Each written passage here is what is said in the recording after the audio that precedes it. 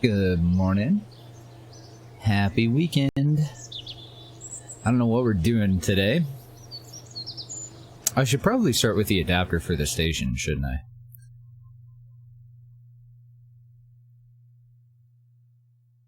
So I think what we'll do... I'll probably have to load up the station itself. I would also like a little bit more power generation, so maybe this is a bit of an opportunity for us to go and add more. I think I want to design the adapters first, and then I want to put together a science-like test package thing. So I need... Oh, no progress on the Netherdyne University yet. But I don't think I'm going to patch it myself. Linux Guru Gamer is currently the maintainer of the mod, so I just reported it, submitted logs. Let's see what he's up to. Good morning, Anadin. I can't find my station. There it is. So it's science station number 2, I think. Pretty sure.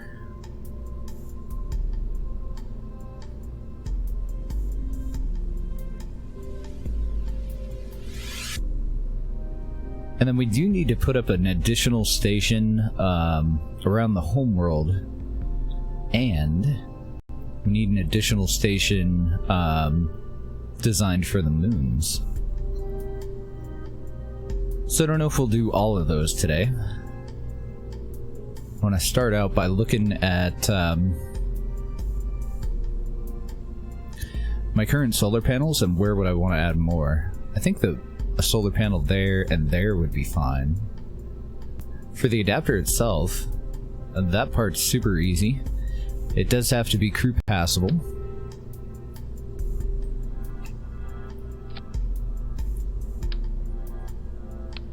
So we're going to need a docking port at either end, then probably just a structural tube.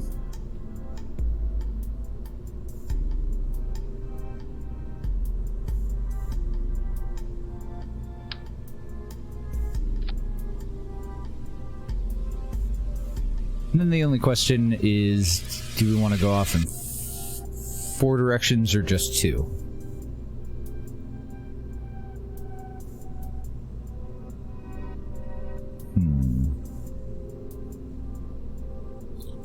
If I do 2, I'll probably want to bring up an adapter for both sides. I really don't know how many science packages we'll do in one launch, but if we were to launch 4, then that would give us a parking spot for our people, and 2 places to hook in the science packages. The experiment packages, whatever. I think that'd be enough, honestly. Another option that we have would be weldable docking ports. And now might be a good time to try them out before I get too far. Because I kind of plan to use them for a lot of things, but I've never tried them before. But they're down in coupling, aren't they?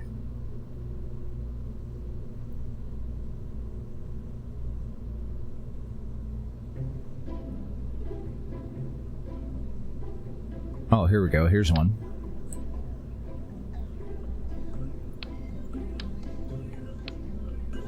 So we definitely need an engineer on board if we were going to do this. We would have to pull the docking port that's currently there. We'd have to manually attach that. And what's the weight of this? 1/2 ton. I think at 1/2 ton, one Kerbal engineer should be able to move it around. I'm not positive on that, though. Then we'd have to get an opposite one in position on the other side. I think that's how it works anyway. And then we could fuse these 2 parts together. Let's see. Dock 2 of these together, retract the push rings, and press the weld button for a permanent station construction alternative. So I definitely need 2.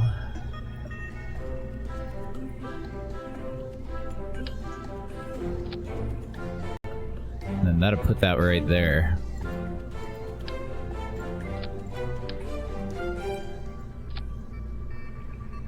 The only thing that's really making me hesitate at the moment is not knowing what the science packages will actually turn out to look like.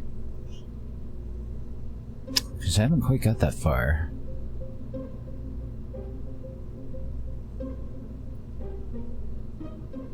Just got back home? Nice, GG, welcome back. You excited to play some video games? I'm doing pretty well. I forgot a pretty important thing on our science station that I put up, though. I didn't leave enough docking ports. And I want to maintain complete crew passability here, so... Missed all the 1.7.3 stuff so far? That's alright, now's a good time to get into it. There were some pretty interesting bugs that occurred in the transition. So, even though you missed out on some of it at first, you also missed out on the bugs. Probably worth.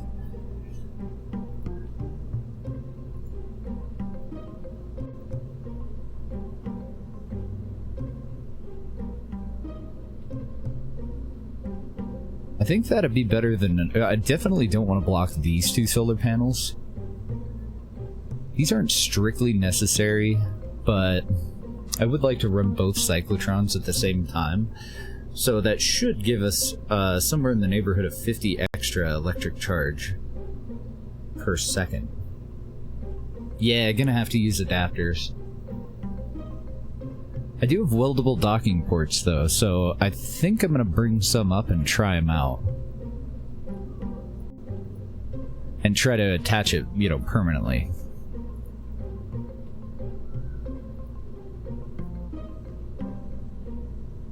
I don't know, I think that might work.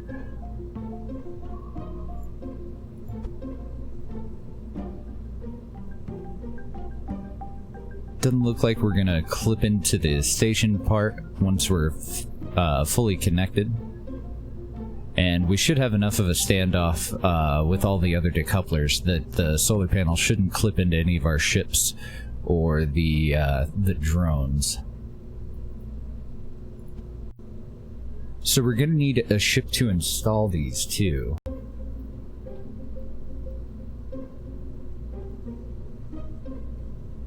We're gonna need a Kerbal inventory to bring up the extra docking port, or we could just attach it to the chin and have the engineer grab it off of the one and put it on the other.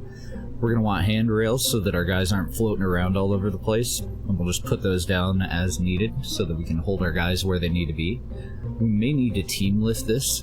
It's half a ton, so I can't remember for sure, but I might need 2 engineers to work together to be able to put the docking port on.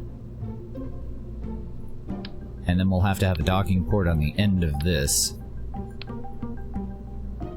So this will be attached to the nose of one of our transports. Bring this in our inventory. We'll take off the current docking port. Probably add that to the inventory just to get it out of the way. How much do these weigh?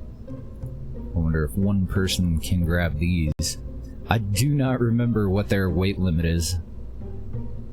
That one's just 0.02, so I would think that that one would be fine. I think they can move around like half a ton or something like that.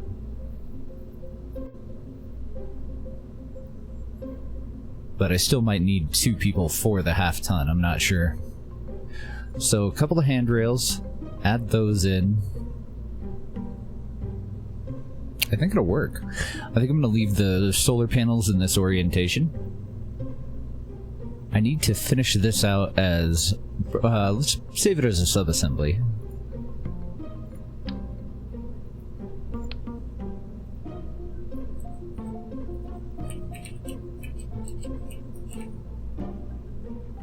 We'll save that part. Let's work on the experiment packages.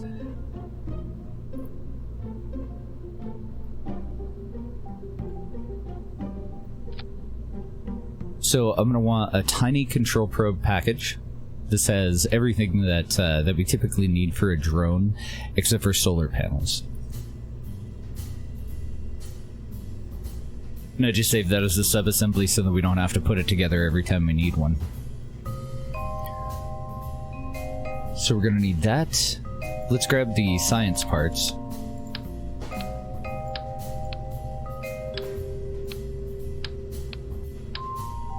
These are the experiments that we need to bring up to the station. And then we're going to use Eurekas and Quarks to go ahead and run all these tests. I'm just scrolling up and down to make sure that I got them all.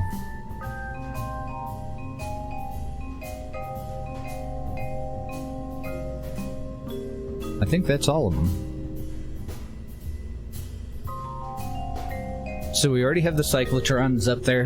We have 2 cyclotrons, 2 labs, 2 zoology labs, and only 1 spectrometron. And I think we're good with that. So how do we want to put this all together? We could inline it, but it'd just end up being a long tube. Let's split off into a 3-way adapter.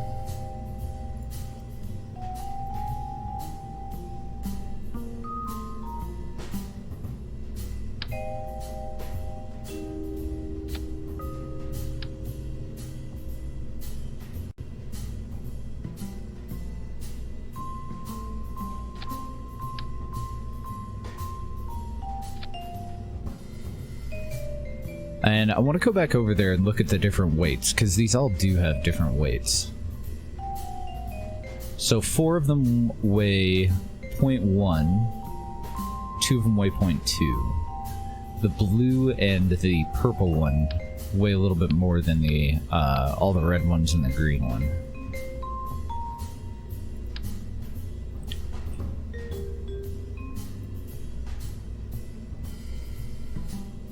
So many different attachment points there. Come on, stick to the top. Thank you.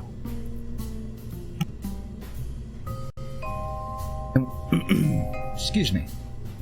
I'm pretty sure that I want this to be able to deorbit itself so that we can bring them, bring these experiments home independently without having to have any crew involved. So we're going to need like a heat shield, and we know that we're going to need an oversized heat shield because we've used this 3-way adapter for other experiments before. We don't need this particular one. This one has an opening in it. I think one about like that will work. I think I'll use an adapter tank that leads down to it.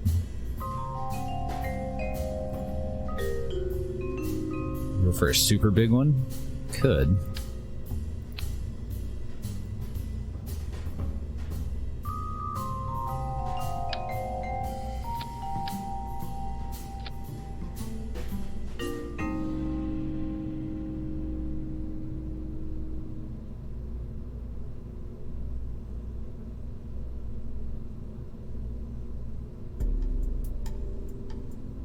I might do the short version, the 1 to 3 short.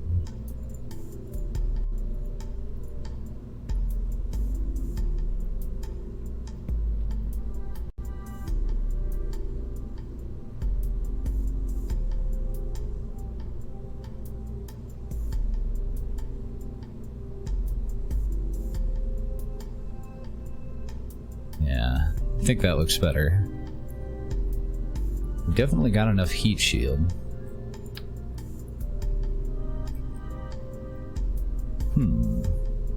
And then we're gonna need the docking port. These, I think, are all crew passable, but I don't know if it makes much sense for us to actually have to crawl through one to get to the other. I don't know.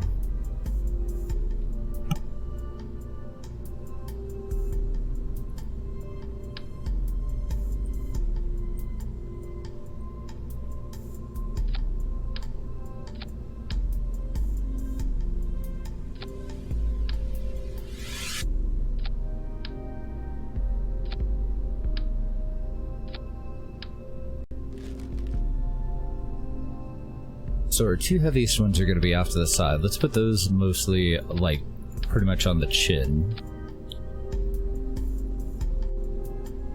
Then we would have to go back into another 1 to 3 adapter. I think it'll be fun to have them stacked. Apparently they have a little hallway in there. I would imagine if we were going to perform these experiments, the can itself wouldn't be a piece of equipment. It would be a, you know, it would be the items that you would use to perform the experiment, and the experiments themselves would take place in the laboratory in the zoology bay, and they would take the results and pack it back up in here. So I think that's okay.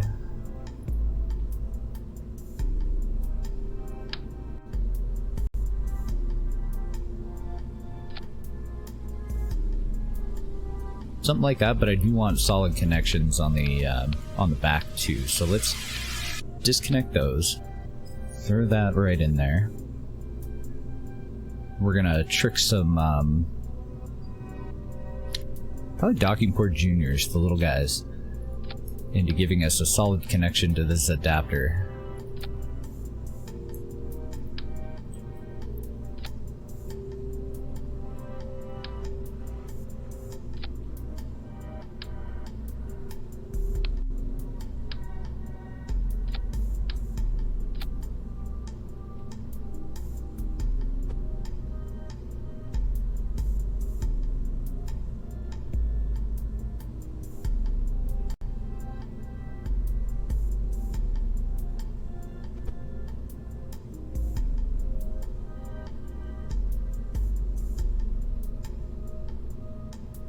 So even though those parts are clipped into internally, they should work just fine. But then to get it all to connect properly, I gotta get my face in here, and I want to separate from the bottom one.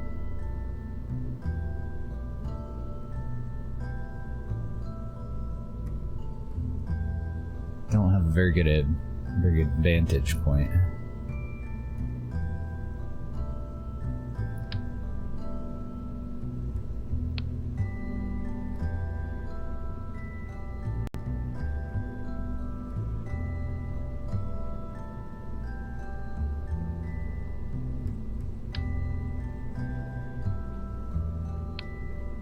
Then I gotta pull this part.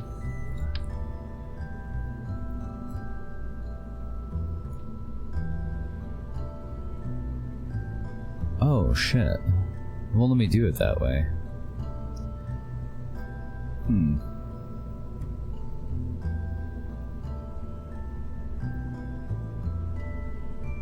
So I need to do the same thing, but kind of opposite.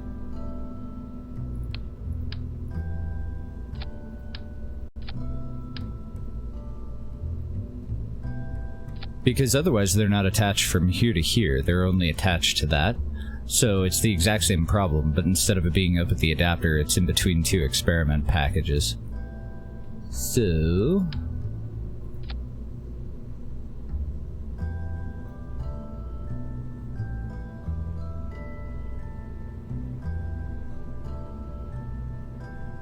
if I can get it, I need the other docking port.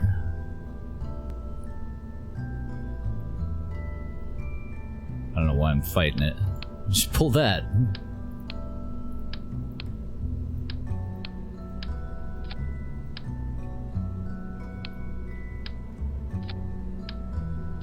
So now we have a solid connection on the bottom, and we want a solid connection on the top.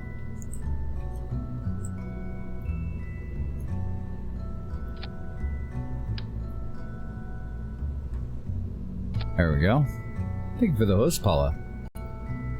Good morning.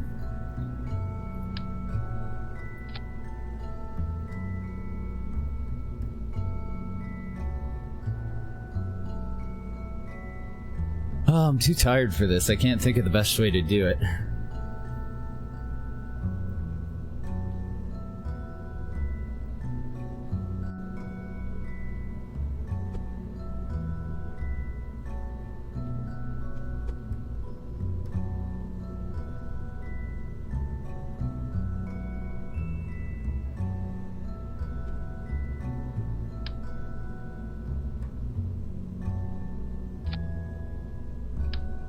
This is always a pain in the ass, but it's so worth it once you get it done.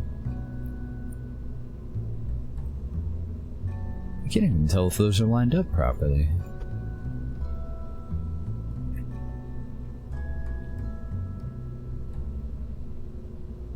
There's an offset there.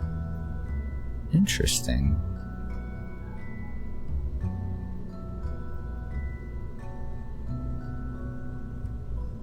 Well, I definitely can't have an offset.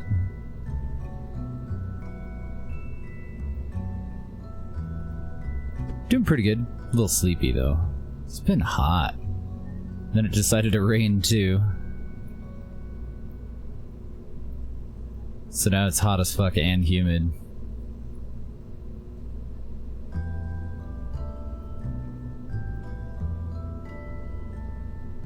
I was all excited when I woke up and saw that it was raining. So I was like, finally it's gonna cool down.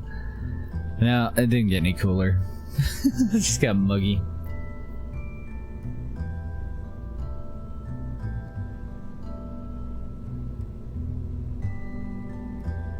Ooh, Ashley's living the life.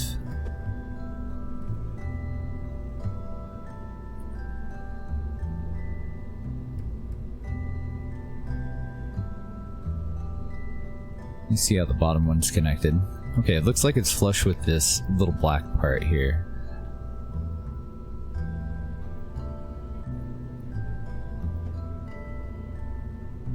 This whole thing is shifted over to the side. Did I just not attach that properly? Ah, somehow I didn't attach it properly.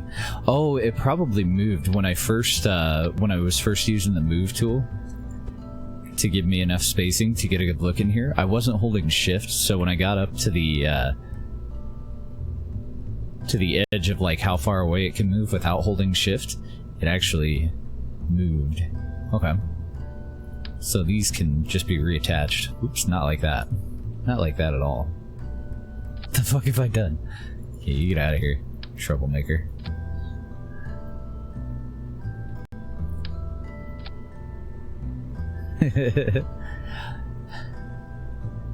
Now the bottom one needs to be moved into place. And then we'll put it out on the launch pad. If I do it improperly, they'll blow up.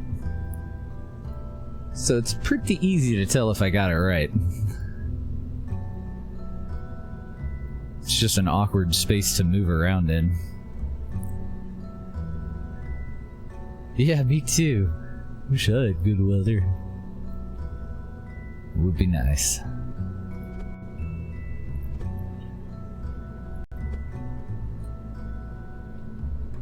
I hope that's the bottom one. Of course it isn't.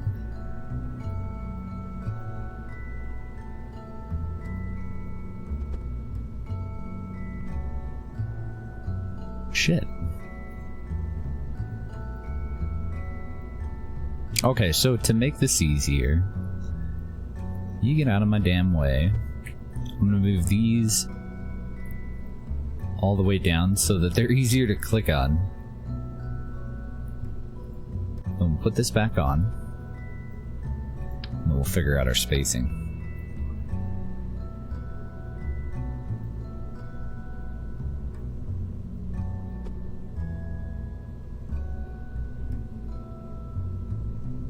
I really wish that I could just zoom in further.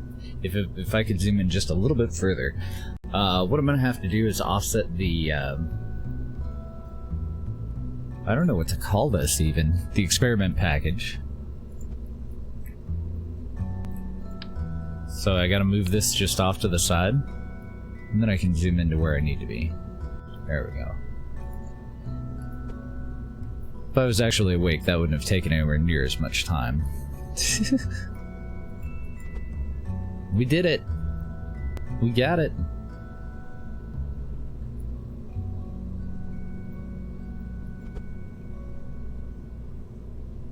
Hopefully, anyway. Ooh, what a pain. So the docking port will go up on top, which means that the fuel tank can't be where it is, or the heat shield needs to be on the nose.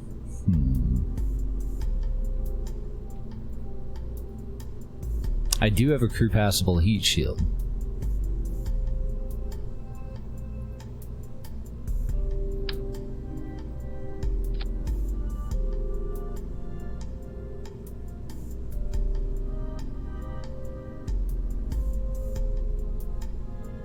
problem with this one is I can't change the size of it.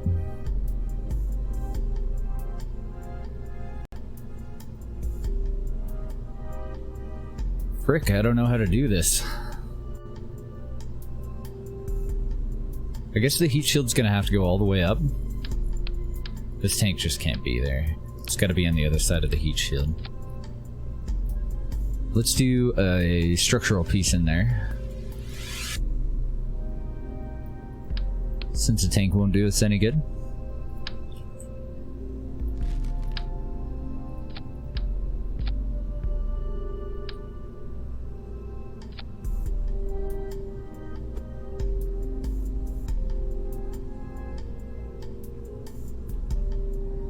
Looks like it'll be solid.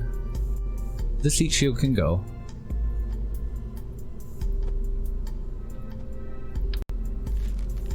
This fuel tank can go on the bottom of the heat shield with a decoupler in between them. Had a lot of blah the past couple of weeks. Ugh.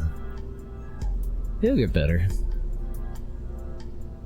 Been kind of an summer though, hadn't it? The hell? Great, now am I not gonna be able to get you out of there? Come here, you little fucker. Let's go ahead and disable the shroud. Move this little guy up to where it's supposed to be.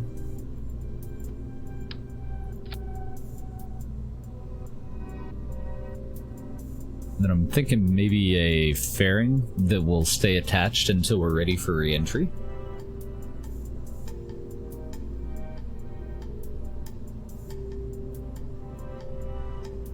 Only problem if I do that... where the hell am I gonna put our maneuvering packages? I guess I'll have to add a monoprop can to the top.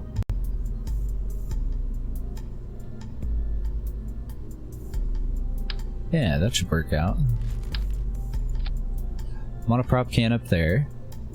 This is gonna have to be very balanced too, since it's gonna have to be capable of docking.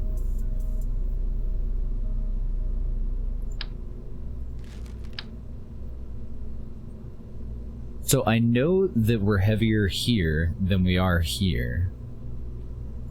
So I want to attach those just in two-way symmetry. Then attach those two. We're gonna have to move these closer to the belly, closer to this part of it, for it to actually balance out. And how much monoprop is that? It's 120 monoprop. I'll probably do it. I think it'll work. Enjoy lurk.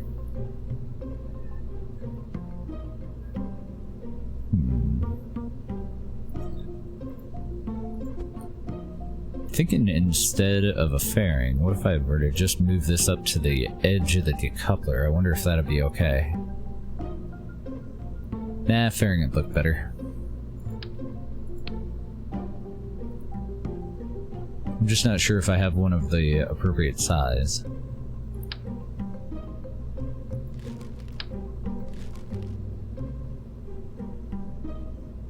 Yeah, I definitely can't use any of these ones.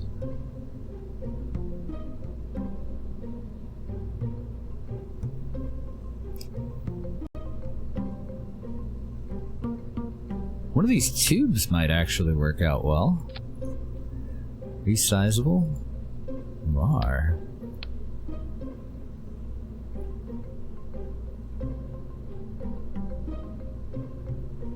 Nah, I wouldn't have any way to dead end it, so it won't work. Alright, let's keep looking. I'm sure that we have a fairing that'll work, and we also have, like, procedural fairings that we could put on.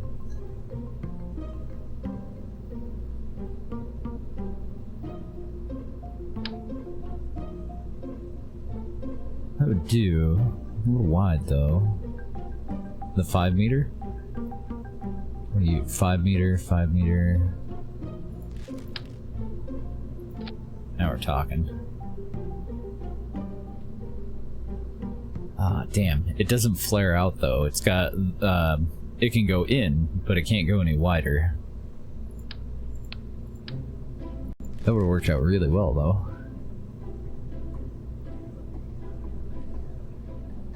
Guess I'll have to downsize a different kind. Or just go with a really wide 5 meter. I'll have to dead end that somewhere up here, probably. I think I have too much stuff in the way right now, though. Let's wait until we add more to the top.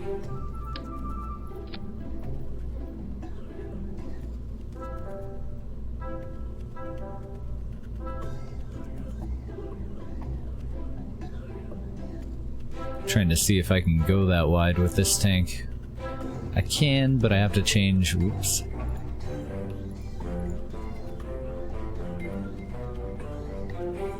I gotta change the diameter.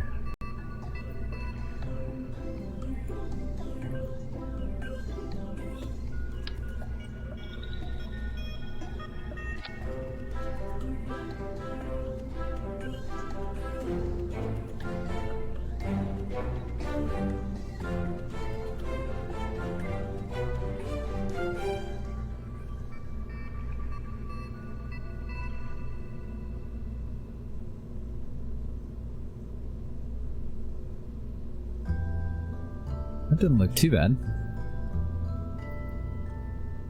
What about a 1 to 3 short? Okay. And it may just end up making the whole tank the same diameter. Depends on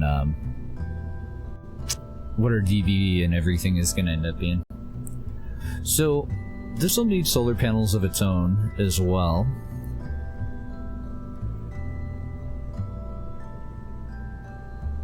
Just trying to think of how it's gonna fit if we put that adapter that faces straight upward and straight downward. I think it'll be okay. The fairing plate may actually end up moving to the top of the vessel. Another nose cone fairing deployment device.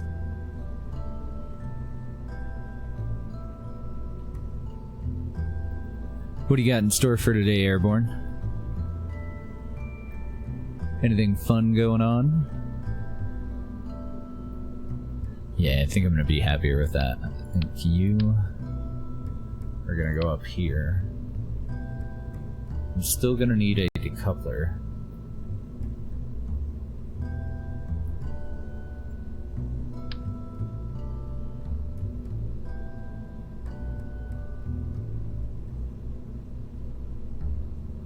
Uh-oh. What the hell's going on with that?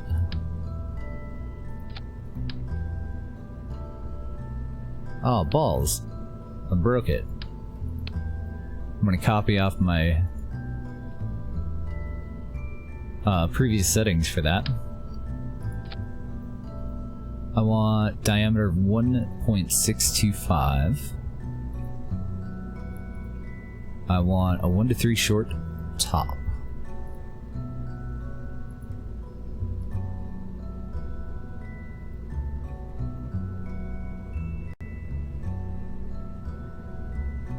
I think that's all I need.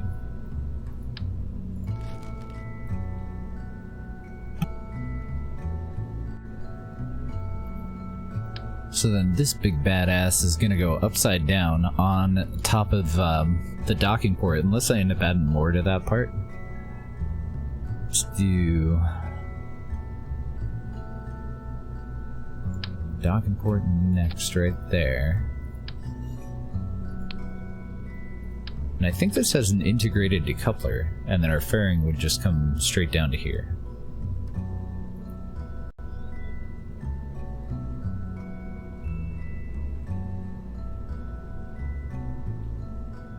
I need to get rid of that gap in between these two things too.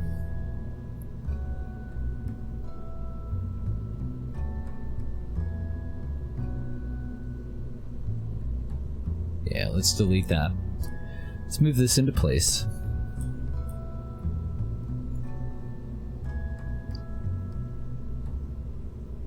The only problem with the way that I'm designing this right now, it's going to be really difficult to do to send these packages up in a single launch. Like, I don't know how the hell I would mount this so that I could deploy, you know, 4 of them up to the station all in one launch.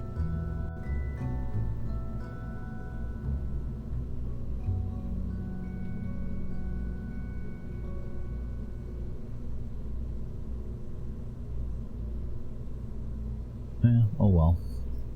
So I think I'm gonna be happier with this instead of it being so wide and then coming down to something very narrow.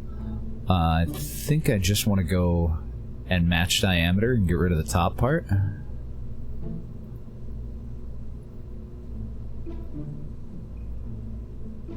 Just make it into a wide regular can.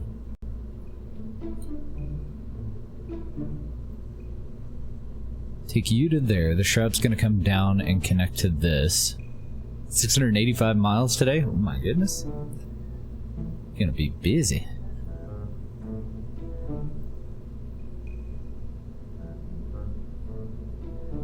I have no idea where the hell to put my solar. I guess for this,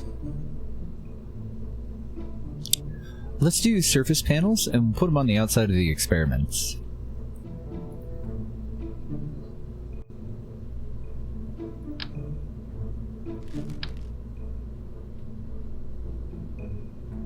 I think I can make that work. I want 3 of them. And since these weren't added in symmetry, I need them to actually connect to the adapter down here. Trying to find a flat surface. There we go. This might not be the solar panel to use, but let's see how it looks.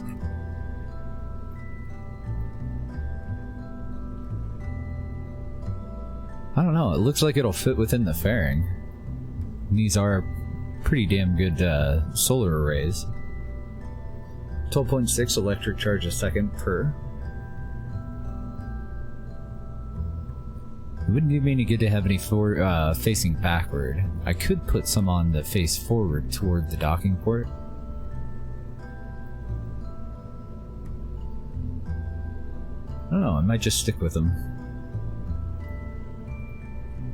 So we've got a capacitor in here already. We could add an additional battery somewhere if we wanted to. I don't want these to be totally blocked because we're going to have to be able to access the right-click menu.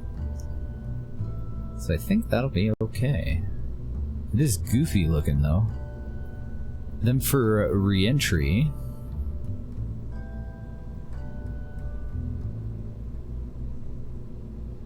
I think I want this to set down on the heat shield. Just to upright. But it's safer to lay it over on its side.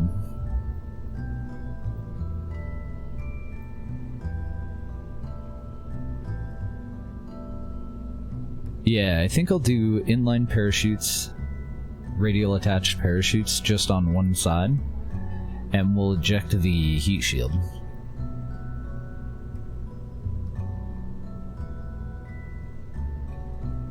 I was also considering whether or not to add balloons, because they're pretty freaking handy, and I haven't really had a good opportunity to use them quite yet.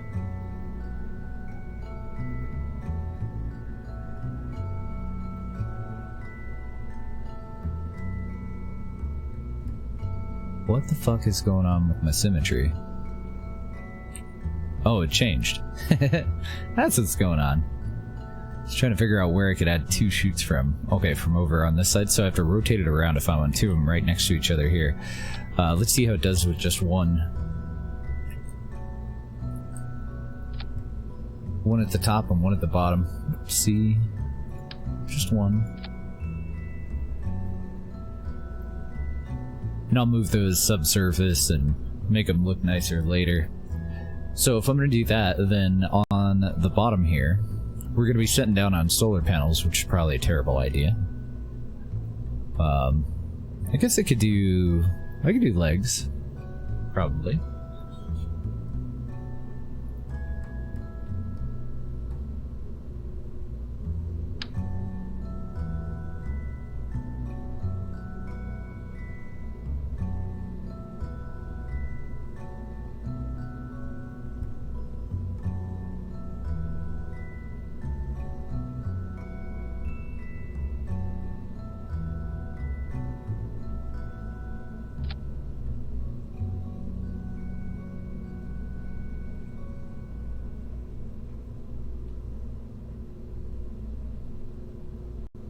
they are scalable. So this would end up moved up there. I would put them on a mirrored symmetry too. It's gonna be a goofy looking thing. Oh wow, you're almost halfway done already? Definitely a busy bee today, huh?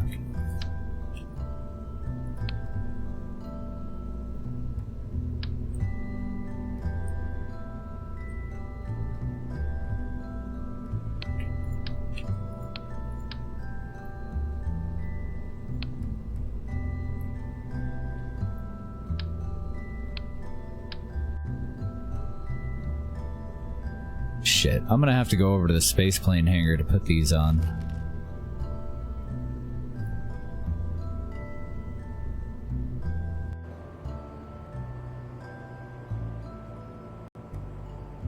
Okay, so the blue one and the purple one weigh a little bit more, so those are gonna be the belly. So this would lay over like that. Parachutes up top.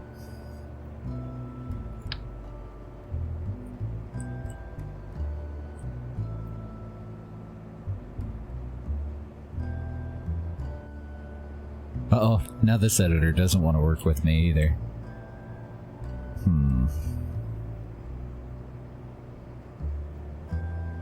You should save it and reload it in this editor? I'm not sure. What I want is a landing leg here that'll reach down further than the solar panels there. But for some reason, mirrored symmetry, no matter which way I orient this, doesn't want to work right. Let's put them like that. That won't do.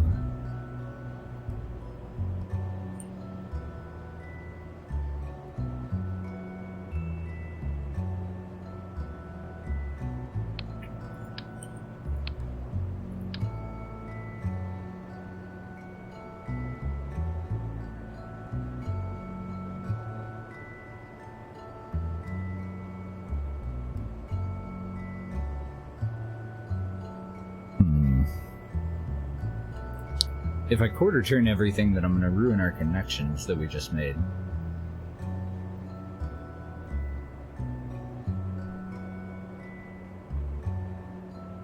It's being a real pain in the ass. Any ideas? How do you fix that?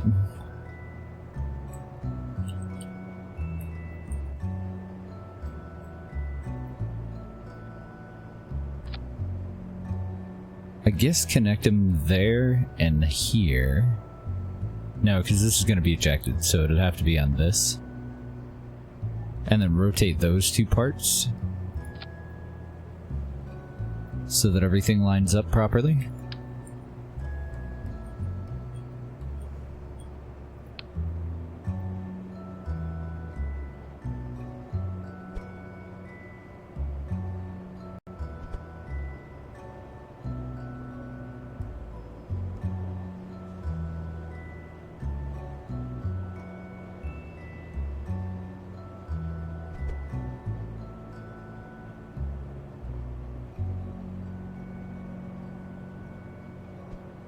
And then can I move you without you fucking up on me? Okay, good. So at least that'll work out.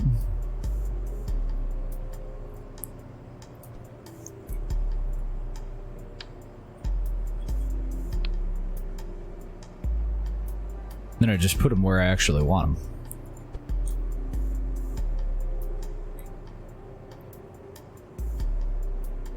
I'm not used to the camera controls in the spaceplane hangar. There.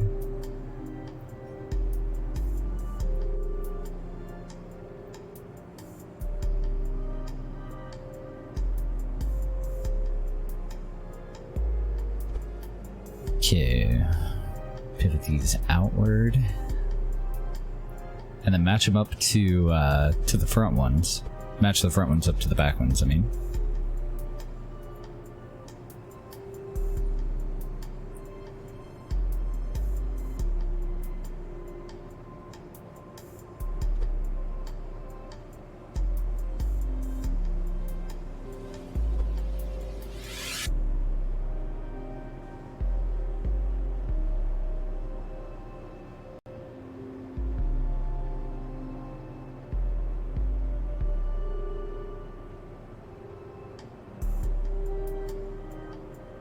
think that's close enough.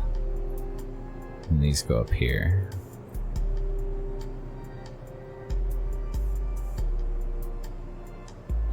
Something isn't turned properly, is it?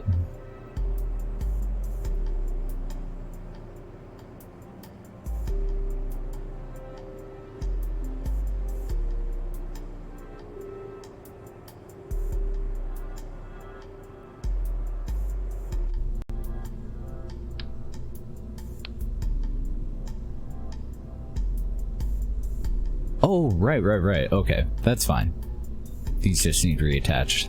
I forgot that I had attached them down here on this part, so they make sense that they wouldn't match up once I've rotated everything. Duh.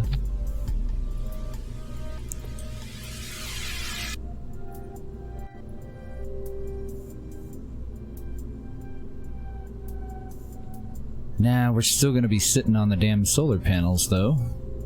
Unless I scale these up a bit.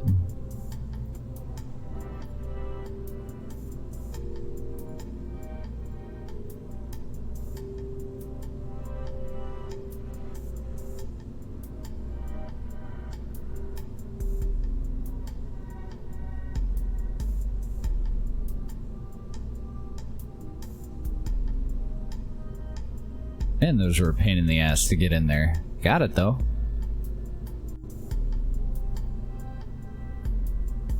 Yeah, that'd be no good. They would not have done their job right. So if I'm going to eject the heat shield, I want the decoupler here so that I can attach separation rockets to that little adapter there.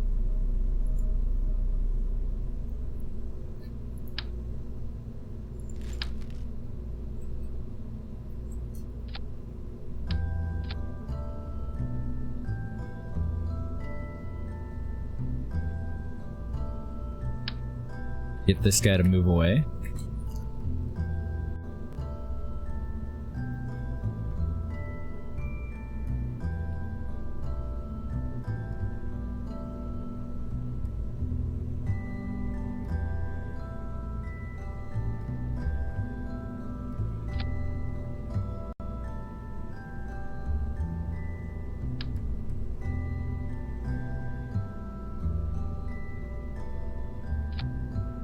I want one set that's slightly off-centered there, and then I want another set over here that just points away from the vessel.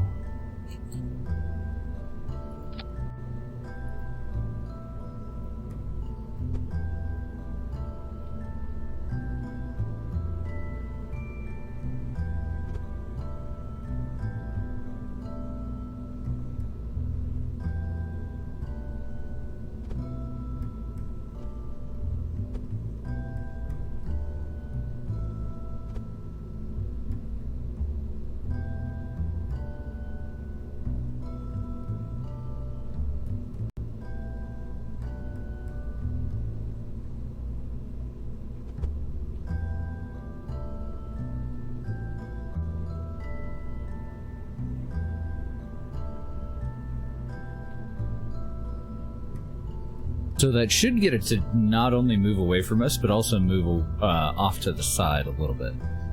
It'll eventually put it into a spin, but that should be okay.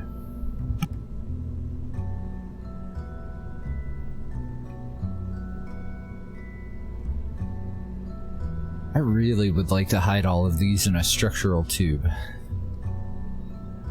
I just can't think of a good way to do it. Other than making it extremely long, you know? I guess I could do two side by side, then it wouldn't be all that long. It would make it more difficult for us to actually get to the experiment itself, though.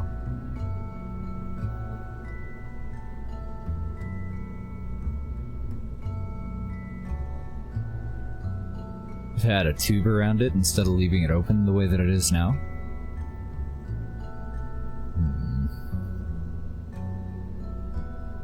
I don't think I'm going to worry about it for now. So our weight is only up to 33.5 tons. But that's before I go and add this monstrous fairing here. It's going to need a pretty big nose cone, too.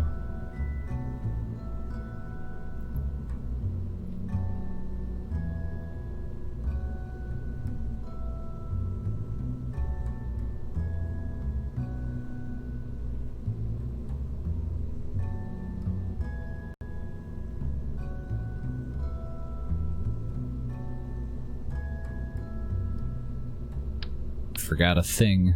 Needed a coupler in here.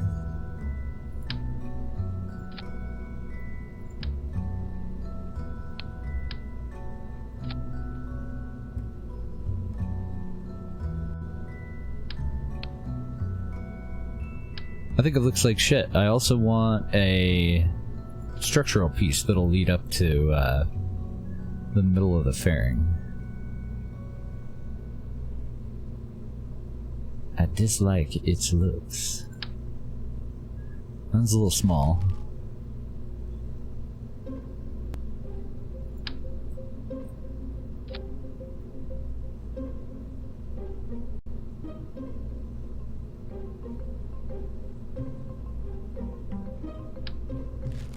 No, it's not gonna work.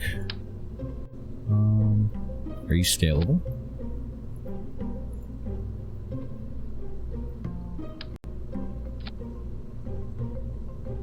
That'd do.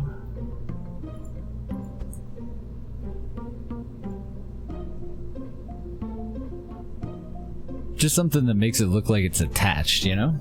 I don't want empty air and magic. Car Mechanics Simulator 2018 is on sale for $8. Ooh. $34 for everything plus the DLC. Pretty good game. I haven't actually seen it before. I don't think I've even watched anyone play it.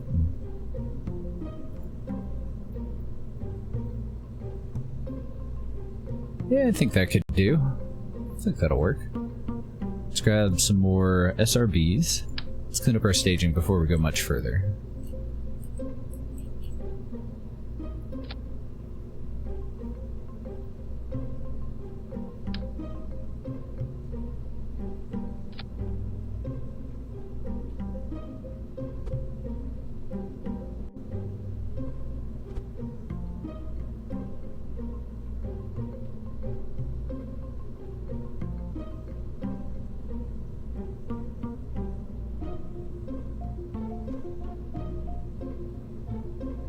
Okay, so I don't want to run out of monoprop. I definitely know that I want this little can. This is probably going to end up having to be a larger can too. I want this little can on a much lower fuel flow priority. And then I want the bottom can switched over to monopropellant rather than liquid fuel. And then we'll look at what kind of an orbital maneuvering engine we want to go with.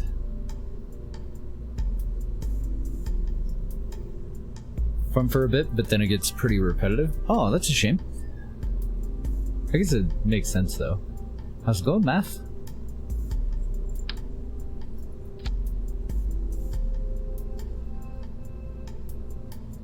Okay, that's way more DV than we need. I'm totally happy with that. Let's grab another set of these, and the ones down on the bottom are gonna need to be offset a little bit too. So we want mirrored mirrored symmetry for these two. And then just regular symmetry for these two.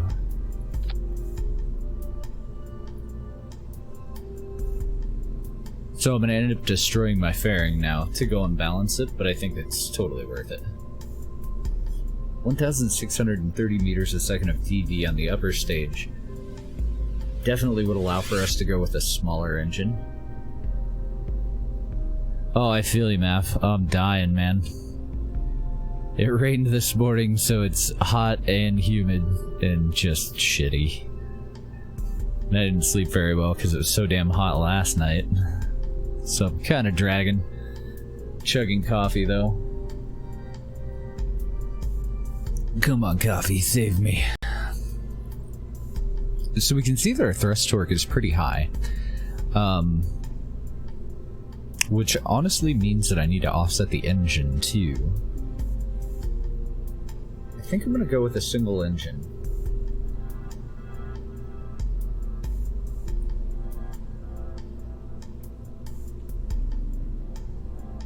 A single nozzle engine, I mean.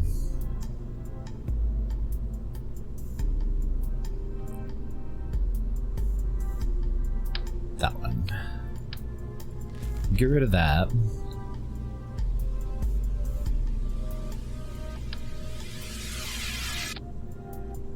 I can't go any lower on the core, though. Maybe I won't. Shit. I just don't think it's gonna look as good with 4 engines once I offset it for the weight. After 2 sleepless nights, you basically passed out? Yeah, that's how it's been going for me, too. I was up way too late last night. Radial engines might work, though. Those aren't quite powerful enough for it.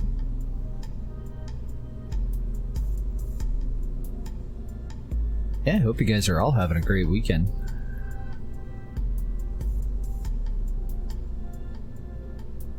I think I'm gonna offset the tank then, and then I'll have to offset the nose. See if we can get it all lined up proper.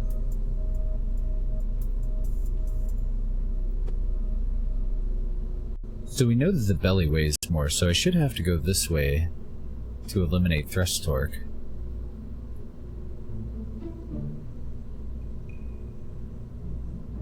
I won't be able to do it all here, though. Part of it's going to be an offset of this piece, too. That and our fairing won't match up if I don't offset the nose cone.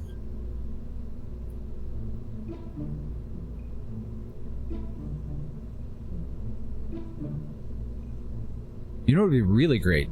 To be able to select 2 different parts like this part and this part, and use the move tool for both of them.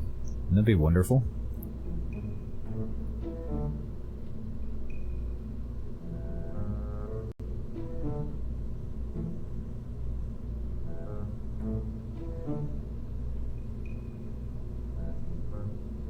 Trying to get my mouse as far away from this as I can so that it'll close in. Okay, we're almost on the money.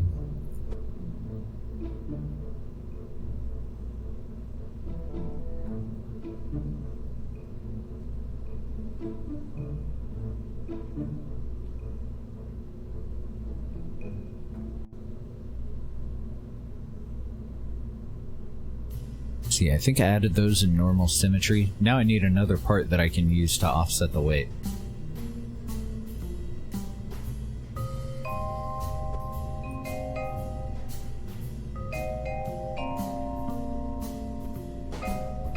How did my torque go from...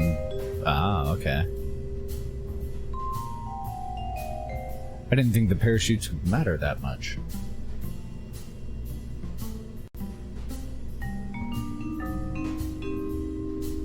That might be okay. What I should really start with is the thrusters. God damn it. I didn't put those on properly.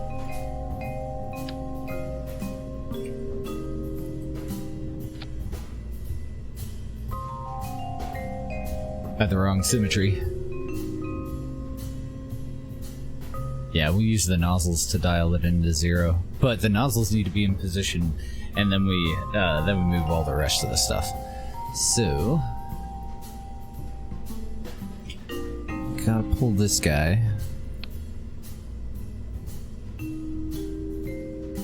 Not stage recovery, silly goose, but that's a good sign. Stage recovery is saying that our parachutes will be adequate. Oh, RCS build date though.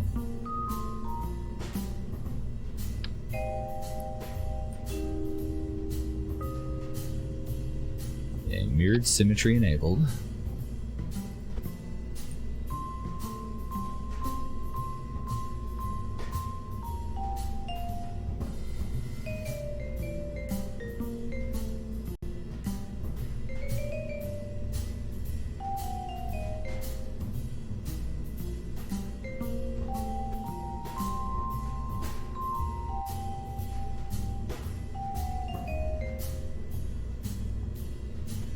Okay, and we know that the back weighs much more than the front, so balance the rest of it out with a thrust limiter.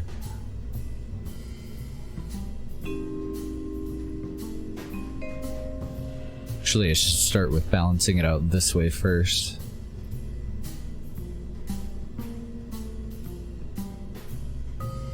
Yikes.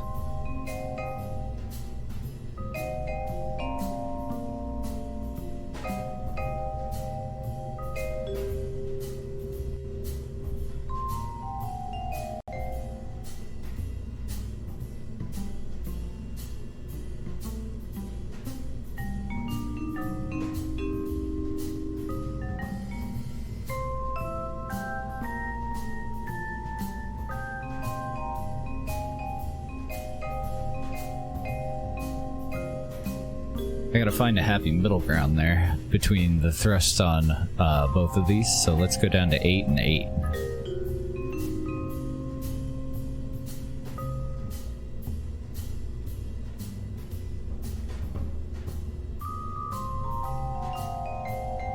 Not very well balanced.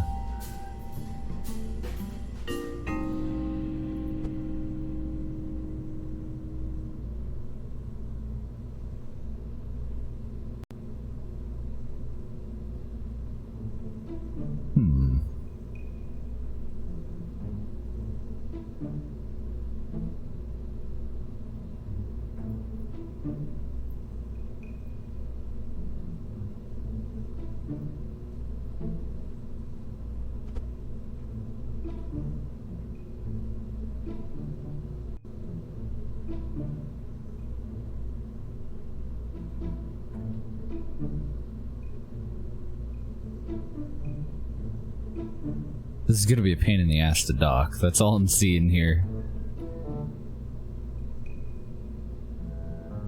This is not gonna be a very enjoyable experience.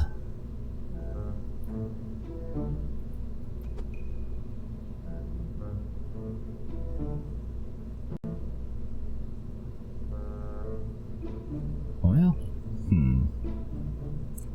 could do counterweights.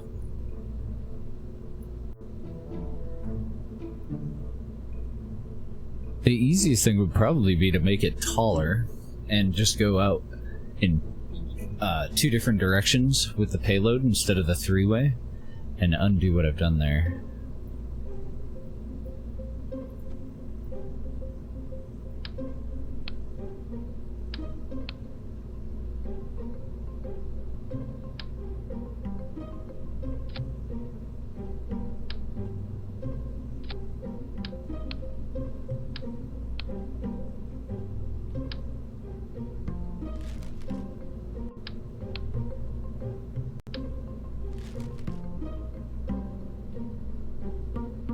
So I was trying to keep it kind of skinny, but this is going to be a fucking pain. And we're going to have multiple of these, so I would really rather go with whatever's simplest, you know?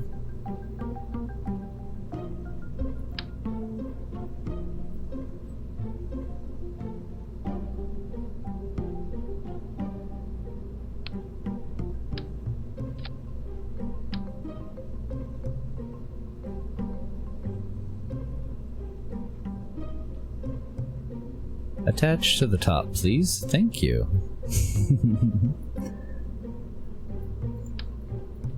Okay, and the purple and the blue one are the ones that weigh the most, so let's put those on the bottom next to each other.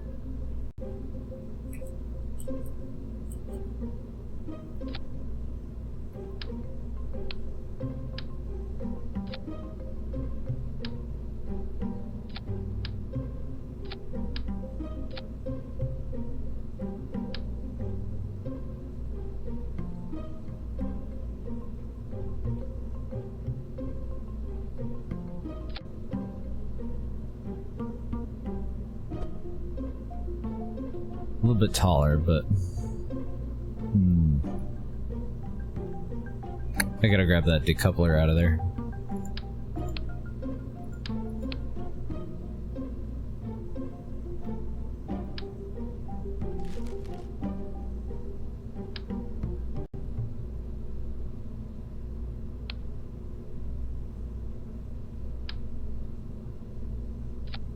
Okay, so the decoupler is going to be relocated to the top of this one, because I still need another 2-to-1 adapter on the front.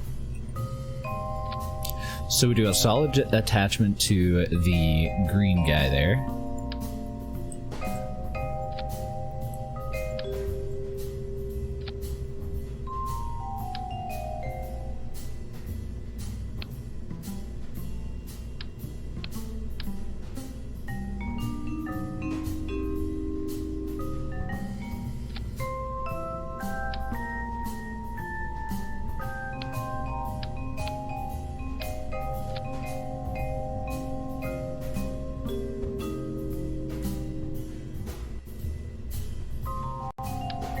Okay, move that out of the way. Reattach this one. Oh, I put it on. Damn. Gotta watch my symmetry. There's no reason to have an extra decoupler on the other side. Although, they don't really weigh much, do they? So if I do have a decoupler on the other side, it'll act as a counterweight and we won't have the offset of the parts. Yeah, fudge it. Let's go for it.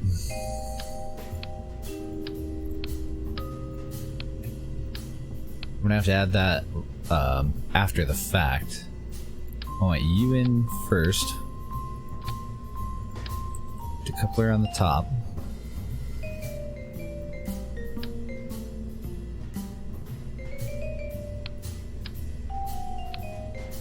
Trying to figure out how the hell to do this.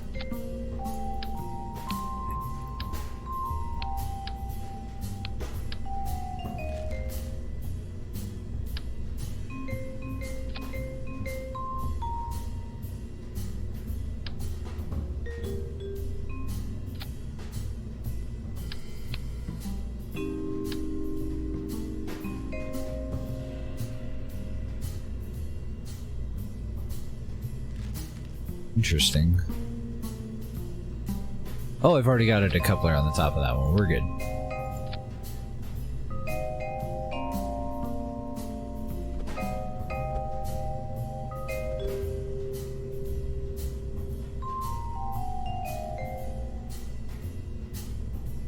Okay, and then this little shit just needs moved up into place.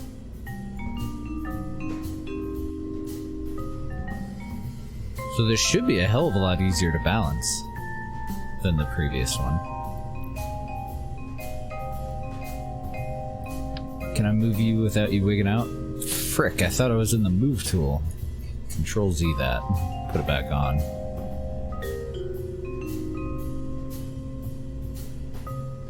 Hello, Control Z.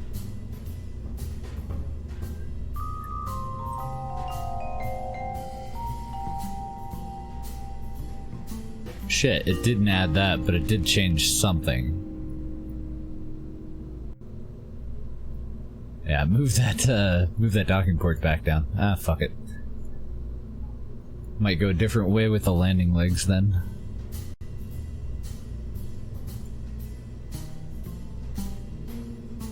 Okay.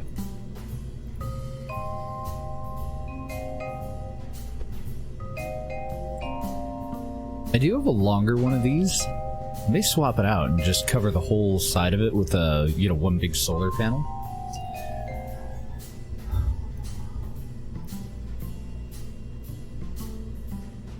I definitely don't need these oversized anymore either.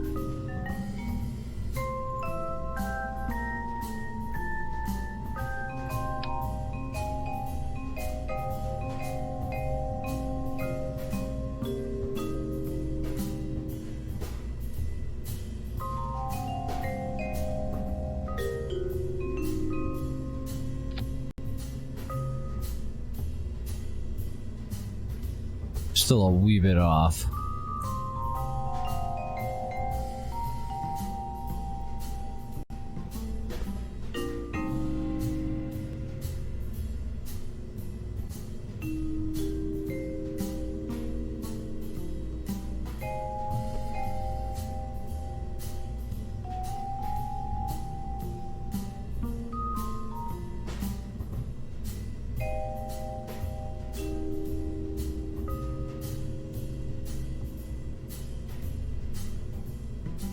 Okay, I'm gonna undo the offset that I had just done down here. Shit. Nope. First, I'm gonna misclick. Then I'm gonna undo the offset that I did down there. Then you go back up here. It would be if I could get used to the controls. Like, if I could wrap my head around how you move back and forth in there. Everything is easier to build in the spaceplane hangar, but I haven't got used to it again.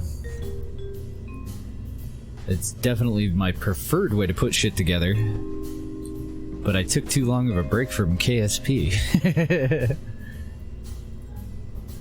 So I'm seeing what I can get done over here, and then I'm switching over there as needed.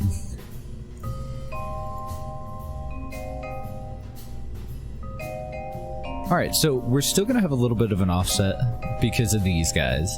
I need to pick these up and reattach them to undo the little movement up here. I think I'm going to go with a little bit bigger tank.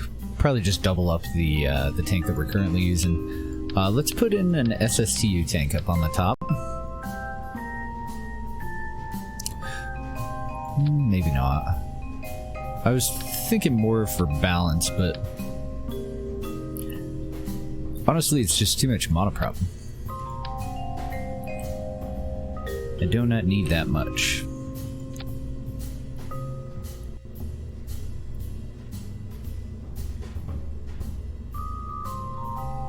I think it'll actually fit better on the adapter this way, too. I'm debating going with a narrower heat shield. I don't think I'm going to, though. I think we'll leave the heat shield nice and oversized. Do we want to do air brakes, or do we want to do... Because I did add a blade of air brakes. Or do we want to do grid fins?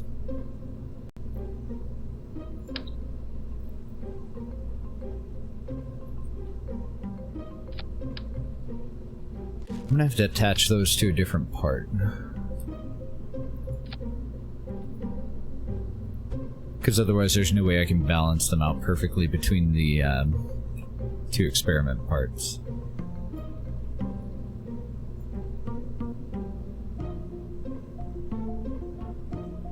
Oh yeah, and I have you upside down as well.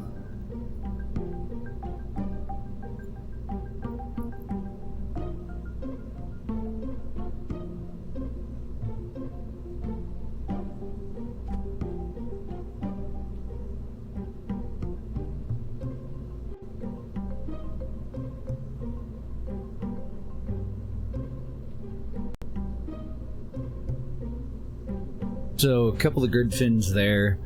I might be better off moving them a little bit higher. Maybe all the way up to there. Let's get our parachutes back on,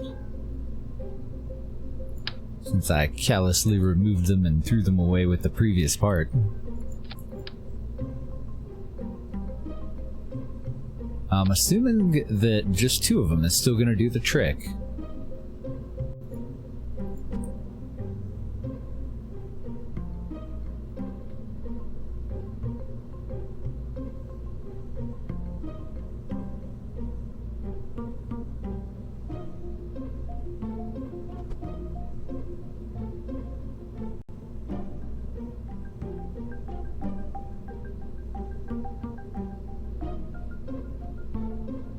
Yeah, this will be much simpler.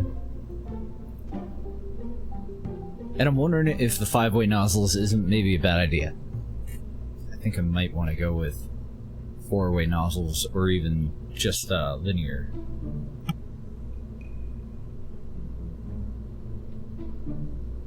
Well, it's probably okay to leave the 4-way on the 5-way nozzles on the backside where we need more power. Since we've toned these ones down so hard, though, let's swap them out for fewer nozzles.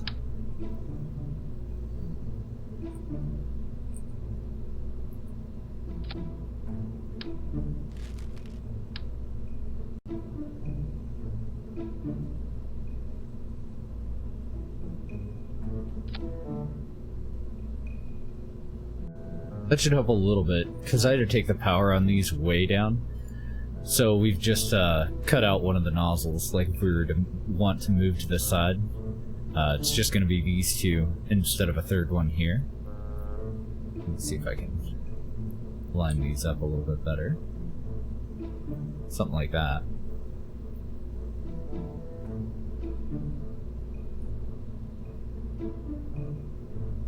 Yeah, we eliminated one of the solar panels. We did add the grid fins. That's about the only thing we added. I think you're right, though. I think 2 ought to be okay. Just double check. Oh, stage recovery says it won't. You bastards. So if I need 2... I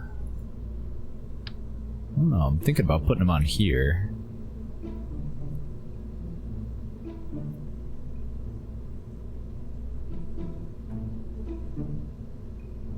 Aw, man. I just identified a fatal flaw.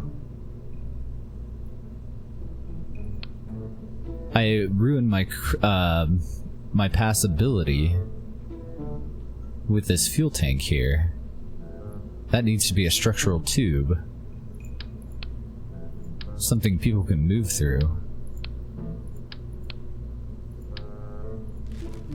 That's gotta go.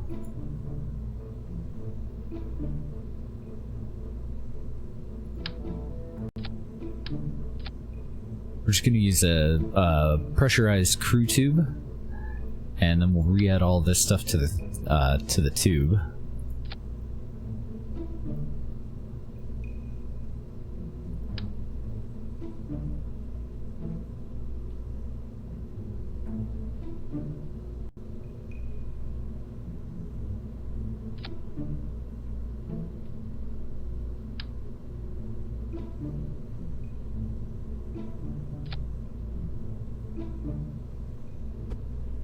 Then we'll just throw, what do you call them? Radial monopropellant tanks somewhere on this.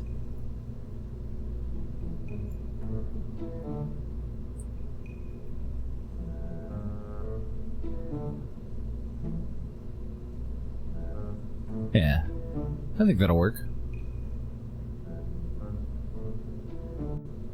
So I wonder if instead of offsetting the engine, if it wouldn't be better offsetting from the heat shield. I think I might give it a shot. I don't know how that'll affect re-entry. I've really never offset a heat shield before. But I think we're gonna find out. And then as far as the parachutes go,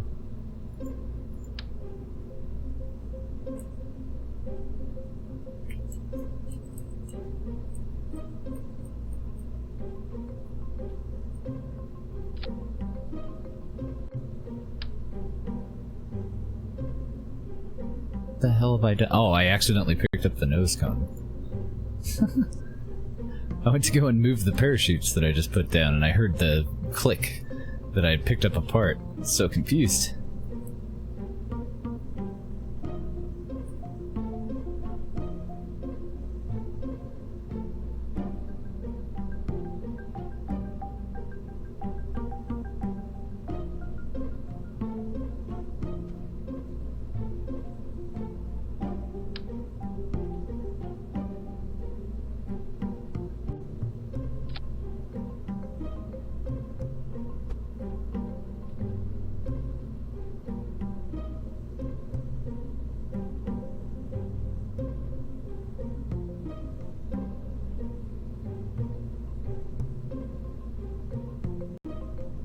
Okay, now what does it think? Okay, now it thinks we have plenty of parachutes. Cool.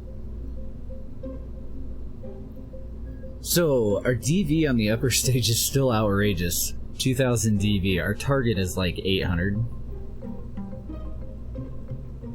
900 or 1000 would give us a lot of overhead. Our thrust to weight ratio, though, is so good that we'll probably use some of that to finish out our orbit. Let's go back to balancing out the monopropellant nozzles. Now that we got everything reconfigured. I want these as close to the top as I can get, but... Oh yeah, actually, I think I can get rid of that handhold. My only problem was that one nozzle was clipping into one of the rings, one of the little handholds for this part, so we'll just get rid of those. And then I can leave them up at the very tippy top.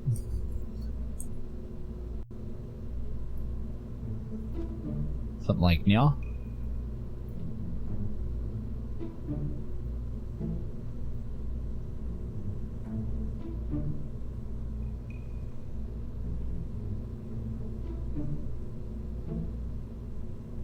So if I'm taking those down to 13, I think I want a more powerful nozzle on the bottom.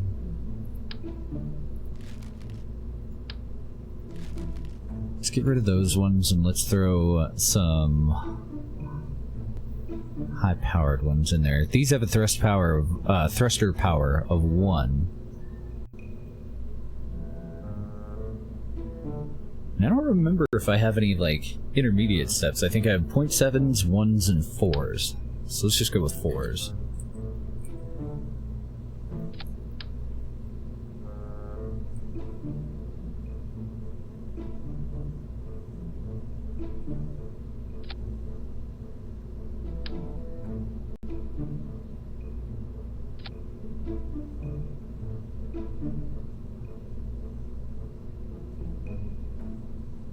There we go, and then I just have to tone these down a little bit. Something Fight Club? What's up, Sanjo? Good morning, H4. We're balancing out a probe pack for our research station.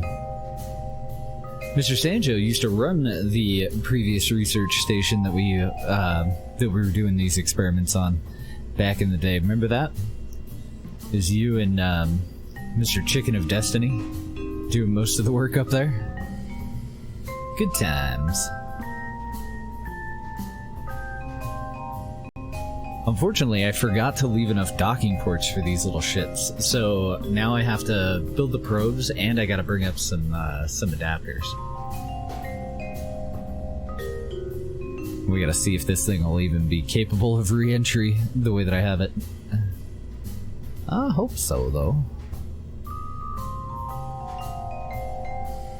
I'm trying to think of what else to offset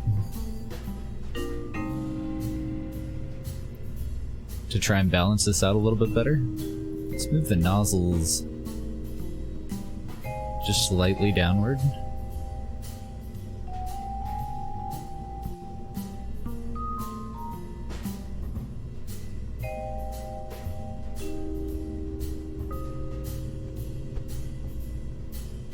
See if that helps any with our balance there.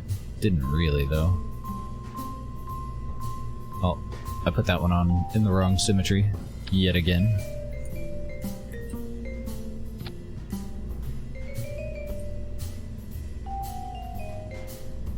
Yeah, it didn't do much of anything. Okay, so you just go back to your default positions for now.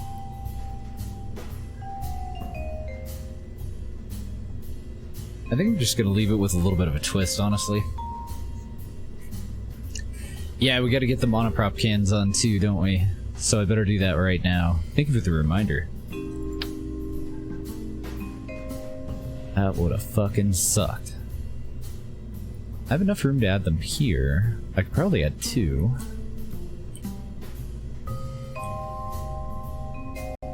Problem is I have to add them to a different part and move them into place. Let's do this.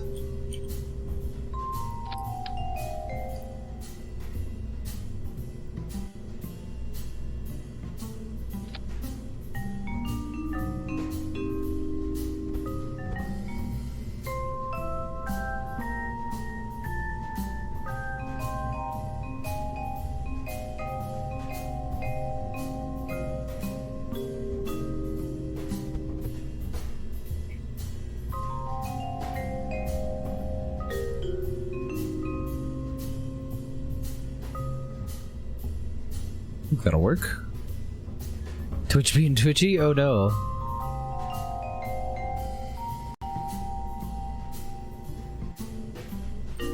Is it buffering on you, or make sure I'm not dropping frames?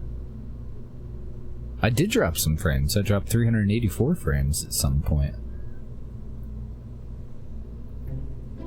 Oh, come on, internet. Hold it together.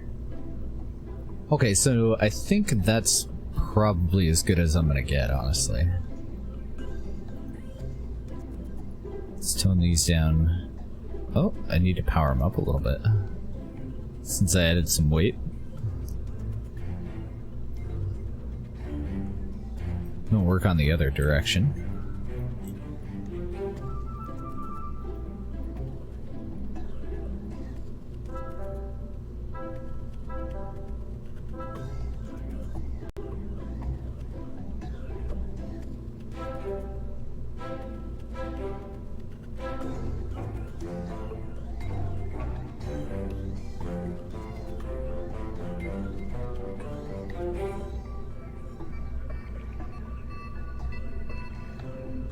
we're talking.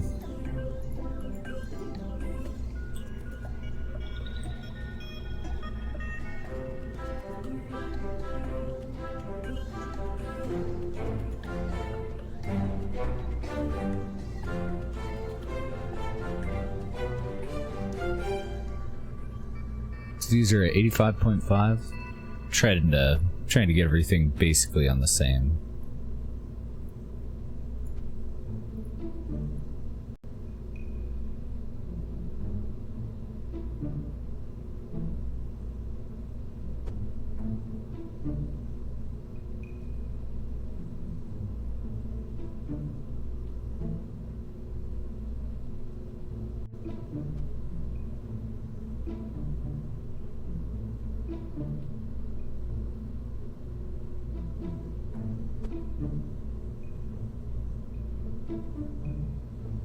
Well, I'm gonna have a problem with side to side. Up and down ought to be really well balanced, though.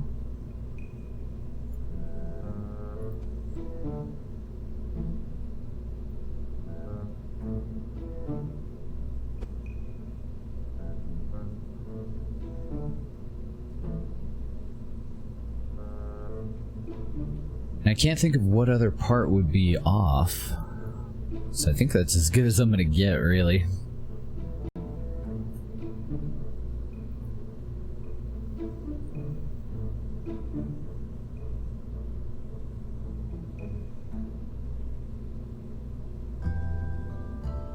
Yeah, I haven't caught an EJ stream in a long time. I always keep an eye out for him, though. Builds some pretty incredible shit, doesn't he? Unfortunately, he starts after I'm usually in bed.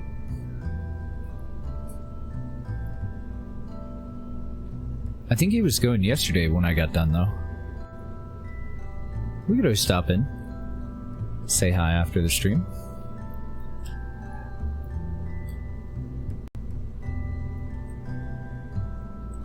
Up and down look perfect, forward and backward look perfect. The only problem that I'm going to have is side to side, but I think that's fine. Shouldn't be too big of a problem. Thankfully, we'll be able to dock forward facing, so. Alright, so now that we have an idea of what the probe looks like, let's finish it out for the rest of its flight and everything. So I've got a decoupler on the bottom of this octagonal strut. Octagonal strut, I don't know how to say words. And that'll let this move all the way down and give it a physical connection. Then I want the nose cone. We'll go ahead and rebuild our fairing completely.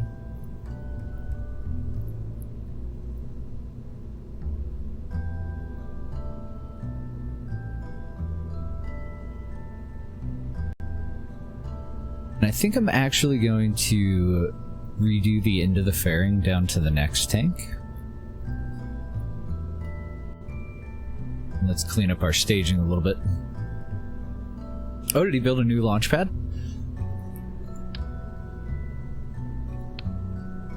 Oh shit, I guess I don't have a decoupler in there. For some reason I hadn't picked it up. Come here. You go there. That would have been bad. Oh, wait a minute. Doesn't this payload fairing also disconnect? I don't need a decoupler. Oh. I do need a decoupler.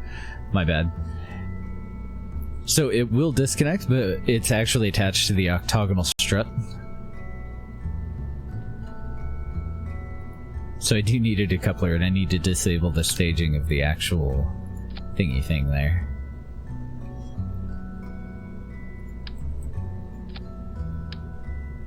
There we go.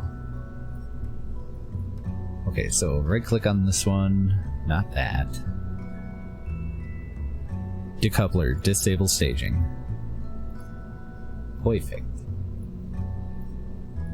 Alright, so that's our payload. I do want to cover up the bottom of this too, and I may add some additional solar panels to the maneuvering package, but if I do, they're going to be static panels similar to these. See if it would look any good if I did. Could do a wraparound, I guess. But they're a little too wide for it. Can I scale these? Negative. Bummer. Or just leave it bare. Alright. Lighting. Before I forget, because I always forget. Let's get some surface lights on this. I thought they were at the bottom down here. They are.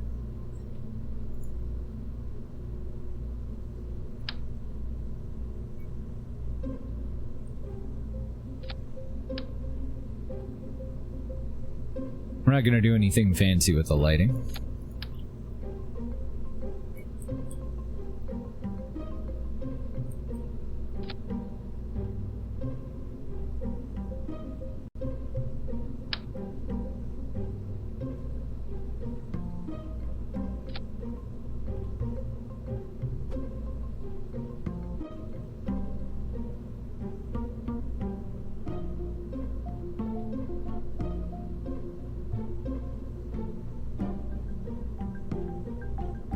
So we were able to maintain crew passability through the whole upper part of the probe, and I'm happy about that. We were definitely able to make it more stable by going down to just the 2 stacks. Now we gotta figure out a thrust torque. So what I was talking about before was offsetting the heat shield.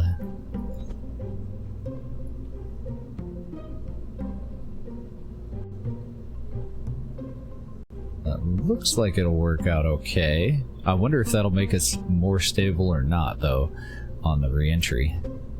And then I also want to offset the decoupler.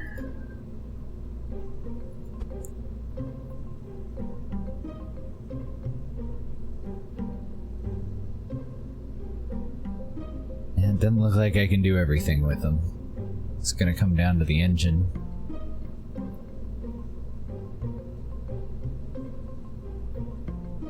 See how our fairing connects. Looks okay. Might be lined up alright. Launch the Unity module. If I had anything that I could do with it, if there were a part for it, then I totally would. Someday we really need to do a historic playthrough, though. Try to make everything look exactly like, well, as close as we can. To its real life part. Now, how are these so high if these need to be so low? I just noticed that.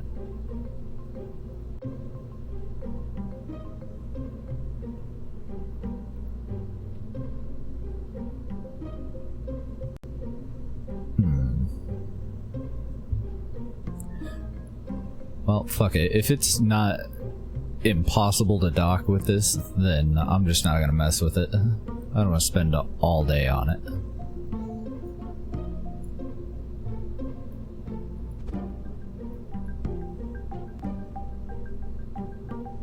Damn it.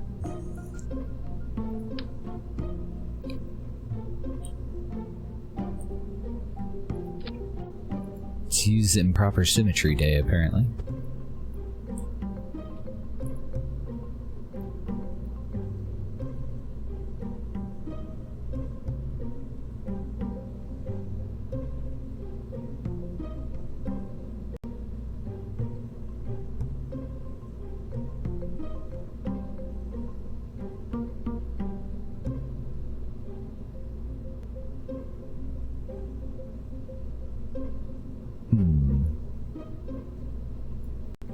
So, there seems to be an offset of weight from one side to the other somehow. Like I accidentally added a part to one side of this that's not on the other. Docking ports look good.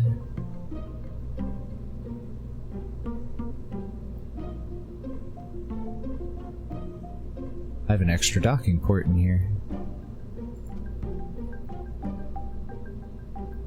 Or maybe even an extra experiment.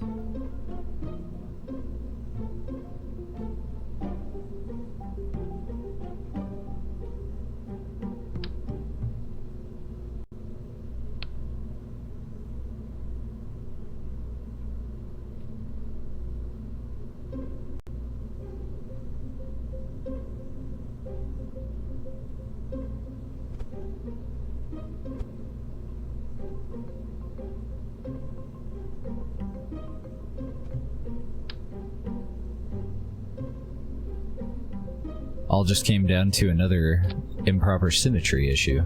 I accidentally attached 2 docking ports to the second side of this.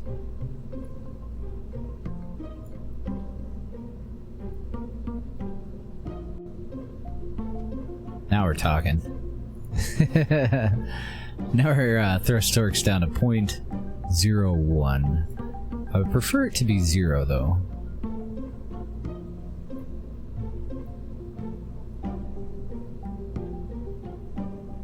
There we go. I like 0.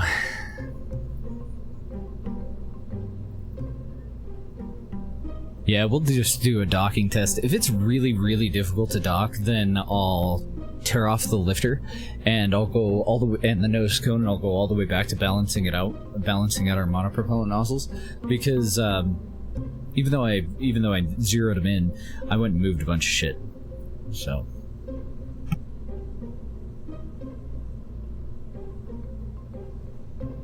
Do I not have them on again? On properly again?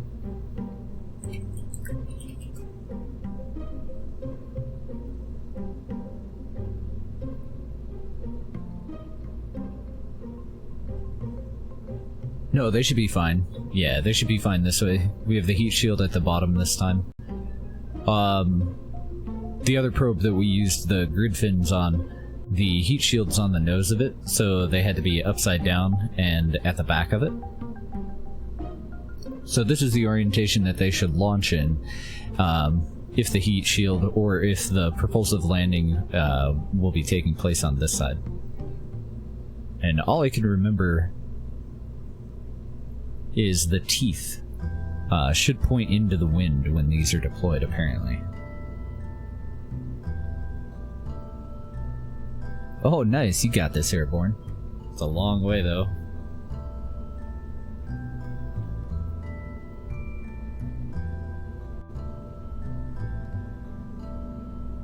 Alright, what am I forgetting? Anything? Anybody think of anything that I'm just spacing?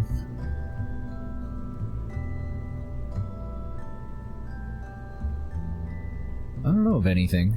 Let's go ahead and fix up our staging, make sure that that thrust torque is correct. I may have had a solid rocket booster in the wrong spot. So this decoupler will go with these 2 sets, and that's how we get rid of our heat shield. And I should also right-click on the heat shield itself and disable staging.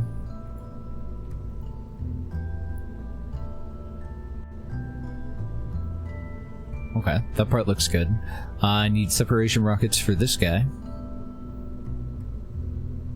Morning, Possum. There's always something, Nip.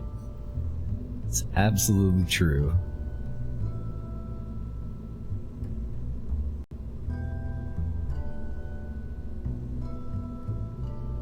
I think we have enough engines and solid rocket boosters to choose from. I think 6 ought to do it, 4 might do it, 8 will probably definitely do it, so let's go with 8.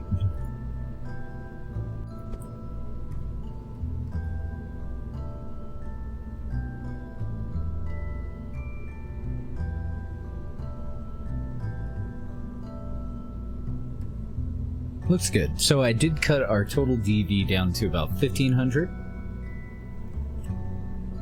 Let's keep going on the staging though. This will be all the way at the bottom. These will go in with the decoupler in between the fuel tank and the heat shield here.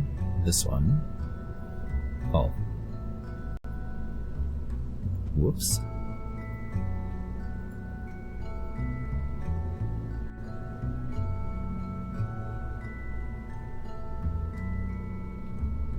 That goes there. The payload fairing, the 2 solid rocket boosters on the nose cone, as well as the top decoupler, all go into the same deal. And those will actually take place down here. So I do still have some thrust torque now that I've rearranged all this stuff. And then when we separate from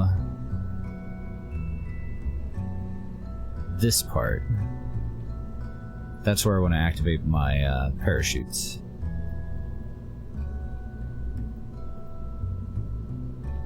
Alright, let's fix it.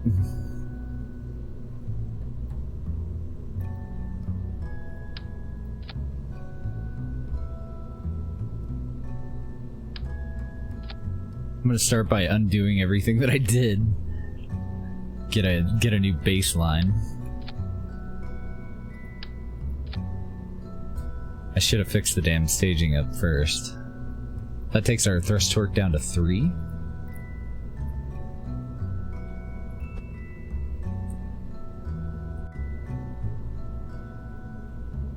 Oh, that moved up.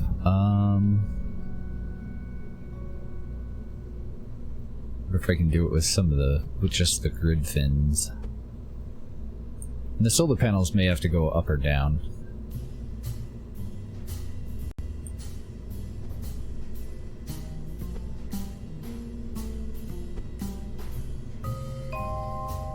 I can nearly do it all with the grid fins. Let's go down to there. Let's offset these a little bit.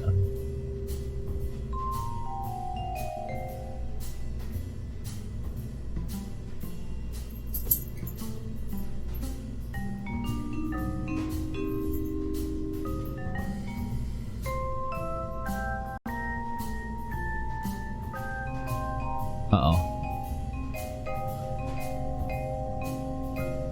I can't tell if that's a shadow effect or if that's Z fighting, and if I have multiple parts clipped into one another there.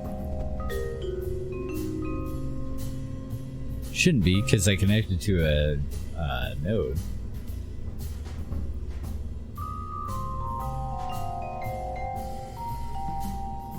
No, we're good. To check it, I just enabled the heat shield jettison. If there were more in here, I'm on 8 symmetry. I would have had 8 heat shields tried to jettison. Drove 800 of it legally even. Nice. Okay. We're almost there. I'm just trying to figure out what I want to move next. Let's start with the monoprop tanks. See if that does anything. Nothing at all. So it's got to be a part that's out on the side, but I may be able to... no, because they're offsetting the movement of one another. I guess I can move the parachutes further out, over to here, kind of on the edges of the experiment can.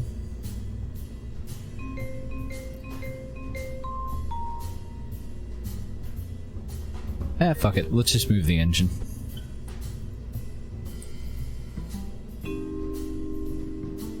I don't think I'll be able to zero it out with the engine, but I can get it as low as possible and then mess with parts.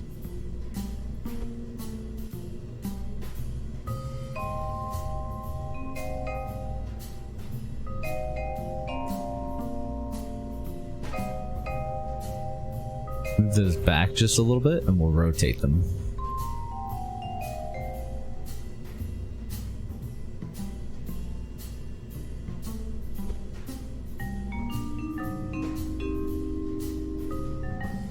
There we go.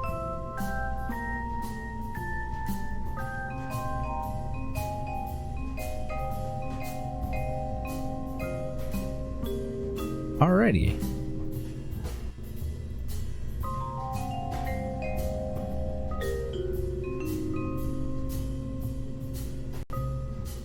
Sweet, 1,886 DV on the final stage. Shit. Forgot the freaking fairing.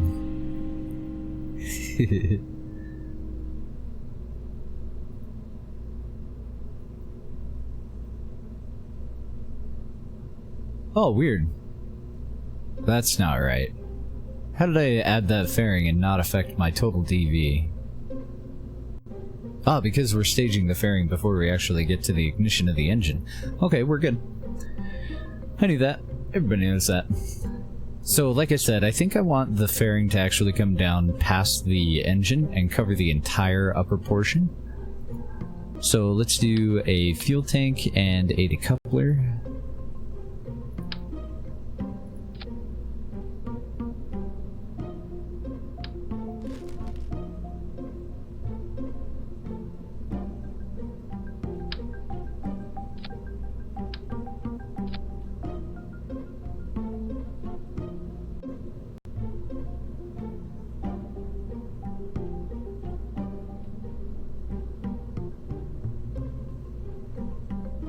going to edit the fairing. The whole point here is just to cover up the monoprop nozzles.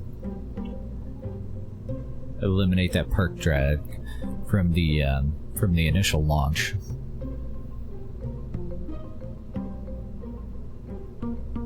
That's a huge fairing. Now I have no freaking clue what engine we're gonna go with.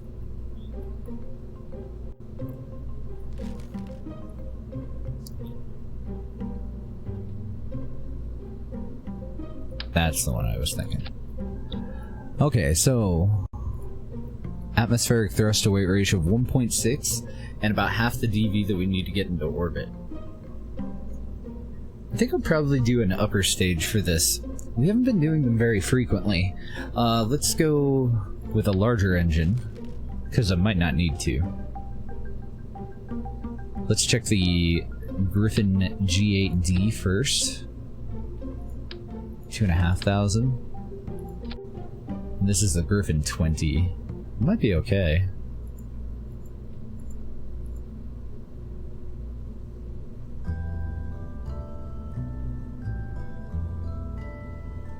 So I've taken the thrust to weight ratio down to 1.25, and I've gone to the absolute full size that I can do for this tank. And I'm still a little bit short on DV, so let's go with some solid rocket boosters.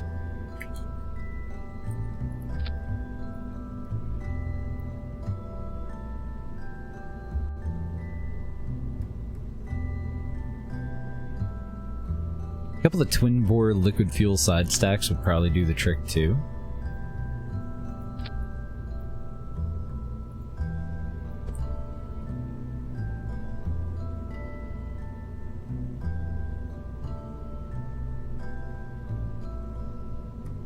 And then I want separation rockets, just the same as every other time that we do this.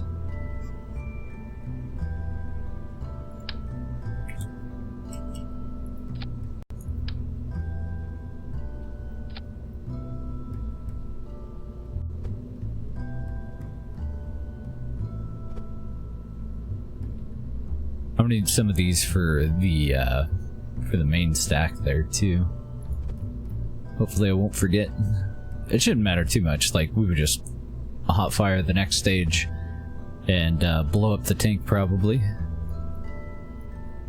It won't actually affect the mission if I have them or not. Okay, so all of those go together. These go together. That goes down to there. Those decouplers go in this stage. And this set, I want this set to last quite a while. That's gimbal limit, that's not gonna help me. So I'm gonna put a pretty hefty thrust limiter on that set. But no thrust limiter on this set. And we'll find out where that leaves us. So this is gonna be stage 1. You go into there.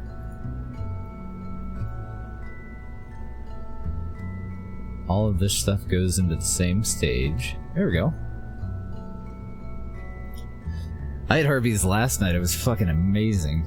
We've been eating really healthy, and we bought the grocery store's last roast chicken, and the damn thing fell off the cart onto the ground. So we just had fucking had Arby's. Finally docked 2 parts of your new station. How much more do you have to go on it, do you think? Alright, I say we take it out for a test. Thrust to weight ratios all look good. Realistically, if I wanted to, I could go ahead and add fuel. Now, thanks to the solid rocket boosters, but I don't think we're gonna need it. I could be wrong. It depends on how much DV we end up with on the final payload. Let's go for some control surfaces.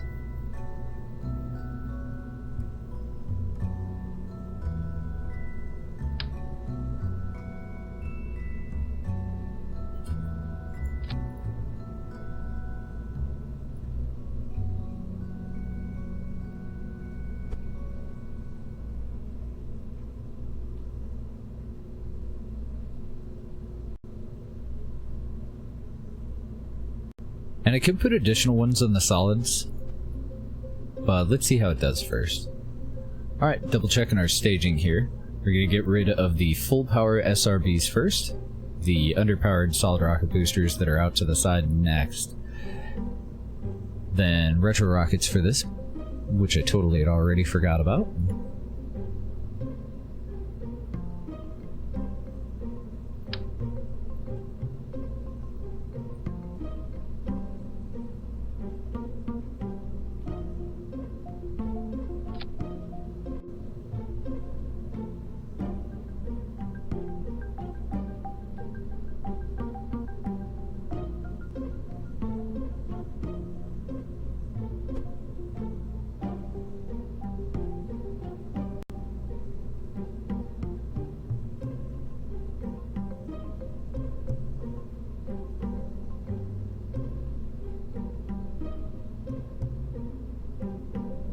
Okay, and those go into the same stage with the decoupler at stage 5.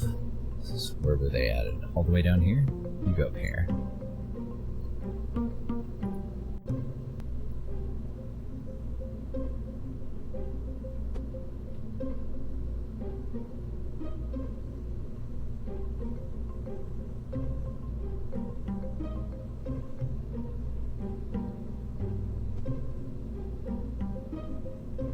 Okay, after that we have, oh, actually before that we'll have the nose cone separation stage. That'll go there. We'll go ahead and hot fire the orbital stage. Just move that right in there.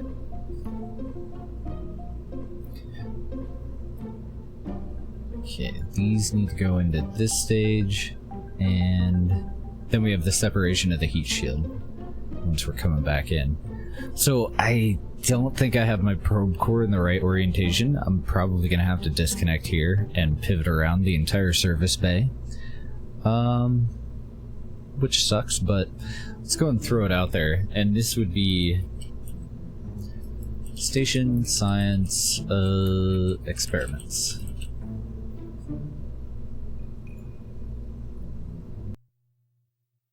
We'll actually do a test flight before I go and reorient that. I highly doubt that it's in the right orientation. I'm still a little tired.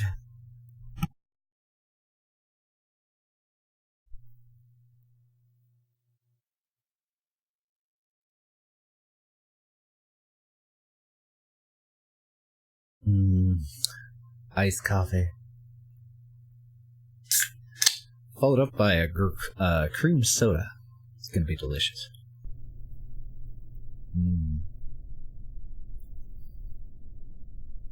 Huh? I don't know, it feels like it's getting a little drier around here. My probe core is actually totally backwards. So I was going to do a test launch, but that's going to be enough of a pain in the ass that I'm totally willing to revert and fix it. More deadly.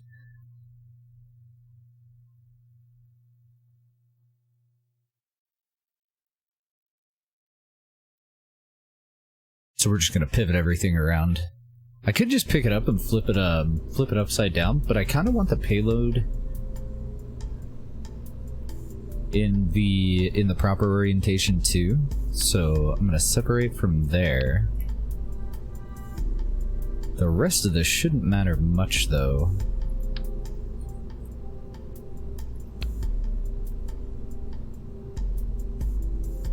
It looks like I'll have to put my wheels back on too.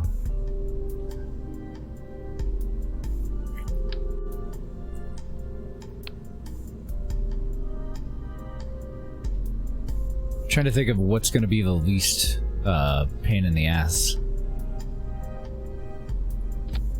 I think I might just separate from the probe core and leave everything else the way that it is.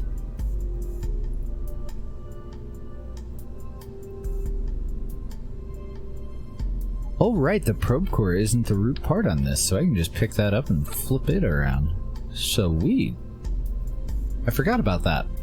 To save it as a sub-assembly, I had to make the service bay itself the root part of the vehicle.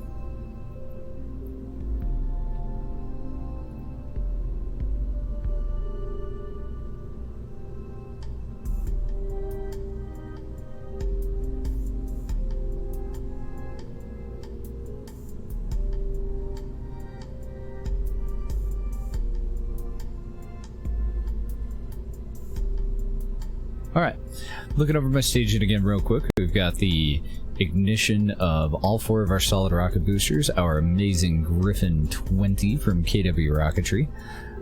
Looks like our nose cone and our next set of booster separation stuff has all gone into the same node. So we just got to separate that out. Then we get rid of the nose cone. Then we separate from the heavy lifter. Go to our upper stage. Followed by the separation of the upper stage from the payload. And the activation of our parachutes. And then getting rid of our heat shield. Alright. Back on track.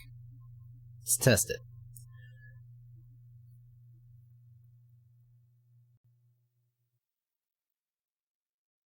We're going to test out the deployer first. So we want to make sure that it's got enough oomph to get it where it needs to go.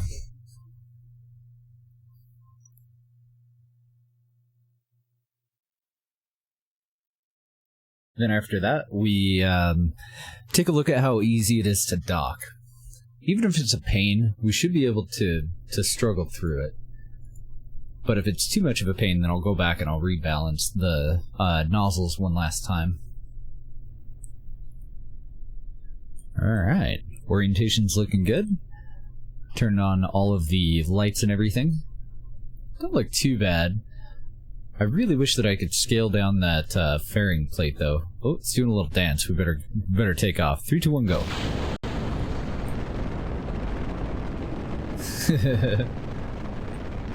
Shimming around.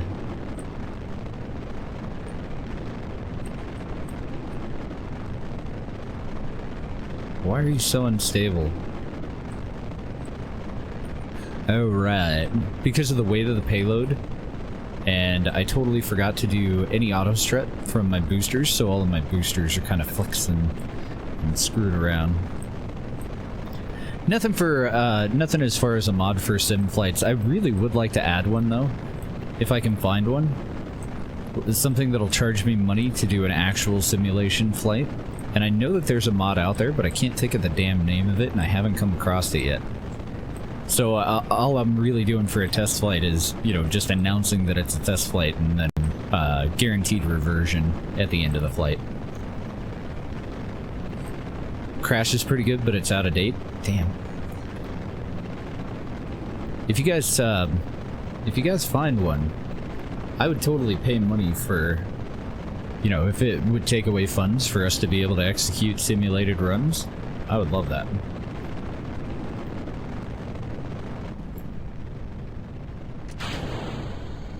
Alright, boosters 1 and 2 are gone. Thrust to weight ratio is 2. It's a little high. Probably could have gone with a less powerful engine. Oh, nice. Let me know how you feel about it in about a week. Because I've heard a lot of really good things about Satisfactory for the first week. But I'm sure that they've added more things. I was offered a key for that by the developers, but I haven't tried it yet because of those things that I've heard. Just that, you know, you kind of run out of content fairly quickly. But eventually I gotta try it. It definitely looked cool. I was watching Chicken and Destiny play a little bit of it. I haven't seen too much of it, though, honestly. Kind of missed the train on that one. Holy shit, our AP is already coming up on 85. I need to be a lot more aggressive about my gravity turn. And we're actually overheating on our nose cone. So I definitely have to start to throttle back on an actual flight. Let's see if we're gonna have any problems. Hopefully that doesn't try to blow up. I'm just gonna keep pushing. Thrust to weight ratio is 3.3, so I'm definitely costing myself efficiency by pushing so hard. Do you still play a lot of it, Playboy?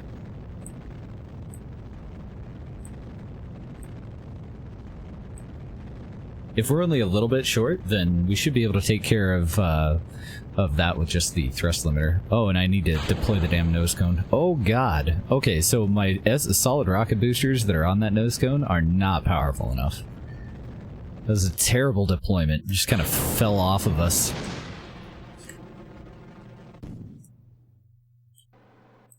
Let's go ahead and nose up a little bit.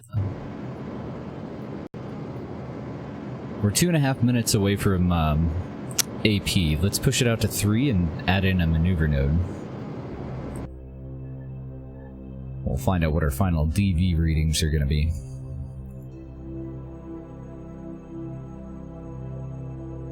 I feel like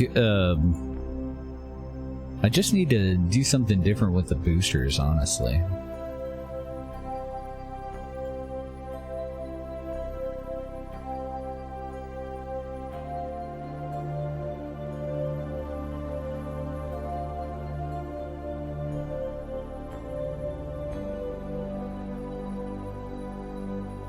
Well, actually, I can tell right now from the numbers that this is totally going to be successful, so I need to change the fuel flow priority on these cans.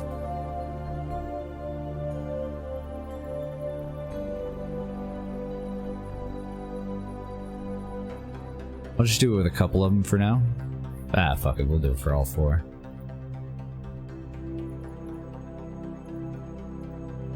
Oh, did that do it for both sets? Cool. Excellent. So we will have enough DV to carry out the rest of the test. We're going to bring this up to our science station, and we don't have the adapter that we need to actually dock it to it, but we can see how well it's going to do on approach and everything, get it into position, and then we can test it for re-entry.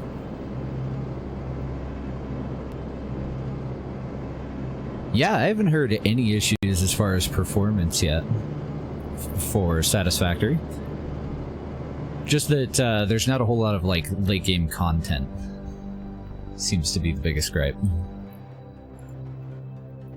Man, this thing is super nimble. I could probably go and swap those out for something a little less powerful.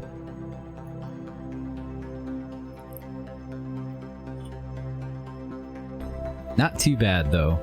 So let's take this up to the actual station that we're going to eventually be attaching these to. Science Station 2, I think, isn't it? Pretty sure.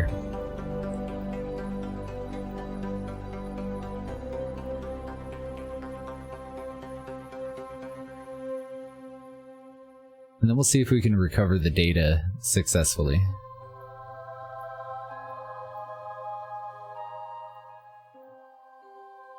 So Science Station 2 is at a 475 kilometer orbit. Let's see how close we can get.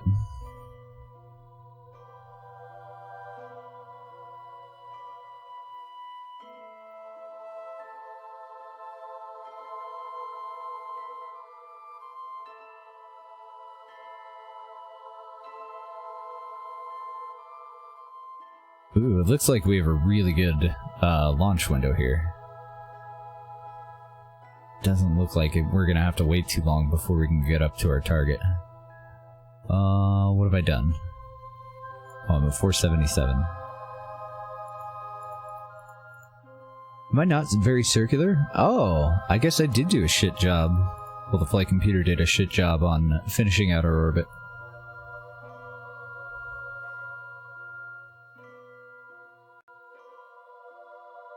We're a bit eccentric.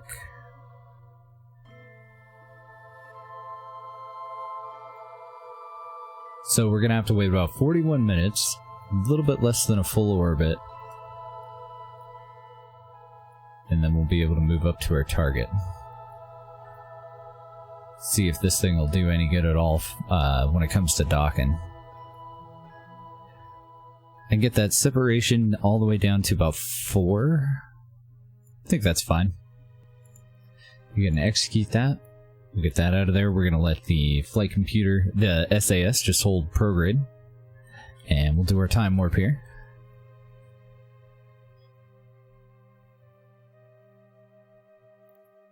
Yeah, still no word on the university last time I checked. Hopefully that won't take too much to fix, but I know that LGG is also a very busy man, so I might go and fix it myself with a mod manager patch. But I'd like to hear back from him before I do it.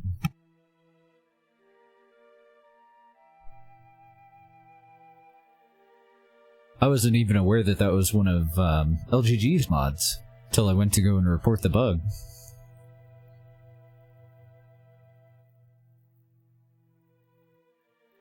But in the end, most of them are his. Yeah, the university itself is bugged. Unfortunately, I can't process data in it. So we gotta fix it. It's a really old part, though, so I'm not entirely surprised or anything.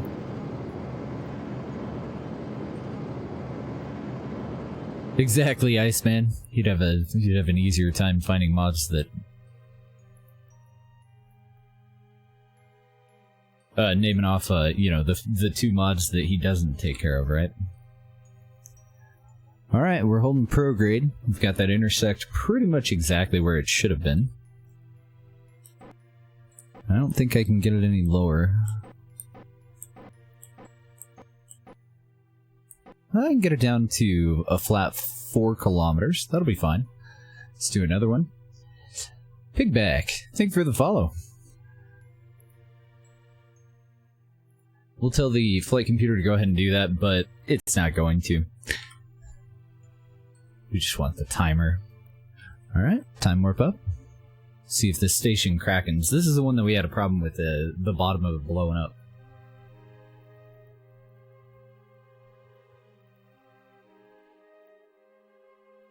So what are you guys up to this weekend? Anybody got any fun plans? Anything interesting going on? Anybody hitting any summer concerts or anything like that?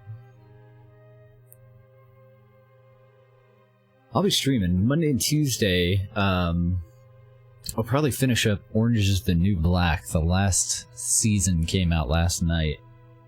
And I did finish up Season 3 of The Expanse for the second time. I'm really looking forward to the rest of those coming out in December. Alright, we have a visual on our target. Let's go ahead and turn off and close out the flight computer. Let's get rid of that maneuver node. We don't need it anymore. We're going to switch the nav ball over to target, and I'm going to forget to disable prograde, like I always do. Just got to waste a little bit of monoprop to feel alive, right? I don't know, this thing's super nimble. That might be a problem, honestly.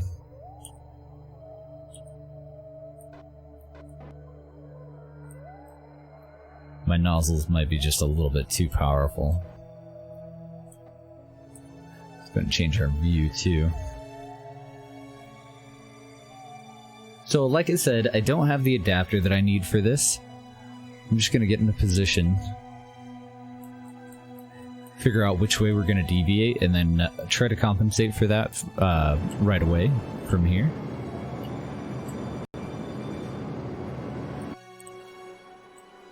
Move it a little bit to the other side of in the direction that we were deviating, and then move it level.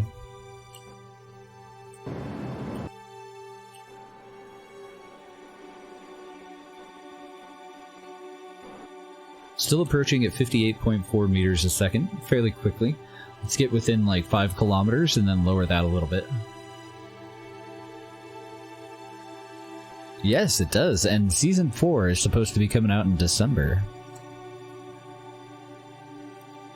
Working on surviving the heat? Yeah, that'll be what I'll be doing this weekend for sure, too.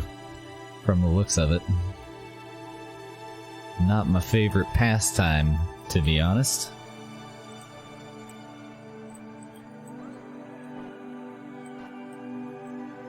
But you gotta do it, right?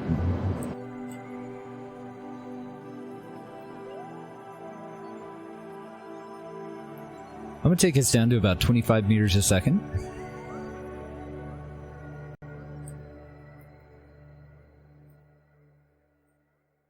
And we'll time warp a little bit here.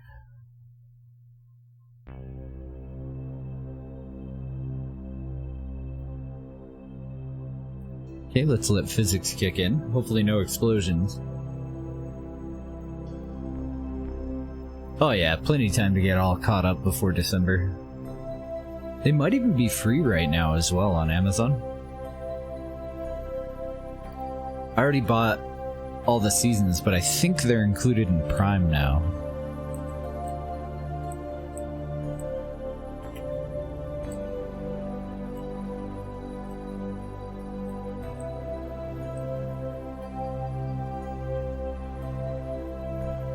Well, I say free, but free if you have Prime. 42 minutes until dinner. What were we making today? A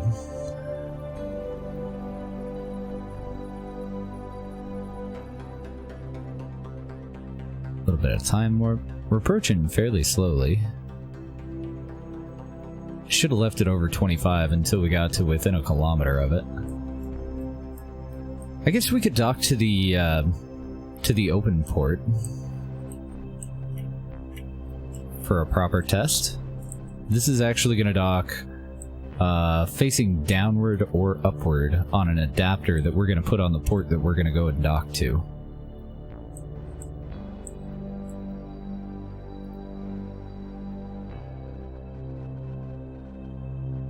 Okay, so I can see our humongous cyclotrons there, and our docking port should be below that. It looks like the open one is facing right directly at us. So let's aim for that.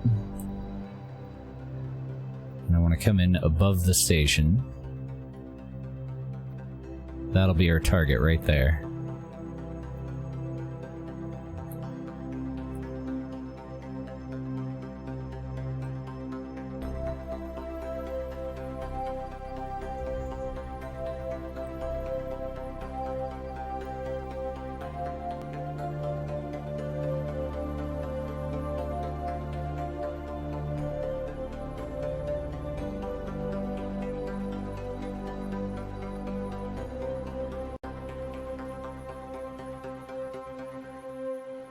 Okay, now that we're actually up here, I think I've changed my mind. I think I'm going to have these dock out to the side.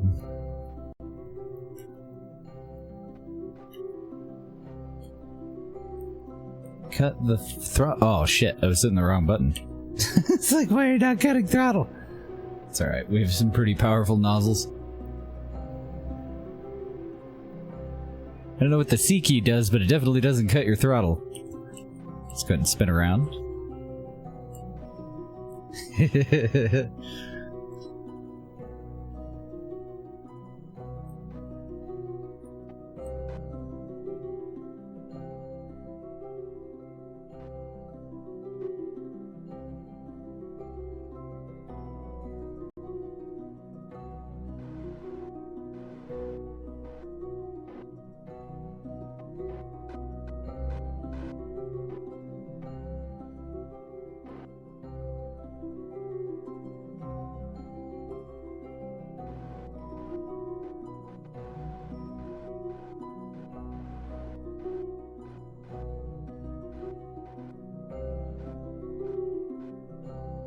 I just noticed that I didn't have SAS on. I'm like, man, it's being a little squirrely today.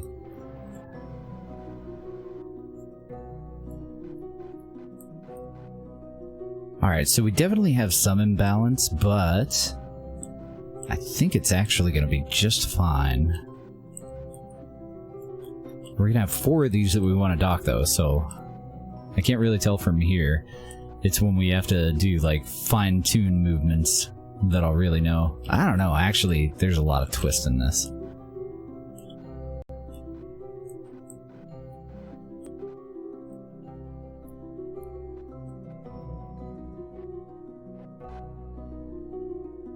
So maybe it won't be fine.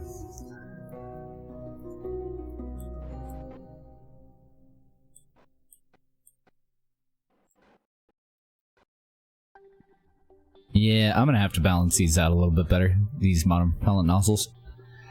So originally what I was thinking is to add the adapter there with the new ports facing upward and downward, and then docking these parallel to the body of it. So we would dock one this way and the other one this way. And I was kind of thinking that that would be a better arrangement for our solar panels, but with the maneuvering stage on there, we're going to cover up these much better solar panels. So I think the way to go is still do the adapter, but dock out this way and out this way. Just quarter turn it. And the same adapter should be adequate. We'll probably bring both of those adapters up on the next crew transport that we send up there.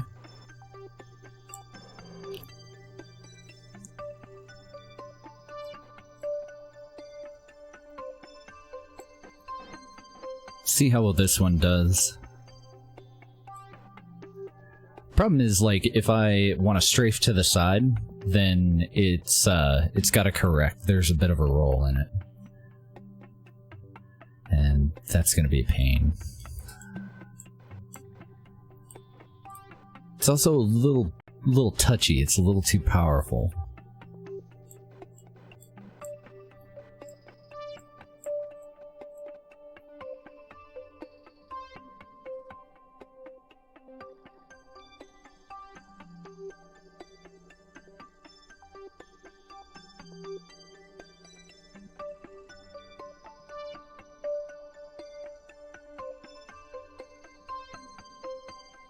It should be doable. Yeah, nailed it. So, I think what I want to do is build 2 of those adapters and add them to the top of the next crewed transport. And did we have pilots up here?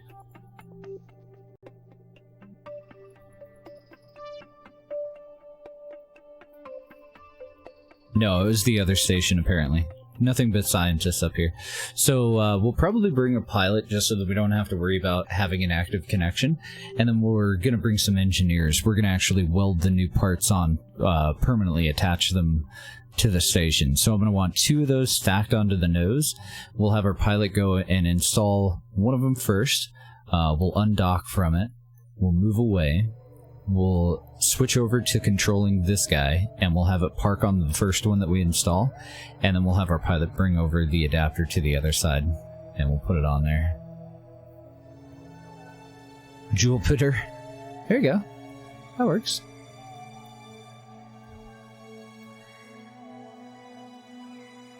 Yeah, and then once we have the adapter in, kind of our new docking port will be where this thruster is.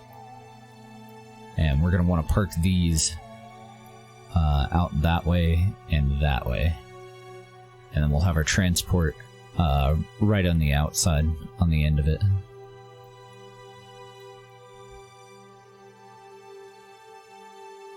I think it'll work out okay. So if I do that, I may... Yeah, I'm going to get rid of one of the solar panels. I'm only going to have a solar panel that'll go downward. Because there's no point in having a solar panel that can only generate 25 electric current a second, covering up, the middle of 2 panels potentially that generate twice as much. So I wouldn't want, if we're going to dock that way and that way, I wouldn't want a solar panel extending up this way.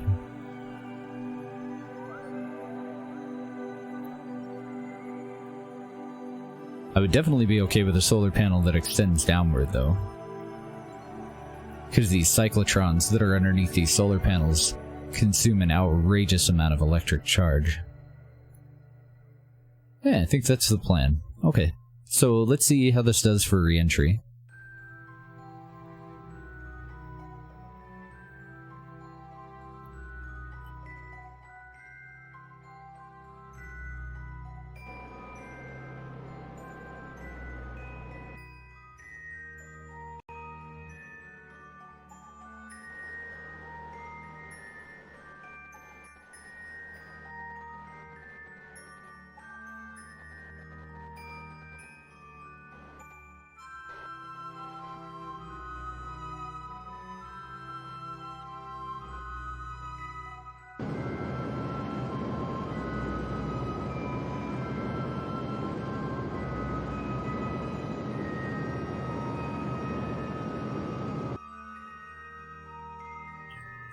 Overdid that quite a bit.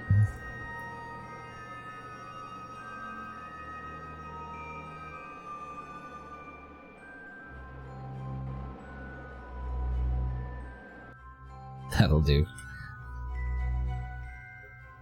Then a follow-up retrograde burn at PE.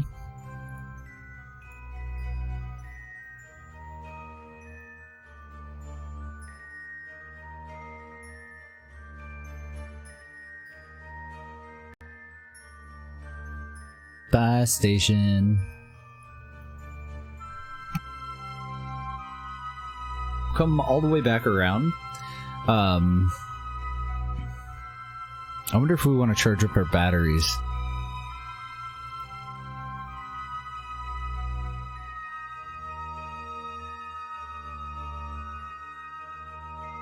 I don't know, we might be okay.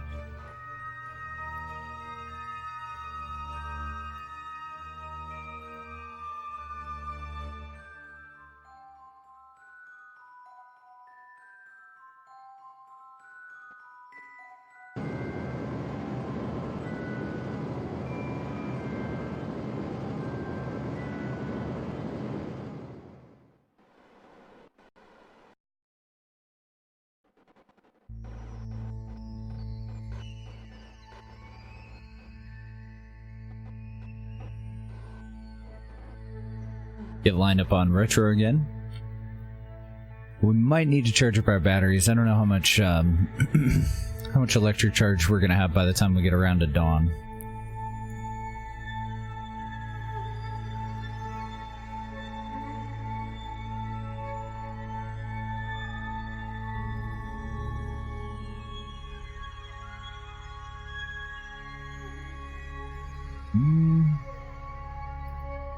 It's looking pretty damn good, honestly. Let's go a little bit further than we normally would. We're gonna lower PE to about 55. Let's see how it does.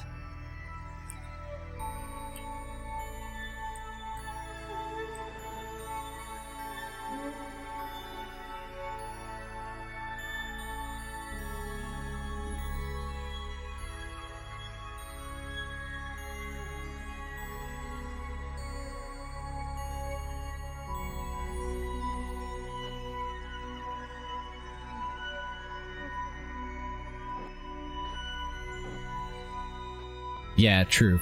So as long as we're gonna be landing at about noontime, it shouldn't matter too much. WTF? Get out of here. I don't know why I had to stage that twice.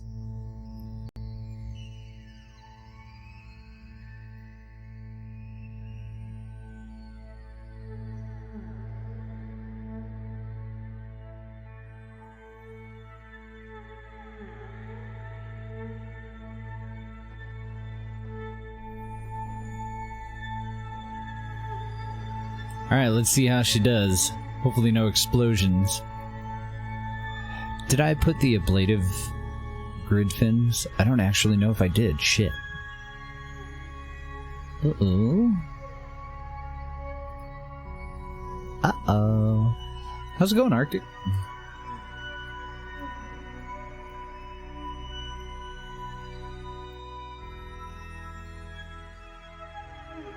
Yeah, I don't think they are either. I think I messed up.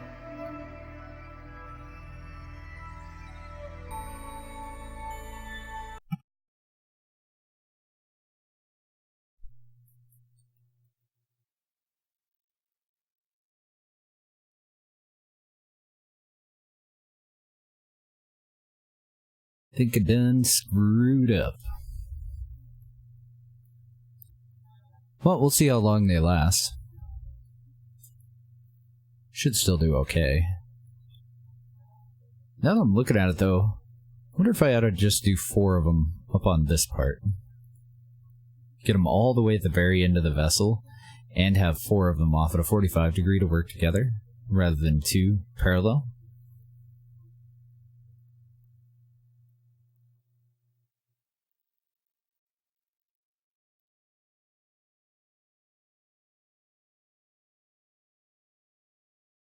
Already see my heat shield glowing. Looks like it's a nice size for the payload, though. Should do a pretty good job protecting it. Yeah, just to help us keep that heat shield forward, Centurion. Just to give us a little bit more assistance and control. Because we really don't have anything in the way of reaction wheels. We do have 2 reaction wheels, but they're extremely small. Not powerful at all.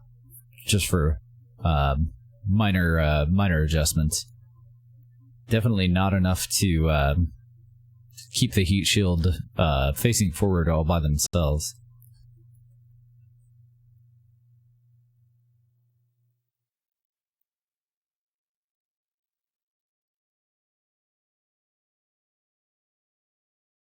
If they re-enter at 300 meters a second, then they don't slow down until 7,000 meters. For what part? Are you still talking about Joule?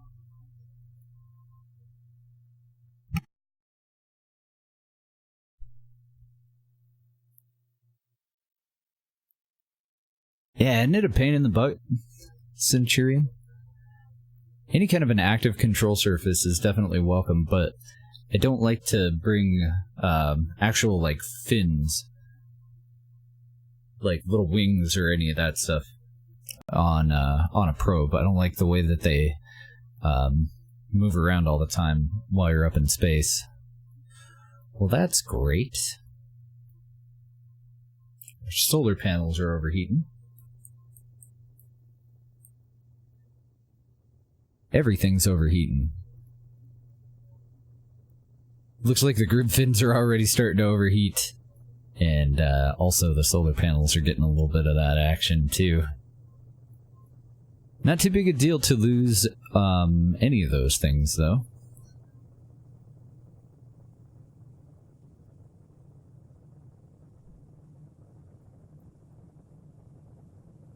And they should last a lot longer if I swap these out for the right ones. Swap them out for the ablative grid fins.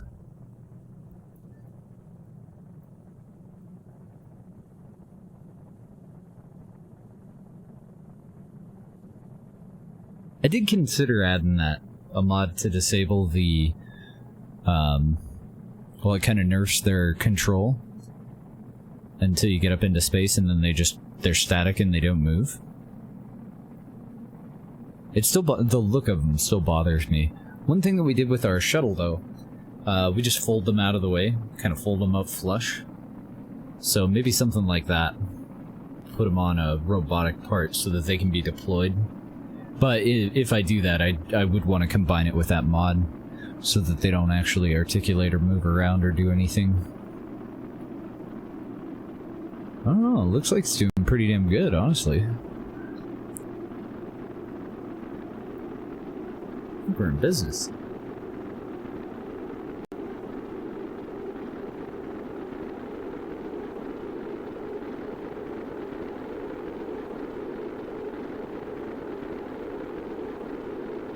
Staying extremely stable at this altitude, anyway.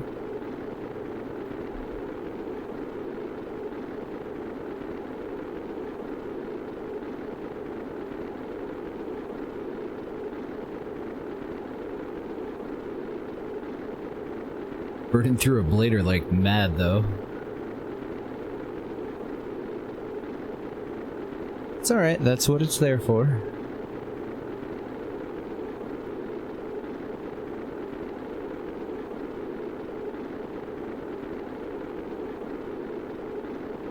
Look at those grid fins glow. It's definitely not what they were designed to be used for.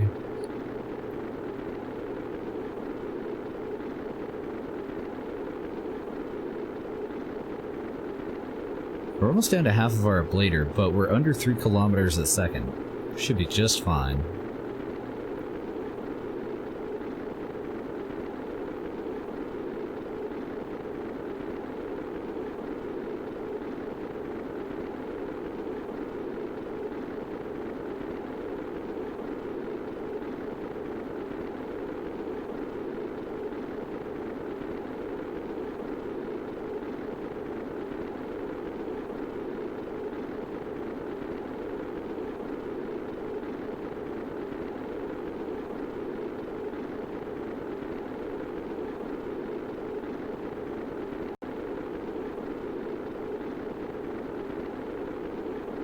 Looks like we're losing control a little bit here.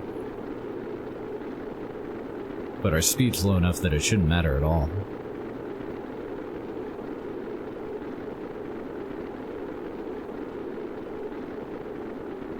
Doing a great job, Grid Fins. Yeah, that went really well.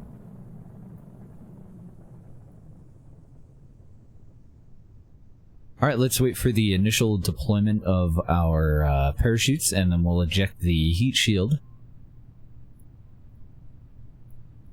We'll put down our landing gear and see how it does on touchdown.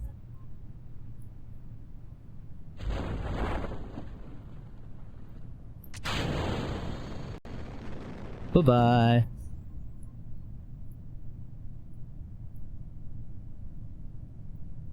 How are we doing on monoprop? Oh my god, we have way too much.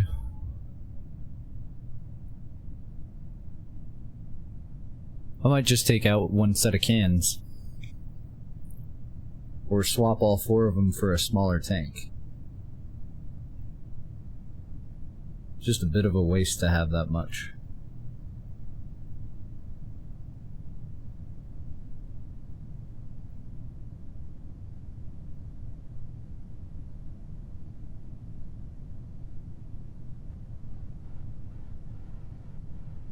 Hold on, were those not working right the whole time? Son of a bitch. That'd be my bad. Let's go ahead and pull those in. We'll turn off SAS. We'll see how it settles down. Ooh, maybe I need to throw a drogue chute on here. Just keep it a little bit more stable. Go ahead and put the legs out too.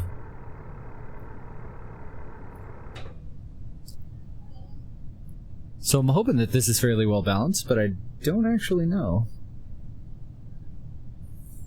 First test of our parachutes, what I would like for it to do is, when our parachutes fully deploy, I want it to be totally parallel and touch down with all 4 legs at the same time. Might be a little bit tricky with all of that solar panel, though. That's pretty close. I need to shimmy the rear set back a little bit and the front set forward a little bit. Oh no, both sets need to go forward toward the nose. Pretty close though. Definitely a nice safe approach speed for touchdown. I think we're in business. It's a shame that I didn't have the grid fins activated properly though. And it's also a little weird that my probe core is completely upside down.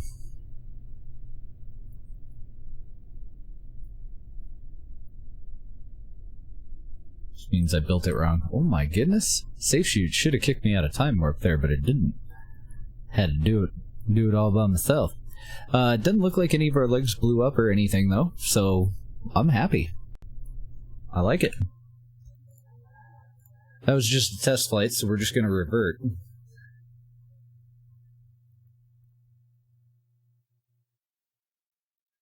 Yeah, I can't really decide what the hell to swap them out with, though.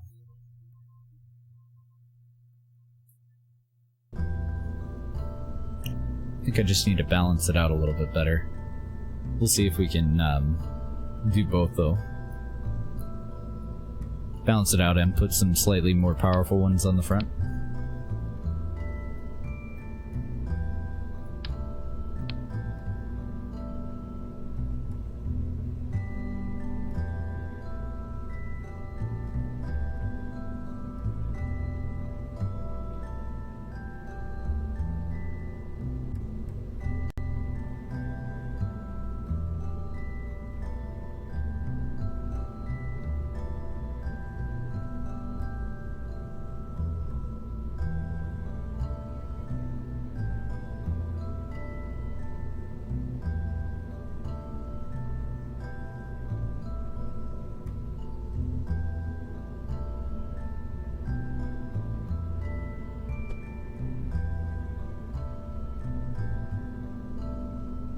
I wonder why it keeps redoing my symmetry, because I definitely attached those properly this time with mirrored symmetry.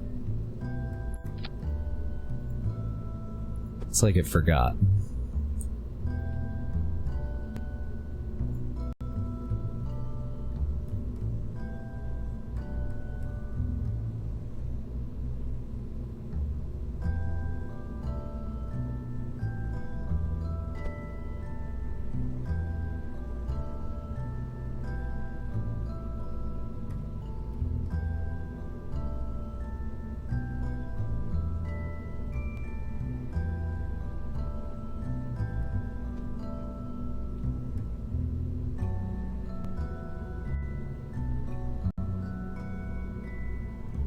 Perfect. Ooh, except for front, forward and backward. Need to line this set up with that set.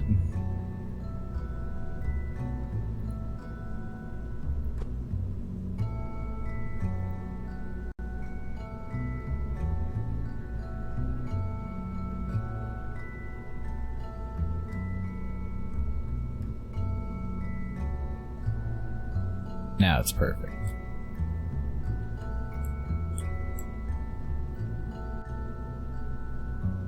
Sweet. Just got to eliminate thrust torque and we're good to go. Give me a second. I'm gonna turn on another fan. I'm roasting.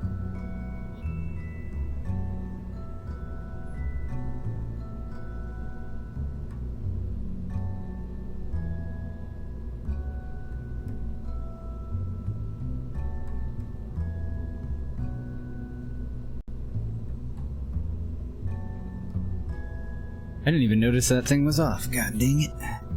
Oh, I got a package too. Give me another second. I'll be right back.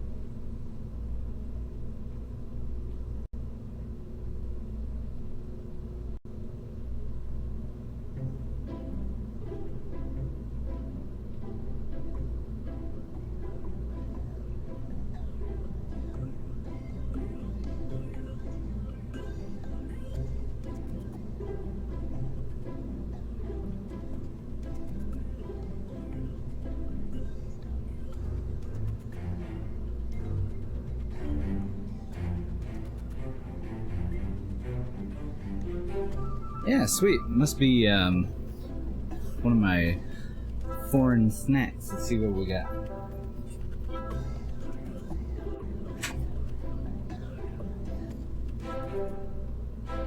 I can find a knife. There we go.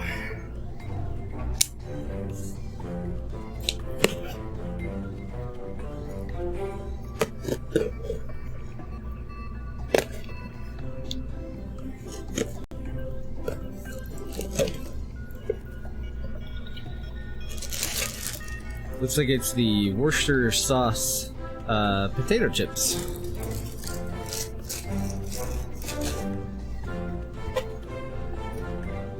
So I'll have to give those a try tonight. I don't know if I'm even looking forward to that though. We shall see. I hear they're fairly strong.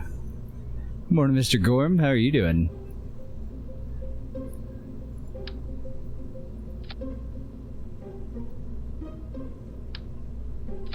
Alright, throw this shit back on there.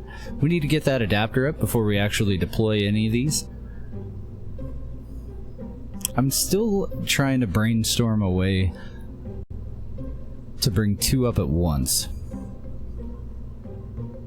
And it's docking the second one that's kind of hanging me up. Because they're thin enough so that I could face them back to back, like parachutes to parachutes, pretty much. Oh, I better relocate those two before I forget.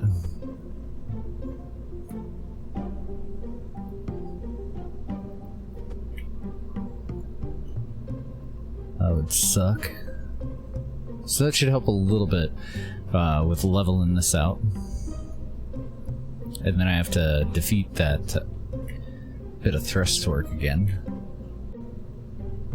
Oh, yeah.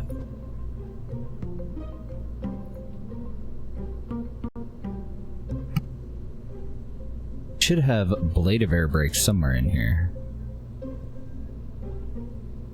Or, sorry, a blade of groove fins. Although I may not have unlocked them yet. Small grid fin.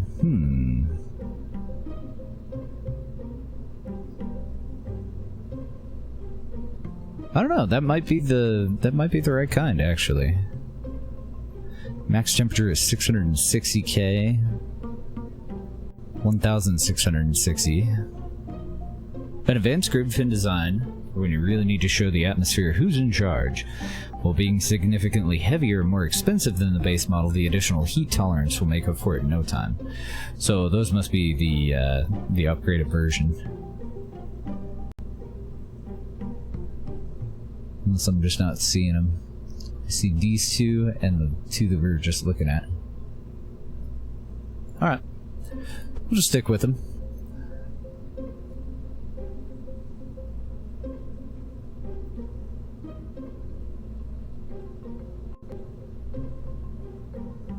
Aw, damn it. I hadn't noticed that they moved back up. I was staring at the torque number.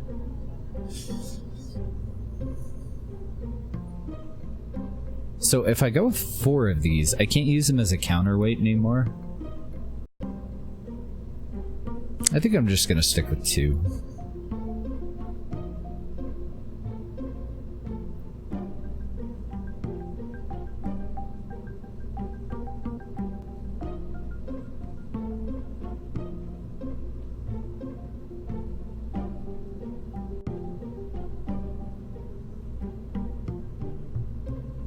I wonder why I'm unable to get rid of our thrust torque now.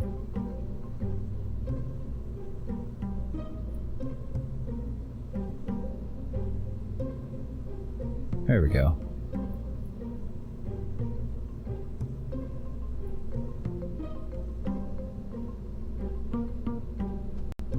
So what I was kind of thinking is it'll let me make a copy. Oh right, that's the actual parent part.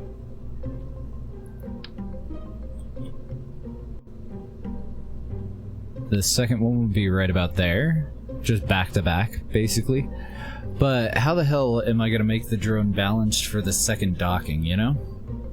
I can't think of any way to do it. Because we're literally losing half of the weight.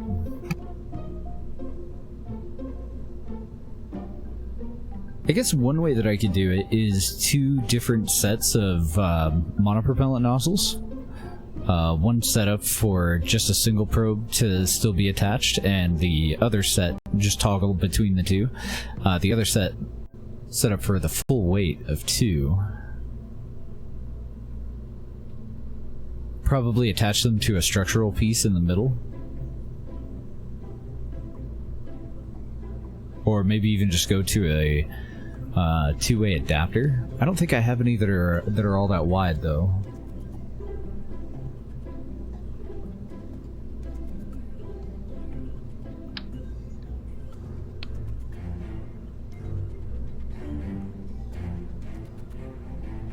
They'd be a little bit too close to one another if I were to swap them out with that.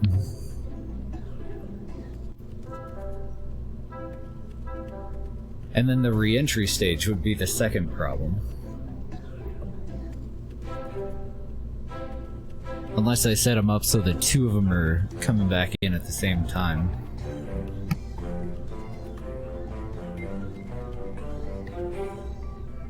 Fuck it. We'll just send one up.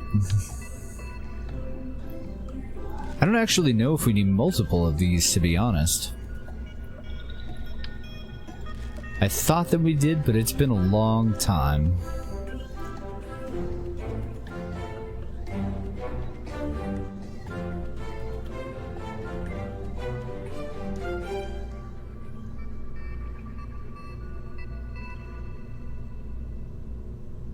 Okay, now that we've moved the payload around a little bit, I'm gonna see if I can use the weight of these solid rocket boosters to offset the payload, to offset our thrust torque further down.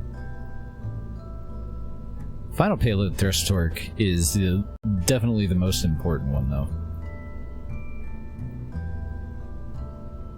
Yeah, weird. It maintained mirrored symmetry for this set.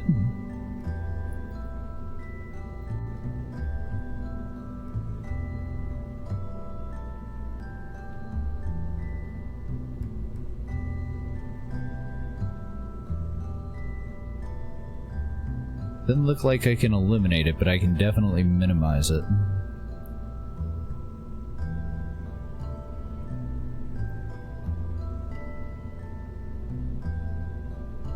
I think it's good enough. Alright, double check my staging before I update the save and move on. Everything looks good. Let's go ahead and update the save then. And we're going to load up our crew transport. This will be a special version of it that's going to bring up and then install the two adapters.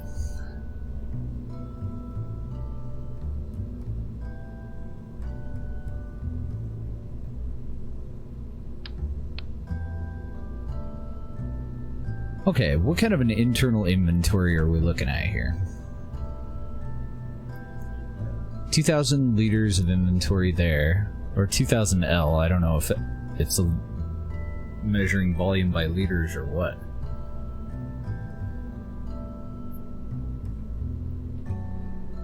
And then we also have our seed inventories, which is only 110. Okay. And I didn't see one for the SSTU part.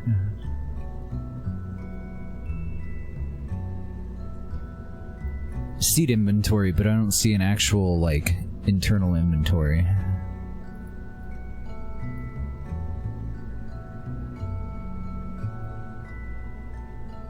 So I would like to weld these together.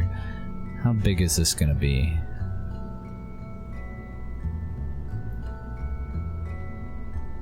I can just barely fit 2 of them. That's perfect.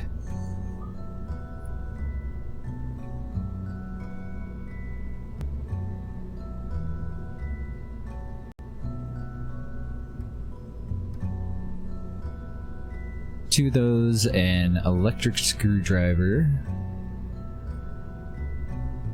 and a couple of handrails.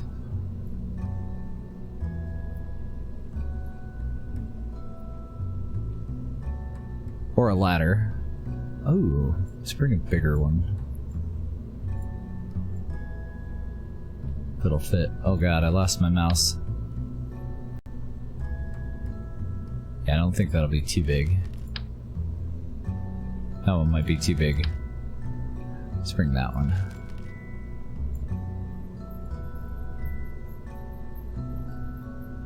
Not enough room for a second one, but that's okay, I think.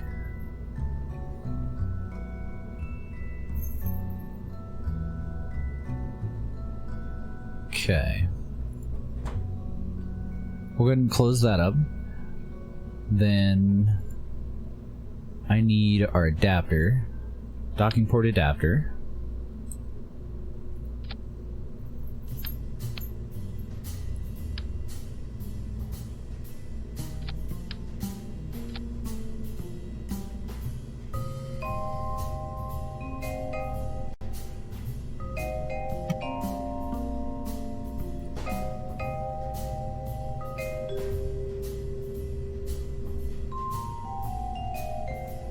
Trying to decide whether I want to get rid of the solar panel or not, because having one that goes downward would be nice. I don't know if the other one would really be all that necessary though. And this would be the one that has to go, because that's gonna need to be a welding docking port.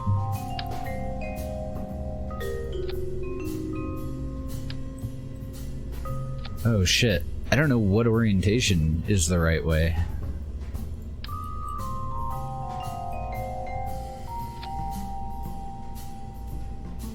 Looks like it's got little clamps, so I think this is the right way. So I think that my last ones that I installed were actually upside down.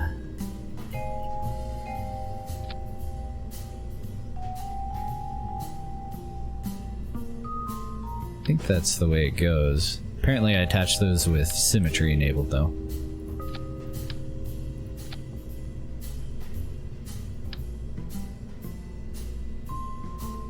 Maybe not. They don't really attach to one another quite right.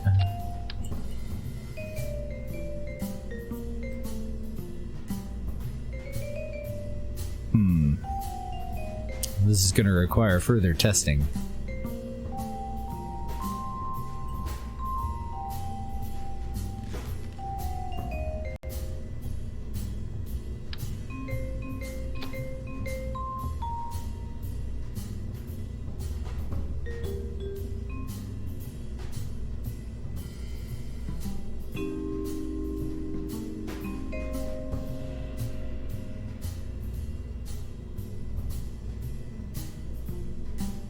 So once we get up there and we get two of these attached to one another, I think we retract an arm, and then I think it'll have a weld button. I'm not sure.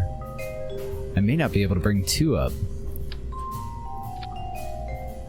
Not if they're attached this way.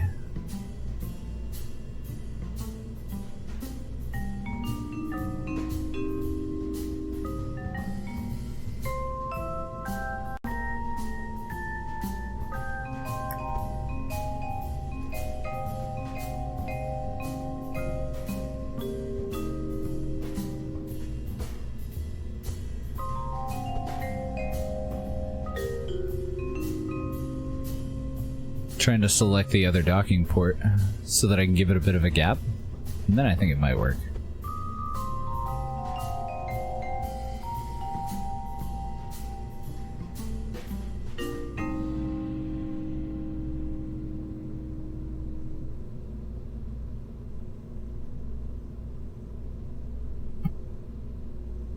Yeah, I think I'm just gonna say screw it to the solar panels. It would be nice to have an additional one.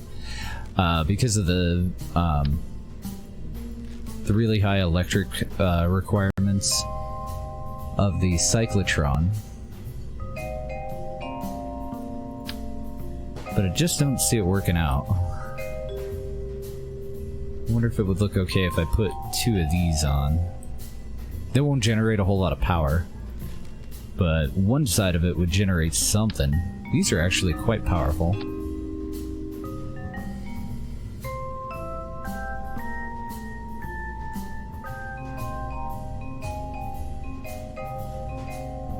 That might work.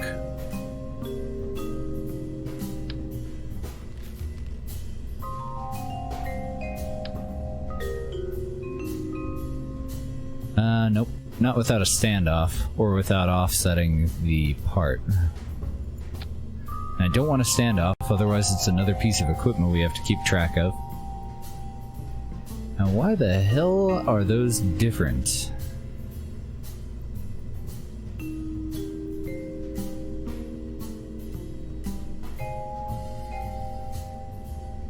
Why didn't those match up perfectly?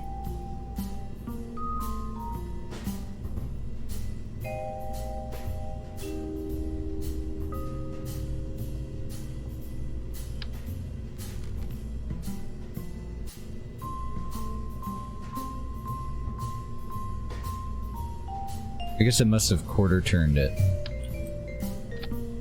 Yeah, okay, I gotcha. They're slightly closer to this side than they are to this side. Well, I don't think I want to offset them, so I'm not going to go with those. I don't want any that are going to extend. I just don't think I'm going to put any on, and if I do, it'll be two of these.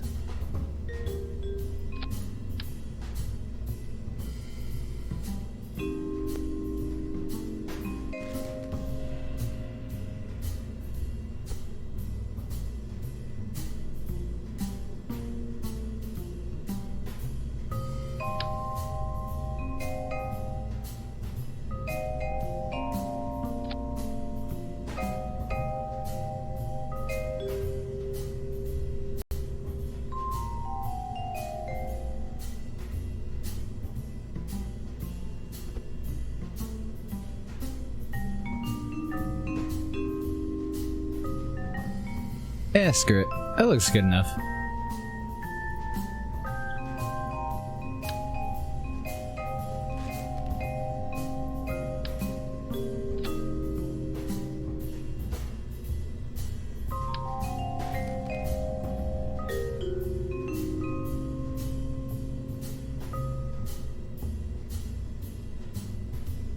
This is gonna be tricky though.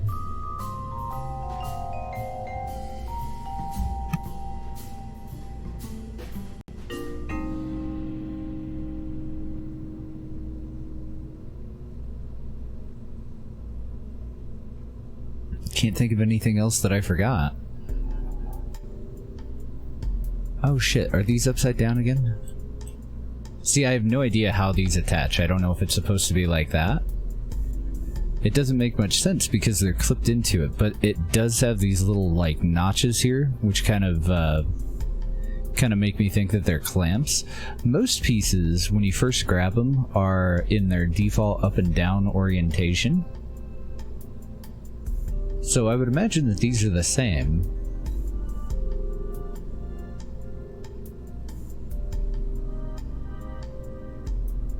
Am I in the wrong? I am.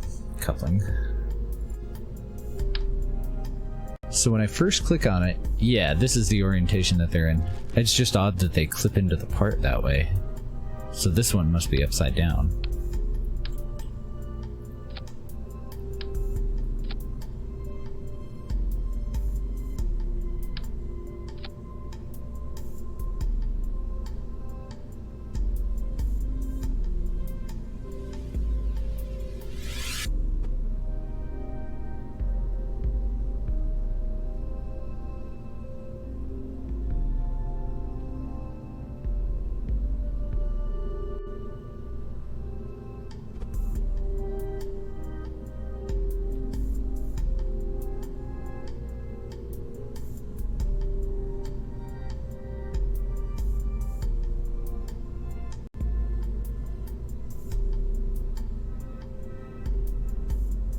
Okay, I think I'm done fucking around with them.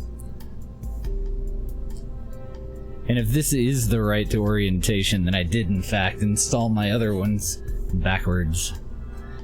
Because the plan was to eventually add a panorama module, which I don't think I have unlocked yet.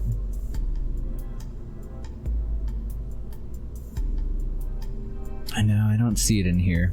Install a panorama module with a welding docking port later on, but if they are backwards, then our engineers should be able to go out and flip them around.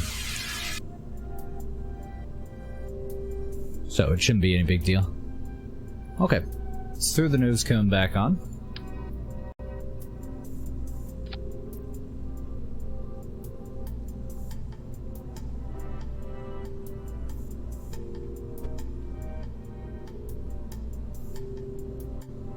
I'm moving the decoupler up just so that it's not clipping into that part at all, just to prevent any problems later on, hopefully.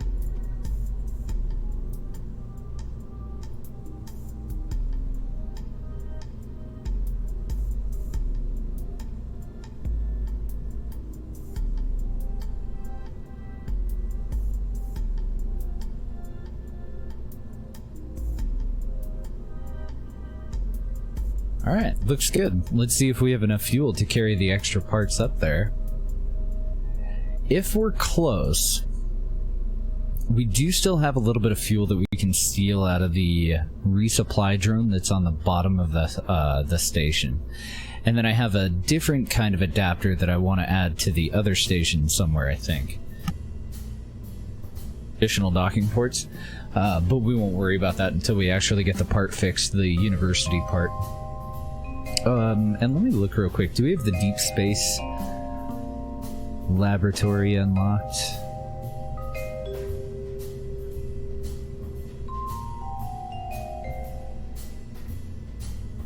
This is the one that I want to use, and it's got an 8 crew capacity.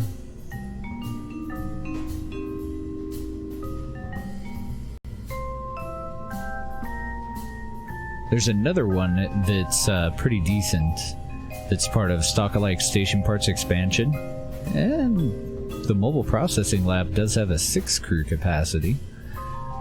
We could make that work.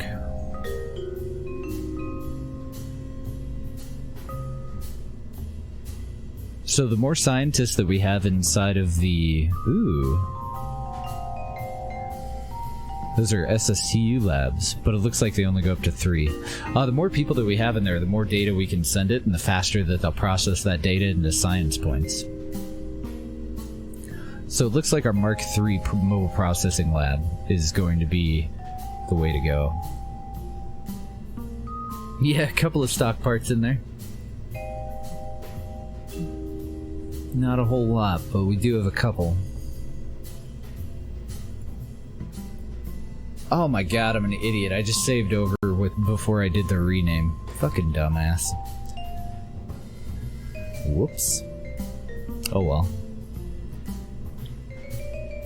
All I have to do is rebuild the fairing and tear these out. Delete them. Here, I'm gonna do it now.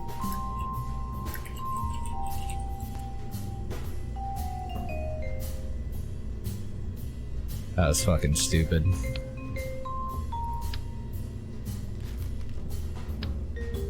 Not that I wouldn't notice the outrageous fairing on the top of it and the extra pieces next time I went to send crew up, but...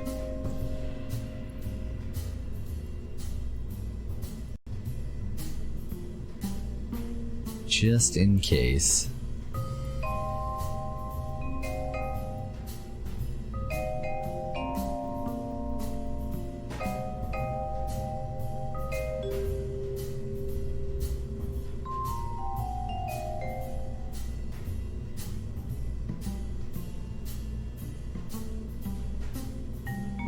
Alright, so if we're going up there, we may as well bring our next set of scientists.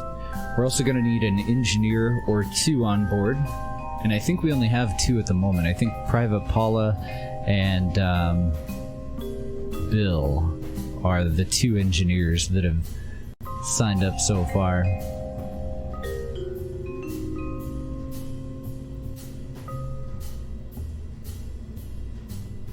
Bill and Paula. Maybe we'll remotely control it. The reason that I would like to have a pilot on board is just so that we have full control.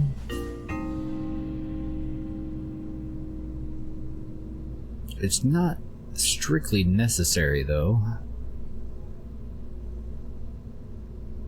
But we do have 2 extra seats, so we could do a pilot and a co-pilot. Or... we could try going to both stations and pick up our 2 pilots that are on the other science station. Remote control it up until that point, and then have the pilots join us. Let's go ahead and move some of our scientists down here. And I'm actually short on scientists. 2, 3, 4, 5, 6. Yeah, I need 2 more.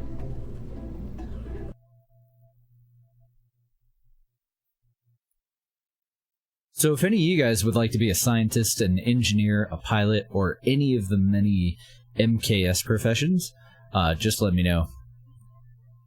Yeah, you were just in there. You're one of our newest pilots, H4.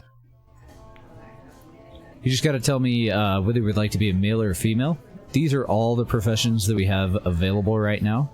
But I will tell you, like, colonists, miners, techs, mechanics, biologists, geologists, all of the MKS ones are less likely to get any action for now. See, there's your guy. At the moment, we need 8 more scientists. Well, actually, wait a minute. We need 10 more scientists, because we're going to need 2 of them on the lander, probably. I could cut that back down to 1, though. And then I think we're going to end up putting up a different kind of station until the university that we're using needs fixed. So it's going to depend on what kind of station we end up with. But I think since we were going to have 6-person laboratories instead of 8-man labs, we'll probably go with 4, maybe even 8 different laboratories. And right now we only have 8 scientists that are up there. So, alright, so we want a random scientist. We'll go for 2 of them. Let's hire them individually, and we'll just kind of randomize their courage and stupidity just a little bit.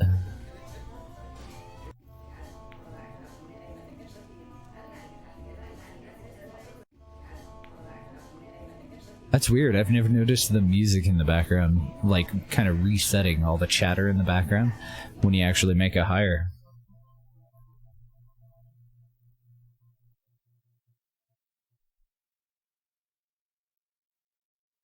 Yeah, so I don't think we're gonna have room for pilots unless we just give up on grabbing the other 2 guys and send them a different transport.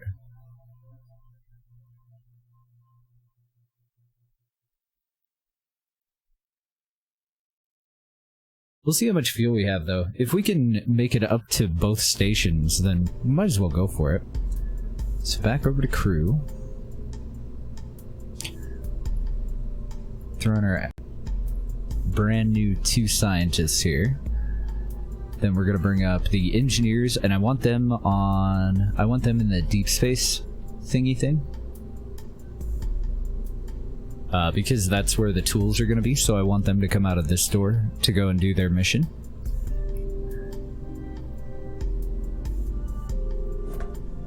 Just double checking that it's all still in there. Looks good. And then the scientists will just go and divide up into 2 teams of 4 that'll man the Thinker Research Lab and the empty zoology lab that we have up there right now. Yeah, so I'm gonna leave the seats empty. We'll see if we can go and pick up our other 2 pilots, though, because they need to come home anyway.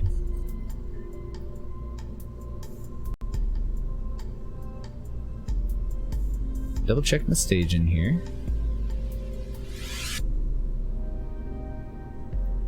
Looks like our fairing is messed up.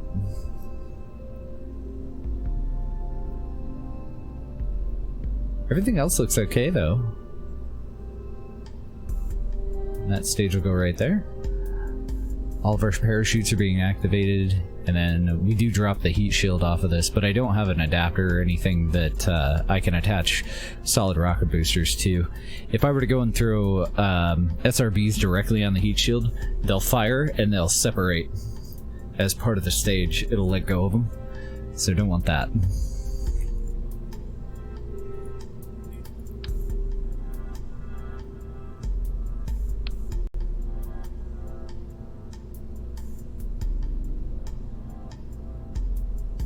I really wish it looked better to put control surfaces on this. Because it does have a little bit of a stability issue right off of the launch pad.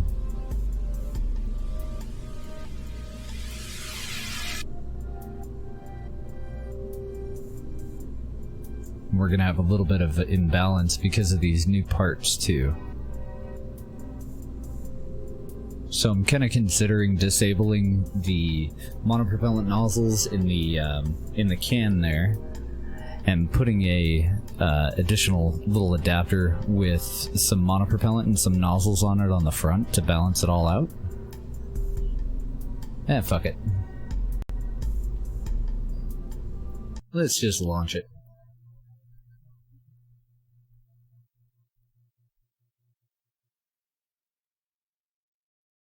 It'll be fine.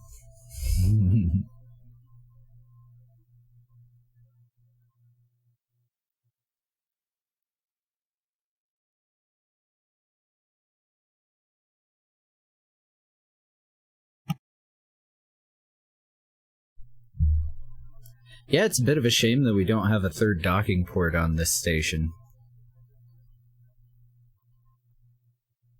Because we're gonna have a couple of different situations during this mission where we'll have 3 active vessels that aren't docked together.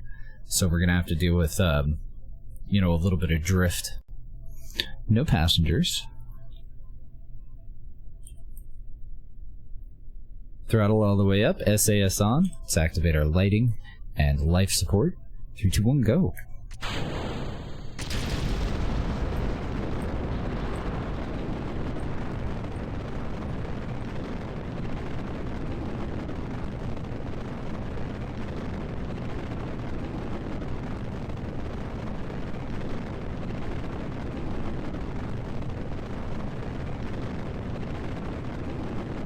Alright, looking pretty good so far. I went ahead and just put us directly into our turn to overcome a little bit of that imbalance that we're going to experience later on.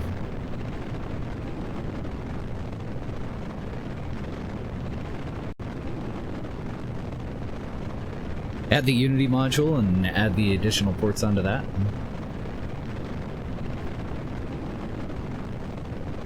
I don't know, it looked pretty funny hanging off of the side of it, wouldn't it?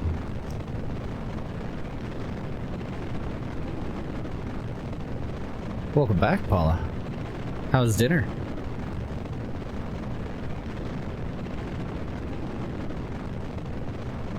Alright, booster separation. Looking good. AP's at about 20k, so I'm just gonna stay at this angle for now. Thrust to weight ratio is 1.6. Looking good. I got my Worcester chips. I think you were gone when they showed up. Haven't tried them yet. Still no sign of the Jaffa cakes. That's the one that's why I keep going out and grabbing the packages as soon as I notice them out there, to hopefully save the chocolate. I highly doubt they pack that shit in dry ice.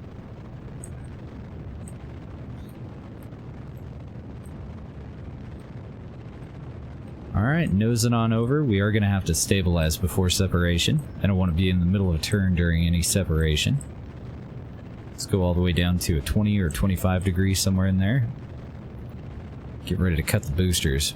Right now we're bringing up the adapters. Thrust to weight ratio is still at a 1.8, almost a 1.9. We'll just keep climbing. Chicken breast pieces and curry sauce and pineapple. Ooh.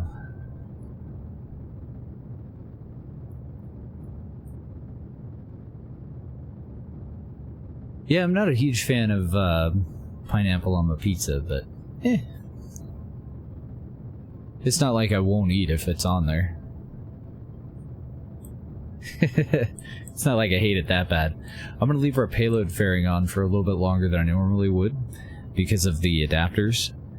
I don't have any auto struts or anything going on up there, so just want to keep them nice and protected. We'll go ahead and deploy the nose cone and all that at 70k here.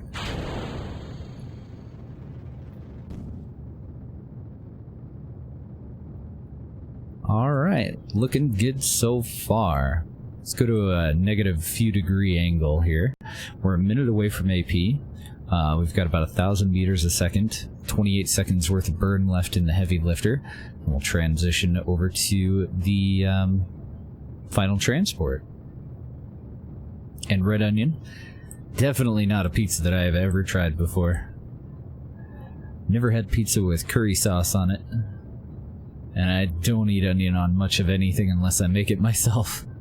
I like cooked onion, but I dislike raw onion, you know, in a cooked, like, dish. Alright. And what's our time to AP? Yeah, let's go ahead and activate our engine. We'll just push AP out a bit. We are out in space, so we should probably get some solar panels deployed. If you remember, this is the updated version, but all of our previous versions of this transport have actually had issues with power.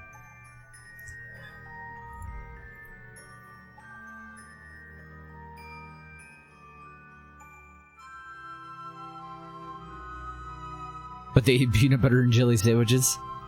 Is that the same, though? I mean, peanut butter jelly and, like, bacon would be a little bit more so... Because usually there's a meat and the pineapple, right?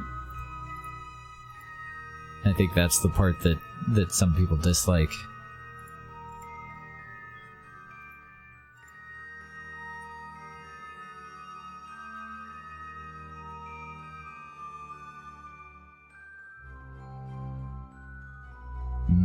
Peanut butter and jelly. So, what about you guys? Are you a chunky peanut butter or a creamy peanut butter kind of crowd? I like chunky peanut butter, but I did get really used to the creamy peanut butter because we started eating like all natural bullshit peanut butter, and we didn't have any chunky alternative. You like chunky too? Me too. So it's cooked but not fried? That would be good. H4 likes creamy peanut butter.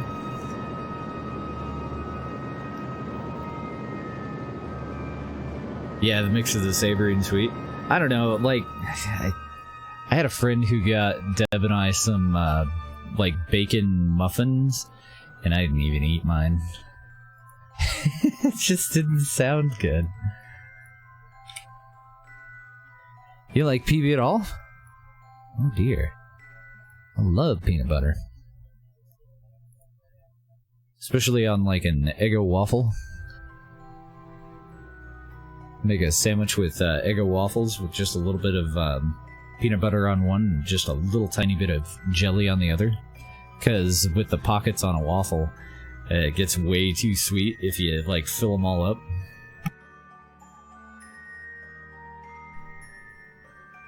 Chunky on toast? Yeah, exactly.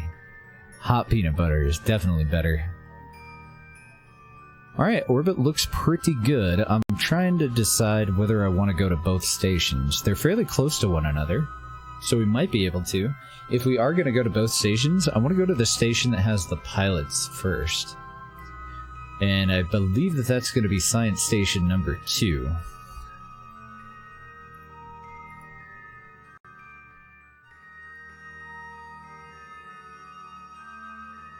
Hopefully I'm not wrong. Science Station number 2 is at 475 kilometers.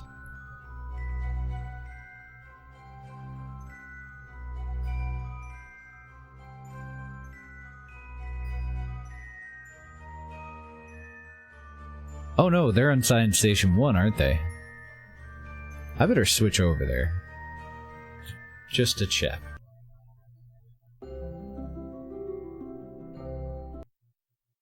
I'm a little tired. This is gonna be awkward if I go the wrong way. Creamy peanut butter on bagels? Good choice. Pretzel sticks and Nutella? I've never tried Nutella.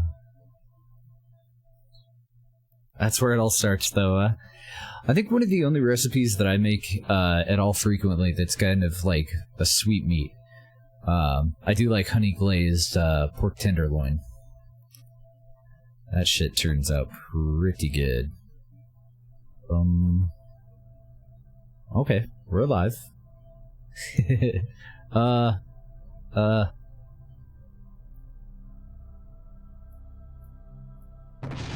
God damn it.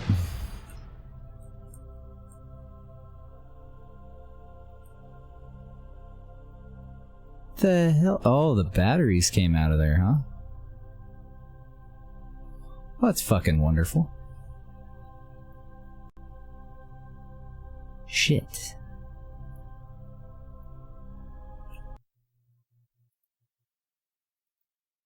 This is the revamped version, too.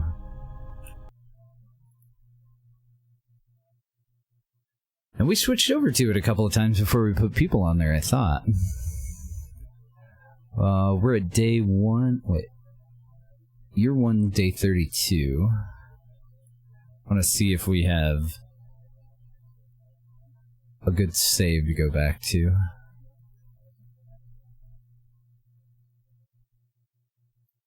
Wonder if this one was before the Kraken incident.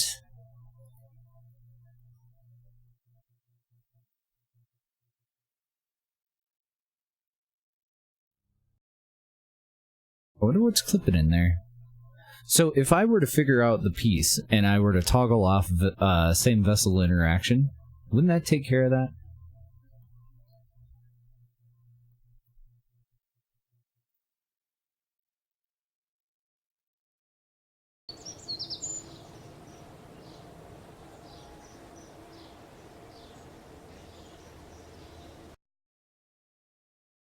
We'll see if we have batteries on it now.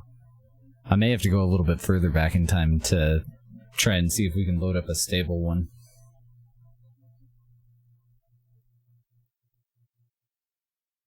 I think I might actually report that to LGG as well. And see if there's anything that can be done to update that part.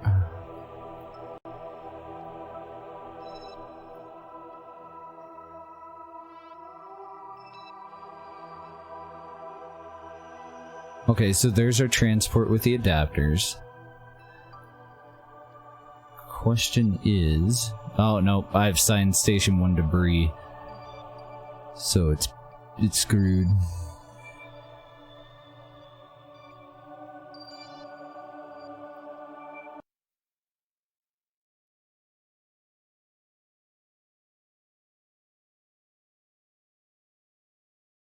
It might just be boned.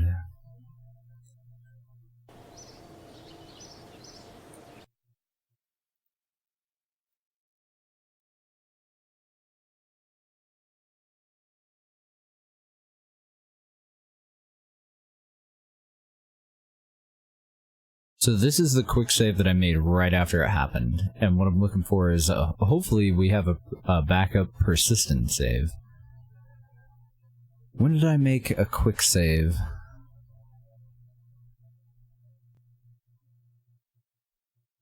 It's on the same day. It was about 4 hours ago, so it must have been... Maybe it was during the test flight.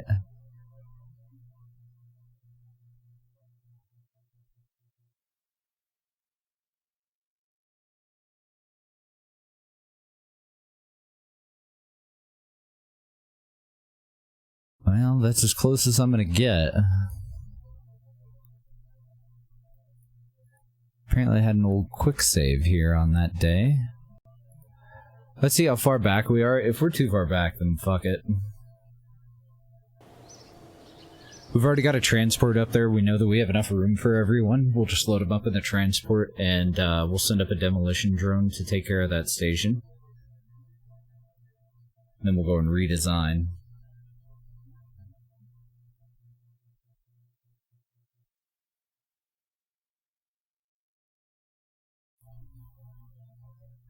What a bummer. And how odd, like, we have fewer parts that are clipping on that station than most of the things that we make, but for some reason, both iterations of that station have a problem down there at the bottom.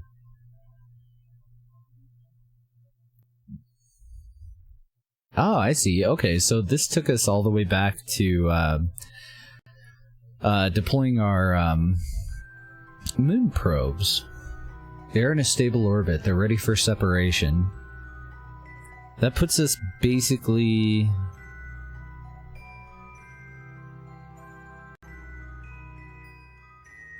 Trying to think what the hell we did this morning. I'm so tired.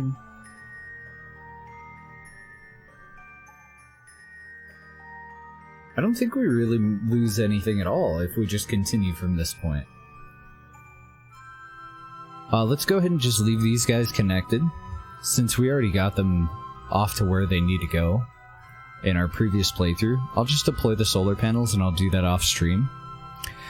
These just need to go out to the moons. Let's go to the Space Center.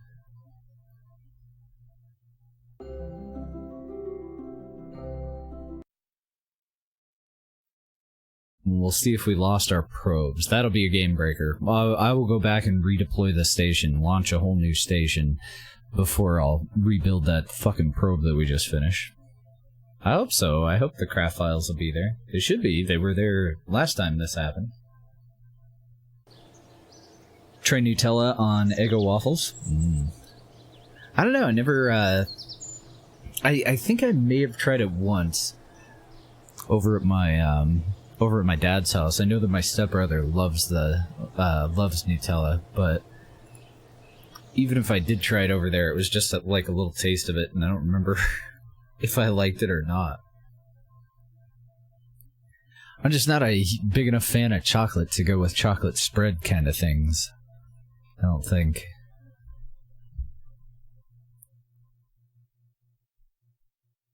Could be wrong, though. I don't know. Peanut butter, Nutella, and jelly might be pretty fucking good.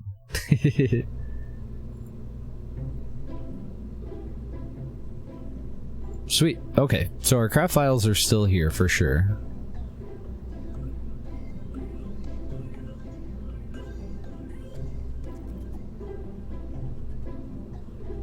I'm looking for that probe. What the hell did I name that thing? Should have been Station Science something, right?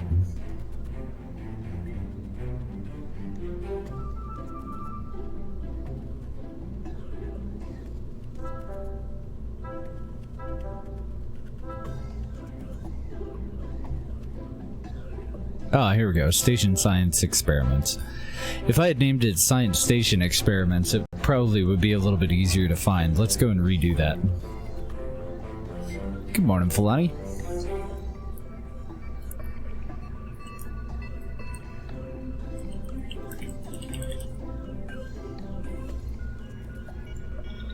Specifically, the mod that these are part of is called Station Science, so that's why I'd named it the other way before.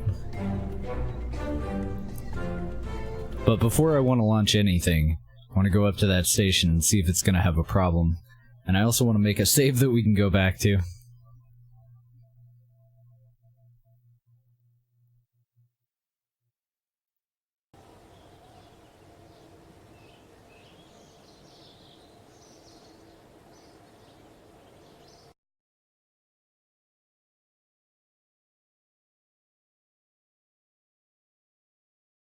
I know you're probably joking, but don't be rude to my friends.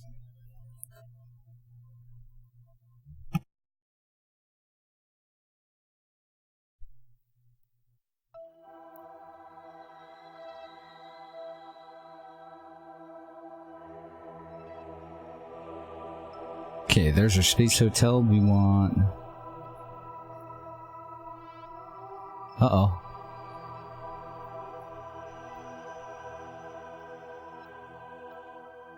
Oh, here we go. Okay. I thought it was gone. Oh, let's make that save, too, before I even go up there. That'd be bad.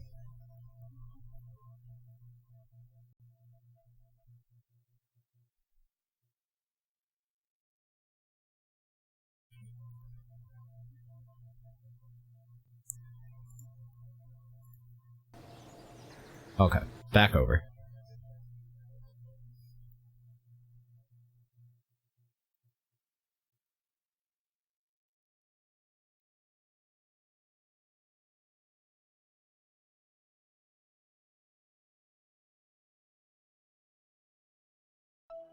And I'll just find it in the list. Maybe.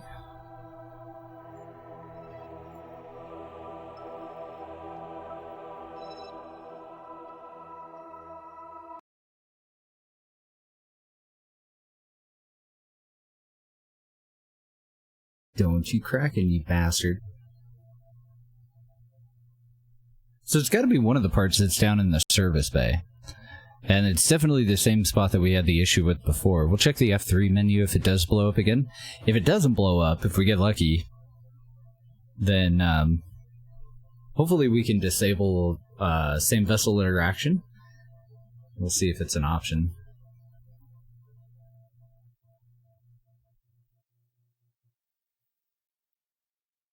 I'll have to go take a look. Pretty sure it's probably a spent booster. Or a kick-out stage or something like that.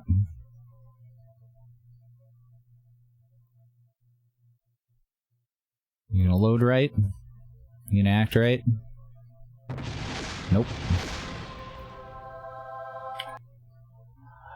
Oh, no shit? Okay.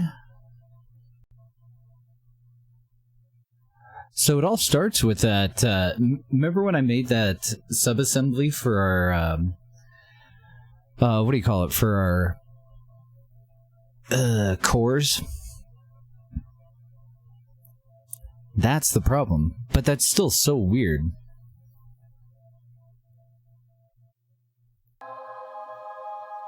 Because that should actually be a problem on, like, every vessel that we have. We use those sub-assemblies repeatedly. Look at that thing going out of control.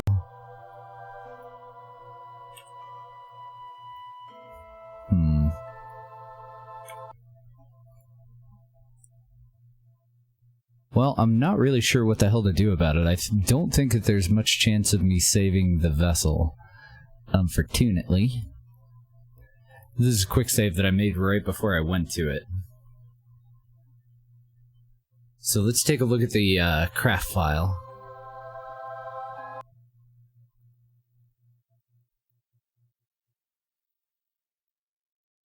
Yeah, I don't really know.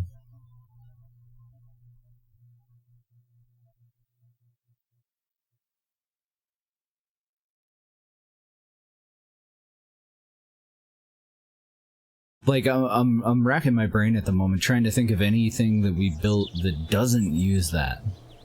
And there's not a whole lot of things. Yeah, I agree. The university part, I think, is the first problem. And I'm not sure why.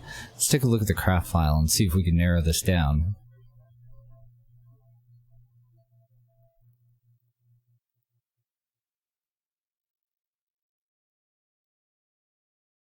Well, not the craft file, but load up the craft itself.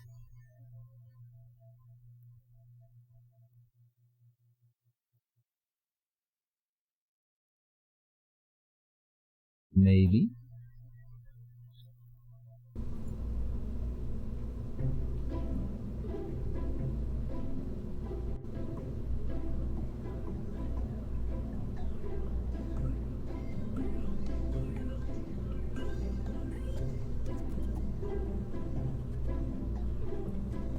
Probably overlooked something really stupid.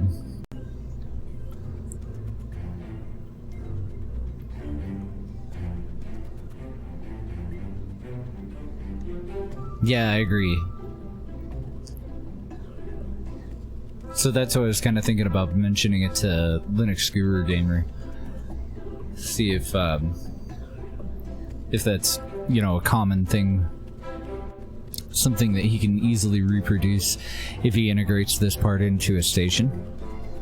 Previously, I had to move these adapters down. I had to basically take the whole thing apart and just not clip any parts into the university. But the explosion itself is happening down here. I wonder if it's the batteries. Definitely could be.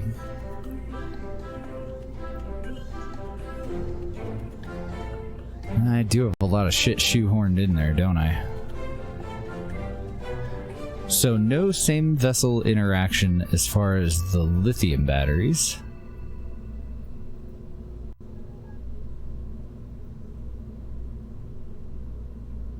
I don't have the option on the radial attachment point though. So that might be the problem. Or part of the problem. So I was hoping to use these to hide that. Let's move them up onto the supply tanks.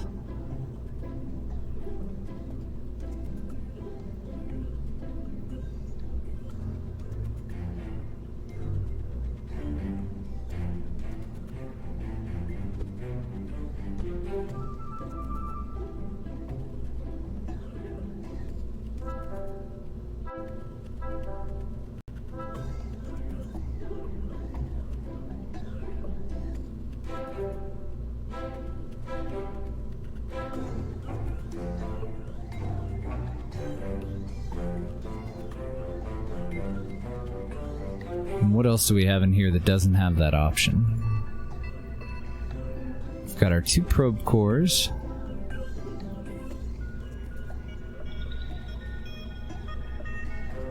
I'll probably end up going with a wider tube.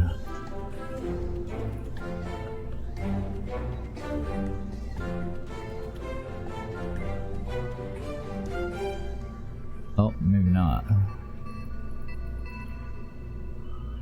May have to swap the tube out to go with something that matches the diameter of the other parts now that I can't use the batteries to hide it.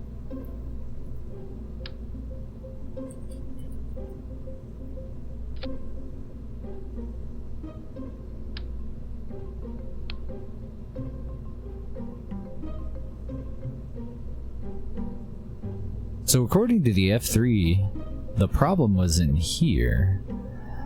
We do have an advanced inline stabilizer that we could totally get rid of.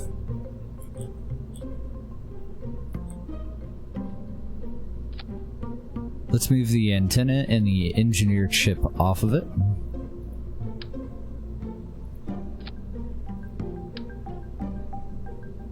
Relocate the lights over to here.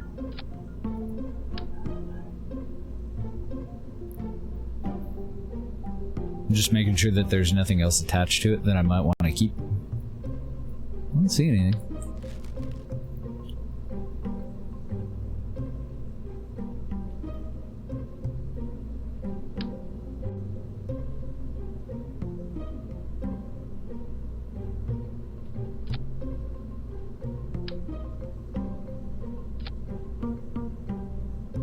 Wait, come back. You go over there. I think just keep these the same distance. Let's try that, because these parts both weigh the exact same. We'll just move the lights in too. There we go.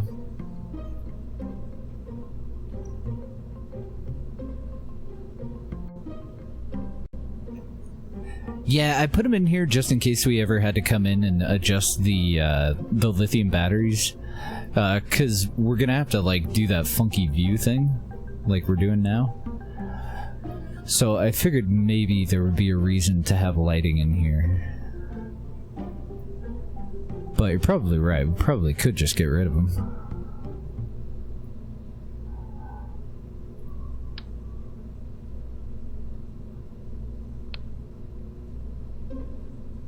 Wonder if I actually want those attached to this. Ooh, and I wonder if this probe core is creating any kind of a problem with the docking port. I wouldn't think so, though.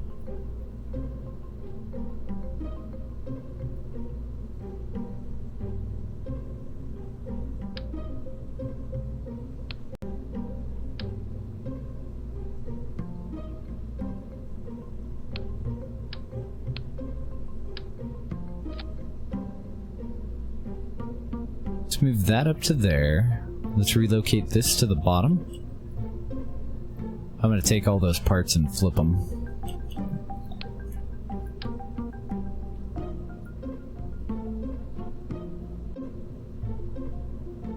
Just because it's really difficult to get to the probe core with this on the top. That one's being a pain in the ass.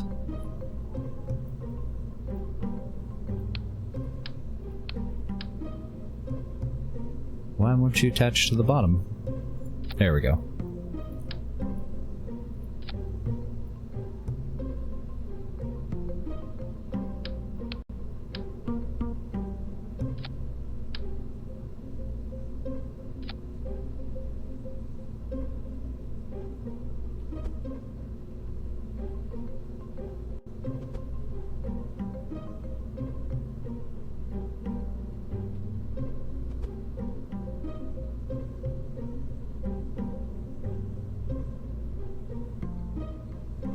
Something more like that.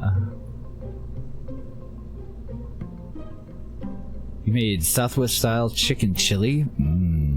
Enjoy. That sounds really good.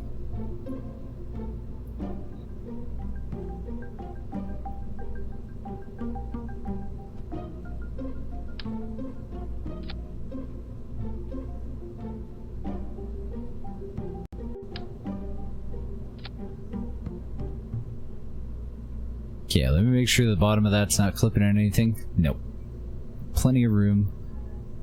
Nothing clipping on the sides at all.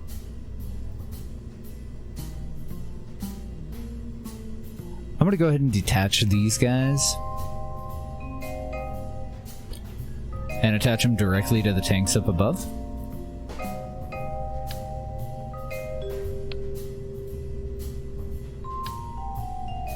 That goes on there. I wonder if I should put a standoff between those. Probably.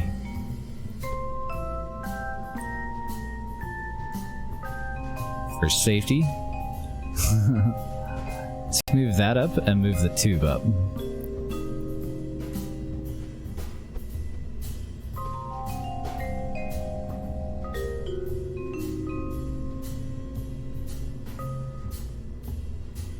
Trying to get a look and see if the batteries still have a bit of a gap. Oh yeah, good. Typically I avoid using magic and having like gaps everywhere, or well, anywhere, but it looks like that ought to be a safe enough standoff.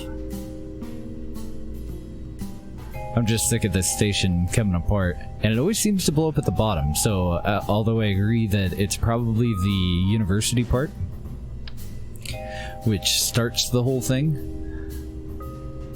I'm hoping that this will help.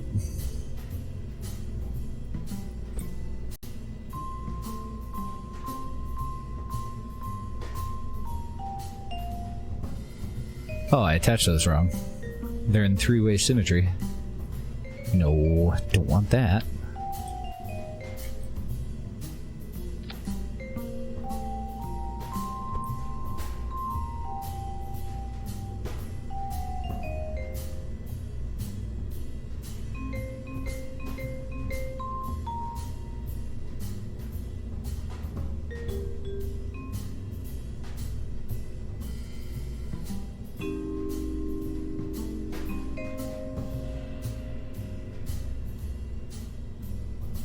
Okay. That tube looks like shit. I don't like it. I want a better tube.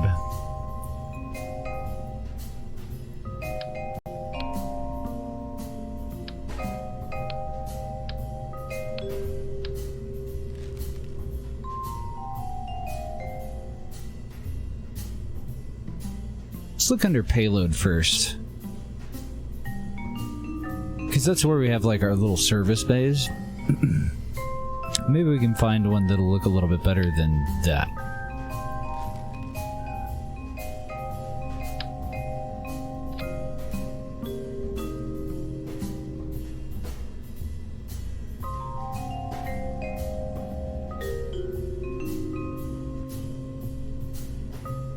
I think that'll do nicely.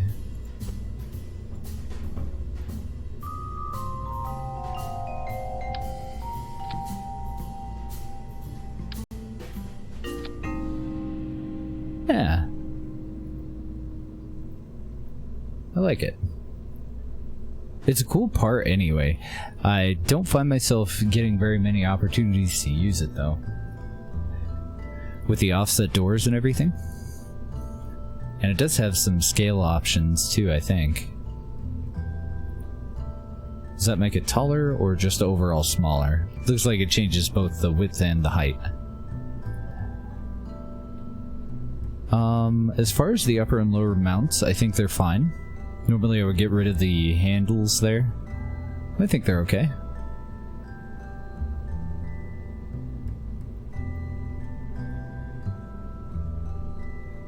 One thing that I do think I want to change.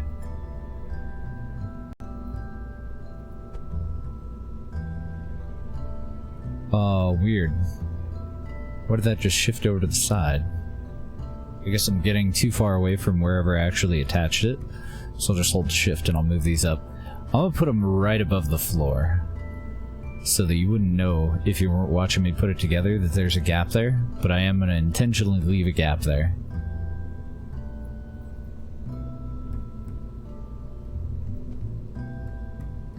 And then I wonder, with all this space in here, maybe I ought to move the batteries internal. Let's also look at our alternatives. Because part of the contract when we put this station up is that it has to have 20,000 electric current storage.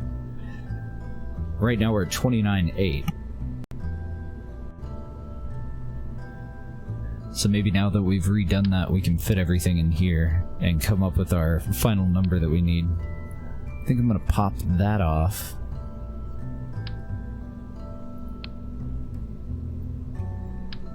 Because we may as well add the batteries to the stack.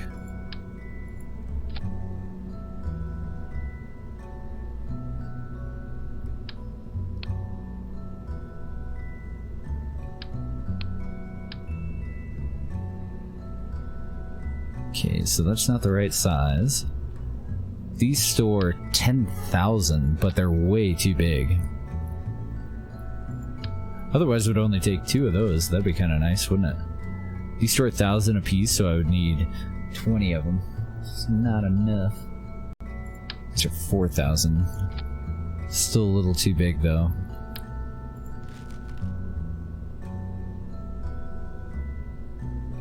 Okay, what about radially attached ones? I get 1,200 electric charge out of these guys.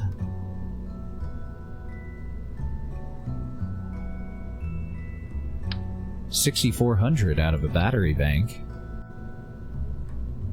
And that would fit.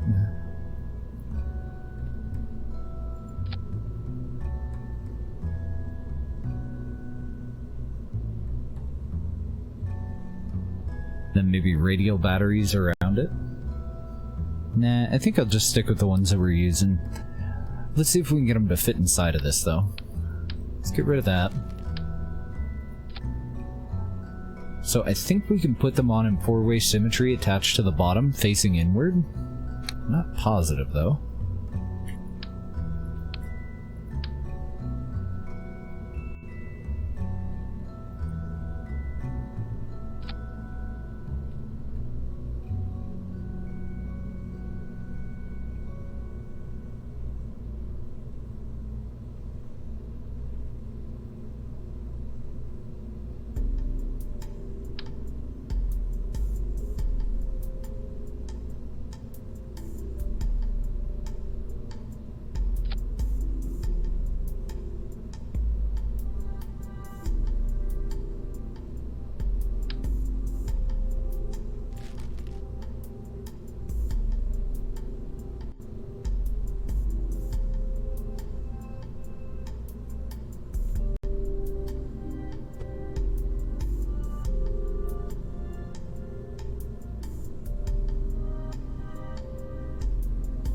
I used the first set from the outside to make sure that I was attaching the second set on the inside off at a proper 45 degree. Your house is underwater? Oh no. You gonna have to move again? Doing pretty good, El. How you doing?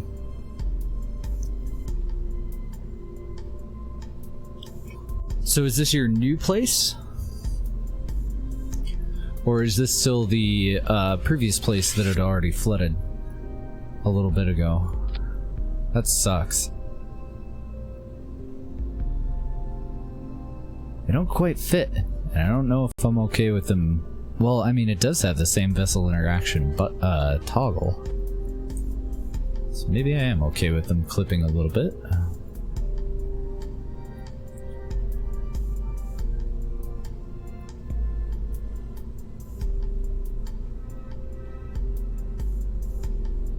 I don't know, they're just so damn big, you know? I'm gonna pull the bottom super lithium battery and just get rid of it, I think.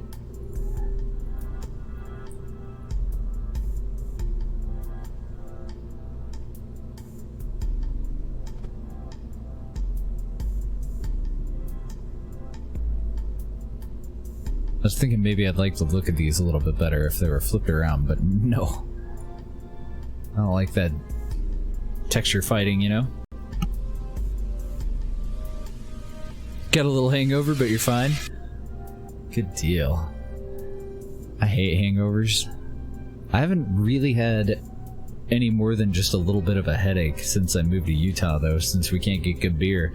But I have heard that they stopped selling 3.2 beer, and now all of our beer is going to be 4% if you buy it outside of the state-run liquor store. So we're kind of edging a little bit closer to proper beer.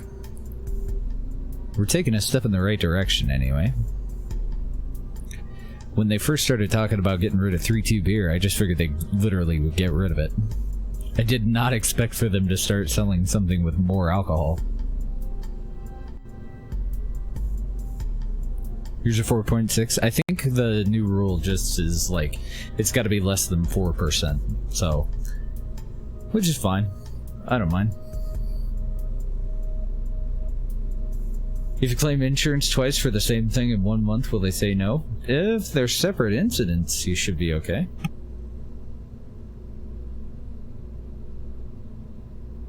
Yeah, they actually make like 3.2 Guinness.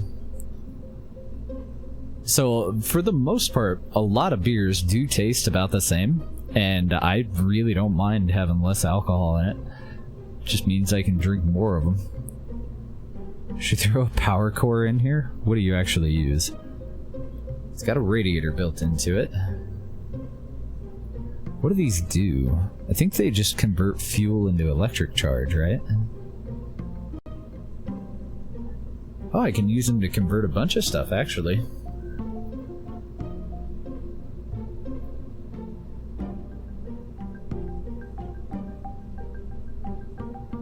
Oh, they sell it at stadiums there? No shit. I'd be fucking mad. Spend $10 on a fucking 3.2 beer. I'd not be happy about that. It does make sense though. I don't know, the one of the biggest problem with like college games out here is people will sneak like a whole bottle of vodka and you know, just a water bottle and get absolutely fucking trashed. Yeah, I think I'm gonna have to leave these outside. I can't think of any way to put them internal that's not gonna torque me off. Like, even that is a little bit too much of an overlap. And I'm worried that having these clip into the docking port that's going to go on the bottom for the resupply drones might become a problem too. You're like, here's a 10% alcohol and in a 40 ounce? Oh my. I don't mind 40s, but I'm a classy hoe that usually pours it into a glass because otherwise it gets so fucking warm, you know? So if I'm going to take those out, let's go ahead and replace our super lithium.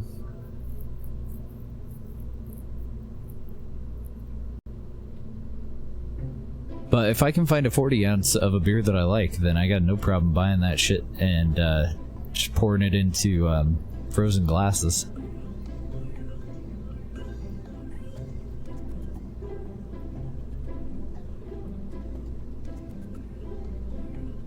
There we go. It's the same thing that I do with like cans of beer. Just pour them into a frozen cup. Otherwise they get warm too quick.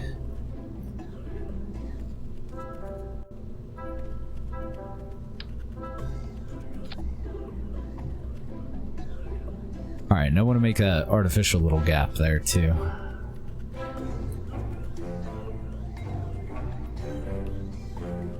Hopefully that's not too big. But most importantly, hopefully we don't have the damn thing falling apart anymore. Okay, you can go back on top. Go ahead and close those doors. And then I want to reattach these just up on the tanks.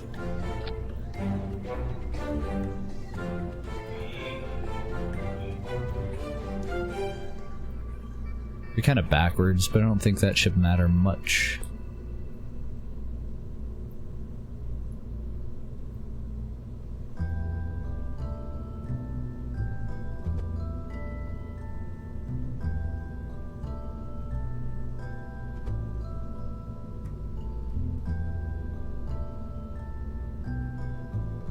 Okay, so I did add just a smidge of weight to it. I don't think that's gonna matter at all, though.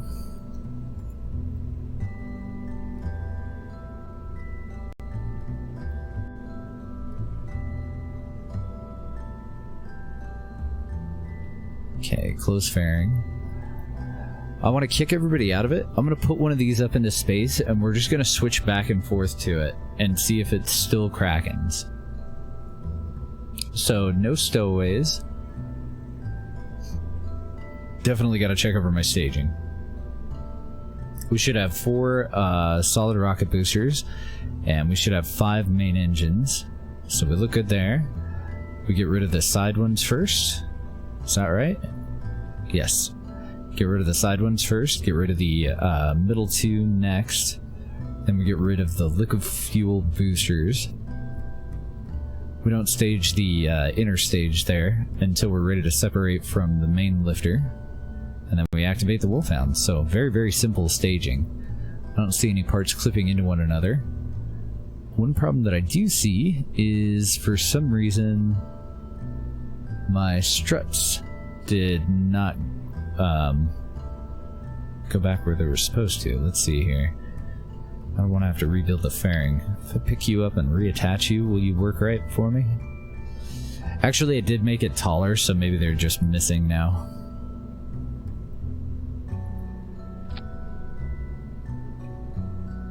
If you're gonna get shit-faced, go big or go home. No, it looks like they reattached properly that time. Should give us a little bit more stability immediately off the pad. I want to move the whole thing up just a hair. Just barely up off of the floor. Okay, double check. Make sure nobody's hopping into this. Oh, looks good. I'm just gonna save over the previous version, since we know the previous version had an actual, like, you know, big problem. Something that we can't fix.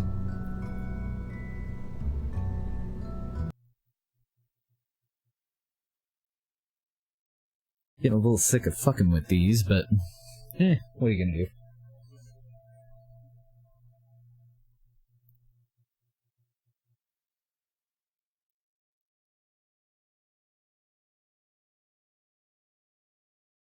The world tries to drown you because it knows you can't swim. Oh no.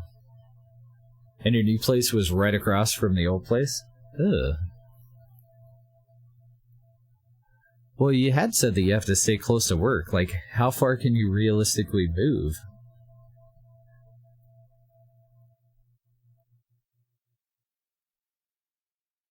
Oh, and you're on a Navy base? Oh, okay. I guess that makes sense.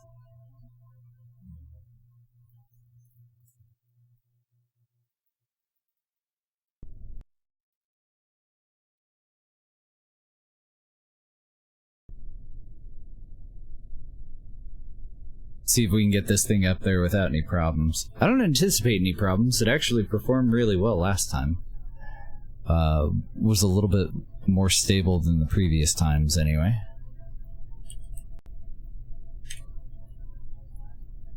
Everything's turned on. Just let her rip. 3, 2, 1, go.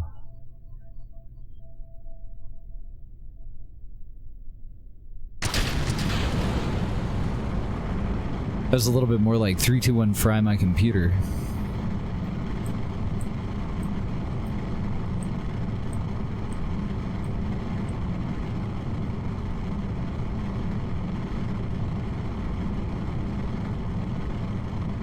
Now get us into a bit of a turn here. Let's see how it does.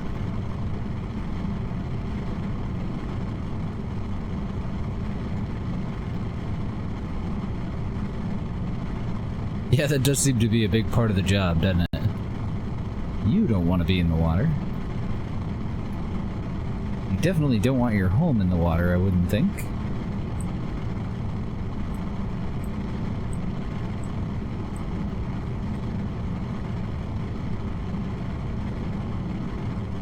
Okay, so it was the outer stacks first.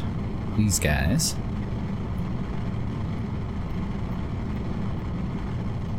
Let's get our AP and PE information up.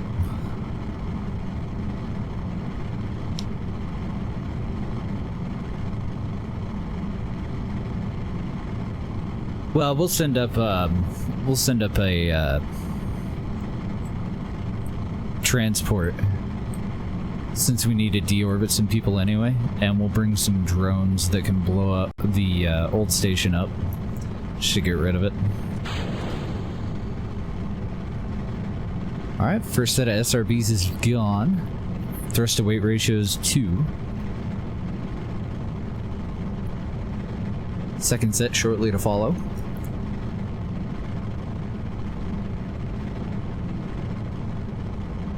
AP's at about 22k right now. I want to nose down, but I want to get rid of these solid rocket boosters first.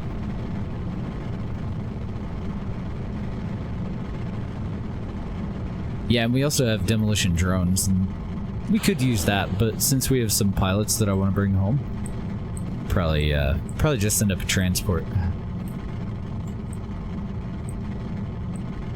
Let's keep leaning over. Definitely got some wobble to it, even with our heavy struts. Not trying to twist or turn around or anything though, so stable enough.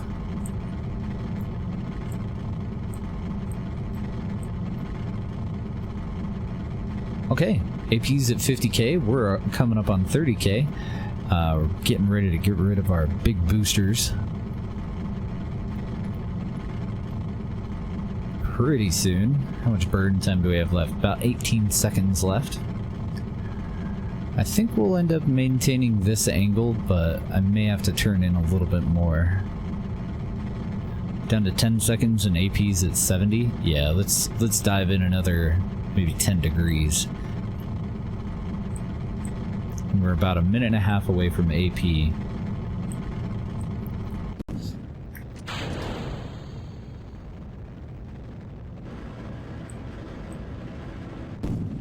Now I gotta lay over all the way. Thrust to weight ratio is only 1.9, but we have a minute and a half to get it over 1.5 before we actually reach AP. About 130 seconds of burn on this last booster. Really stable, like no problems whatsoever.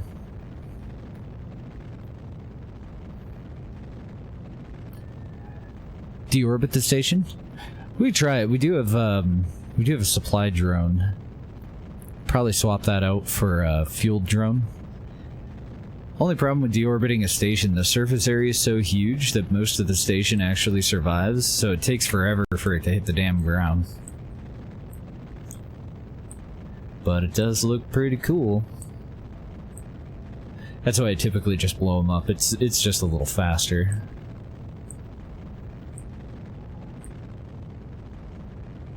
Alright, AP's gonna end up probably about 95 to 100.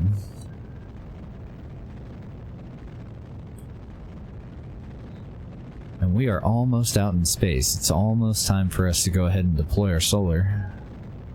There we go. Get all our solar panels out. Still 36 seconds before we reach AP. About double that in burn time remaining.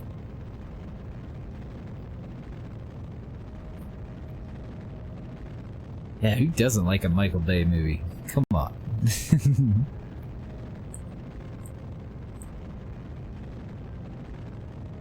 Thrust to weight ratio is about 1 3/4. So we're looking pretty good. We're gonna get up to AP and then we'll go ahead and nose up.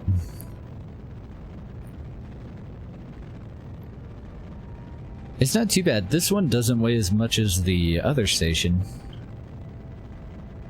I think it's about 70 tons lighter. I think that this one was about 128, 130 something tons, and the other one's about 200.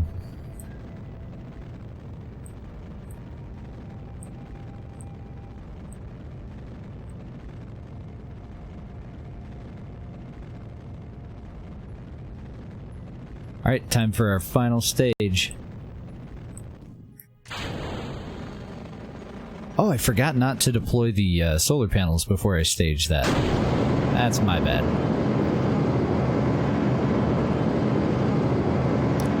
So I know I got a nose up for this one, and I think it was something like a 20 degree or higher. Nah, about a 20.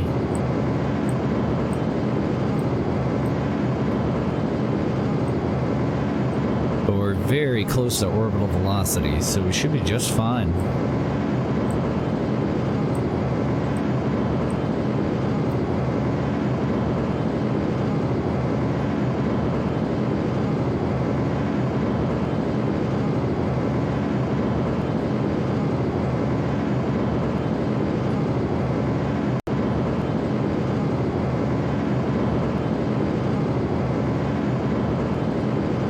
Jesus, we're at 130 viewers?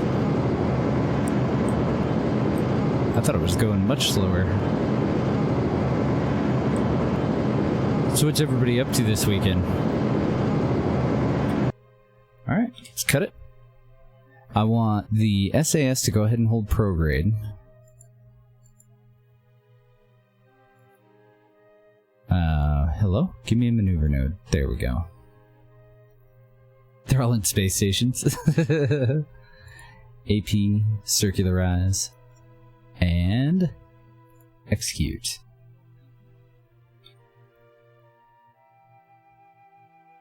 But I do want to turn the flight computer off and have SAS hold prograde. I stopped 11.3 meters a second short of an actual orbit.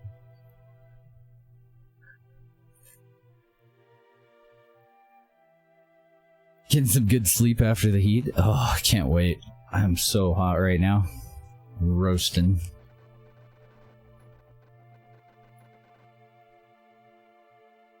It looks like our nose is high. Oh, okay, there we go. Now it's trying to adjust. I want it to hold prograde.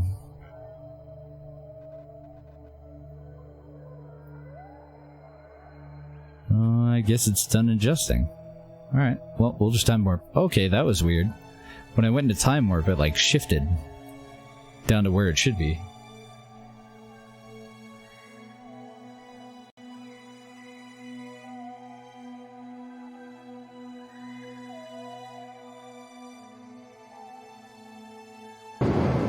Just a little poof.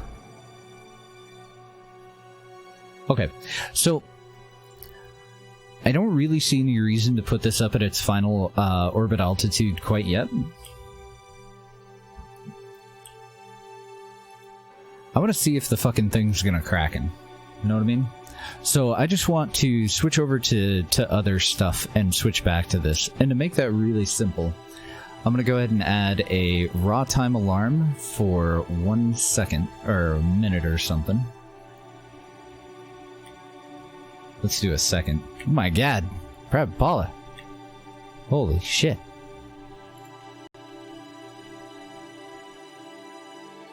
Throwing out a bunch of gift subs. Thanks so much. Appreciate you. I need some good people too. Mr. Nezo, Math, Ram, Civnet, Intrepid. Enjoy your emotes, guys. Hopefully I'll have more of them for you soon. I'm going to try to get a hold of our artist one more time, and then I'm going to find another artist. I'm like, take my money.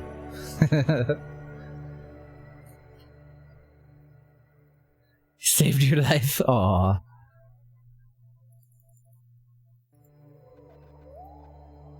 Random light up right on your face. It did, it did.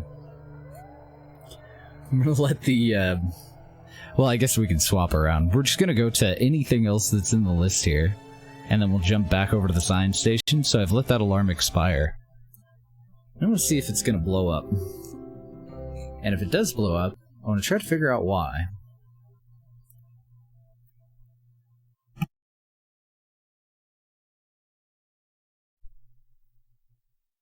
Yeah, thank you so much, Paula.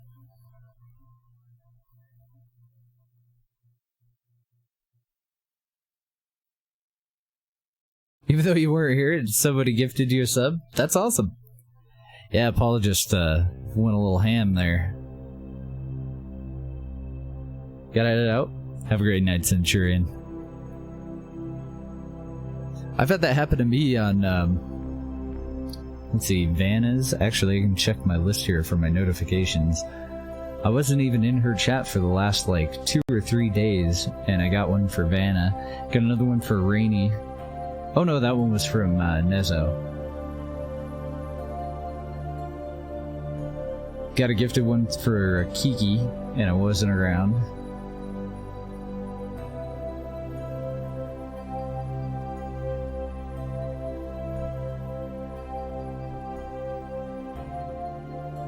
I think I was around for the rest of these, though. Oh, look at that! Skittles changed her name. Oh, no, never mind. That was the person that gifted it. Never mind. Super classy. Oh, thank you, Ram. Gifted another sub over to Mr. Dom. One of my longtime mods. Thank you, Ram. Appreciate you, man. You guys are too kind.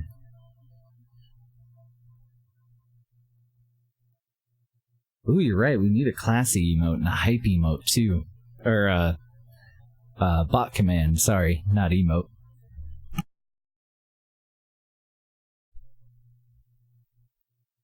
Yeah, I don't know how the community gift subs work, but apparently you don't have to be there to receive them.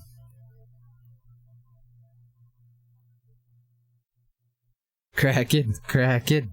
Oh, fuck me. Well, we weren't let down.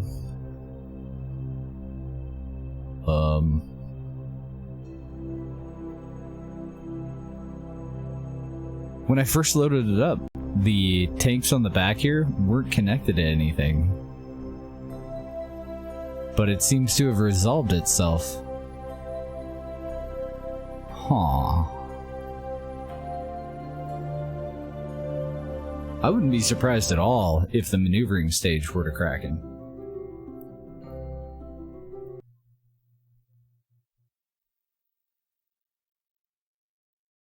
Oh, as long as you have 5 minutes of watch time, you're eligible for a community gifted sub. No kidding, that's amazing.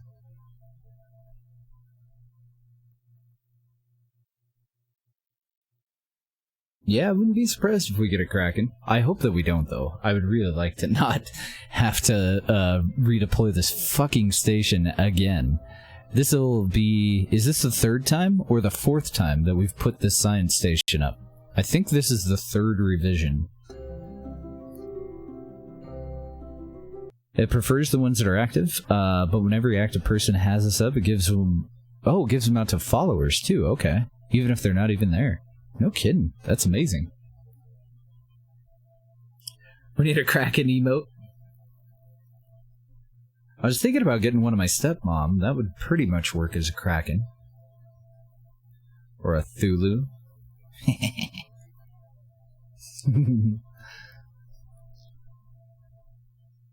Ah, good reminder, Dandroid. If you guys want to get into the game, just send me a whisper and let me know. Well, I don't know. I'm not seeing any funny business anymore. Thank you for the follow, Patrimos. Welcome to the stream.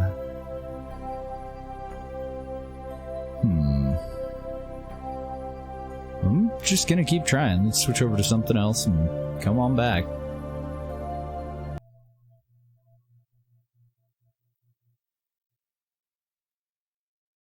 But after we've switched over to it about 3 times, if we haven't seen any problems, I think we're good. Let's also time warp a little bit and see if that has any effect on it at all.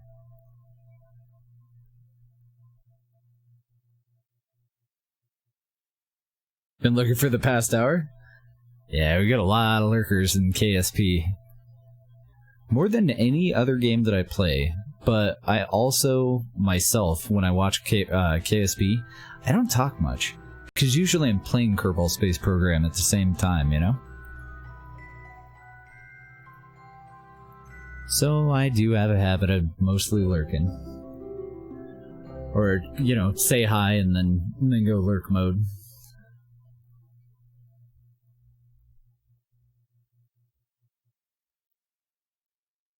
Oh, thank you, Paula. Kraken. I'm sure we'll get a Kraken over on the other one when we switch to it. Yeah, you're playing at the moment too. There's a couple of games that are definitely not like that. Like first-person shooters, you don't see a whole lot of people lurking and playing a first-person shooter while you're playing because of the sounds. I was the same with Minecraft too. Zombie sounds in a stream would fuck me up. You know, wandering around punching wood and whatnot, and then a zombie sound in the streamer's channel makes me like hide or hop up on blocks, and I'm like, oh, wasn't my game. I see. I think we're good. I think the problem has been taken care of. I hope so. I really hope so. I think I need to rename this one. And we'll go ahead and just get it into its final orbit because I am really nervous about the maneuvering portion of it. I'm going to rename this to Science Station 1.5.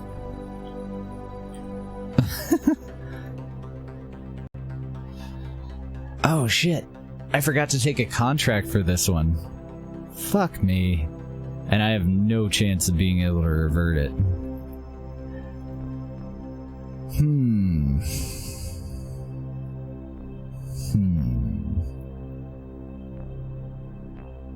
So if this isn't going to also be a hotel, there's a lot of extra parts on here that we don't need.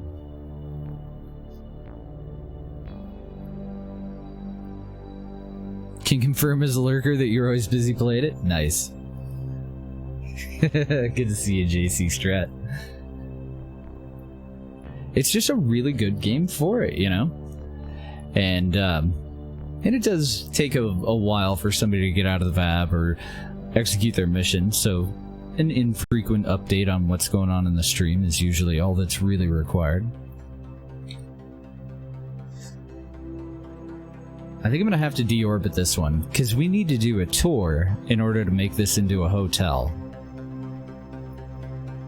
So unfortunately, I don't remember what this cost for me to launch it, but we're gonna lose it.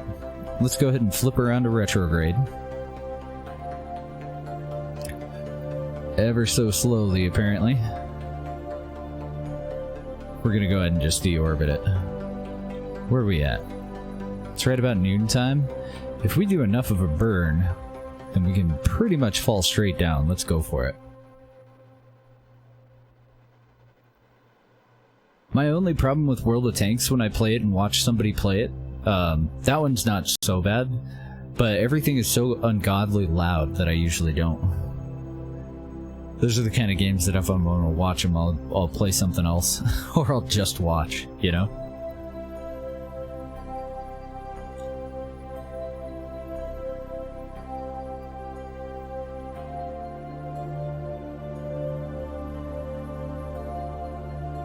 Alright, we're just gonna deorbit it.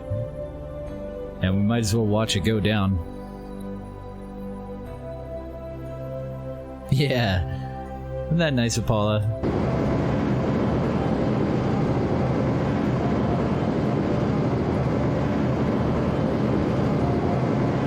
I'm just gonna go into physics warp and we'll just keep burning. Might as well use up all of our fuel, right?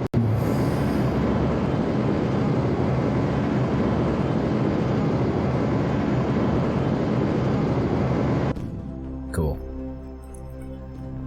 Okay, no more physics warp. We're at about 87 kilometers. We'll do a little bit of time warp here. And why don't you, just for shits and gigs, try to hold radial out. Good luck. Let's see how that goes for you. I'm gonna try to get it to point directly upward. We'll just broadside air resistance on our way down.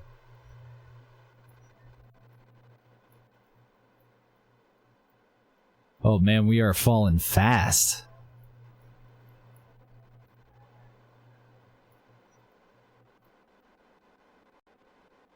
We're already down to 69 kilometers. Coming in a little steep.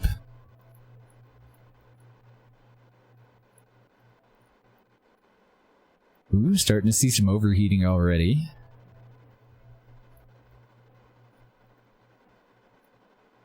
Doesn't even look like it's actually got enough thrust with its nozzles to point all the way upward. Oh, solar panel just went.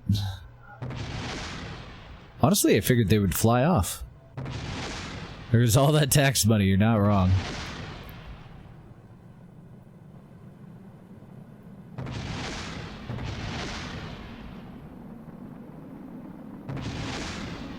I think we take a massive reputation hit because of Strategia, too. When we lose a vessel. Air quotes, lose. So it probably would have been smarter for me to just delete it, but this is more fun.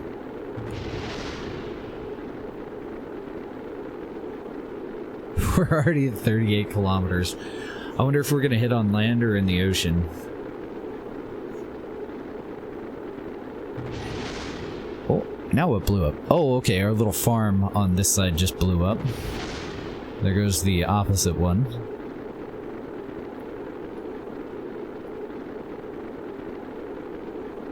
Trying to launch 4 satellites up together in one rocket, and you're able to get into orbit, but the 4 probes interact somehow and self-destruct into every individual part. Never seen so much garbage? Oh no. So you don't have the ability to revert or anything, do you? Gotta go and grab it all? Or just delete it all? If you want to send me the part file, unless you're using any mods that I'm not using, look at that, the vast majority of this shit's gonna survive. Well, momentarily anyway. It's not gonna make it, but it's gonna make it to the ground, right?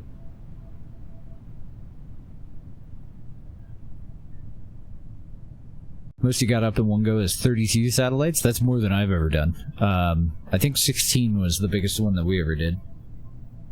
It was a multi-level disc, and each disc was an individual vessel. So as we deployed the no, it was 18 because we had 3 different levels of 6. So as the first 6 were deployed, then the disc would separate itself and deorbit itself and open up room for the next 6.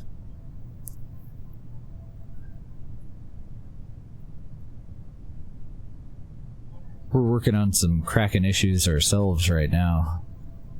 Is that a tree underwater? What is that? Illuminati. How do you share the build? So go into your install directory. Now's a bad time, right? Hold on. Maybe it's just a rock. I don't know. It looks kind of bushy, though. I think we got underwater trees. Dunk. It's just gonna poof? Did part of it make it? The game is trying to decide. Oh god.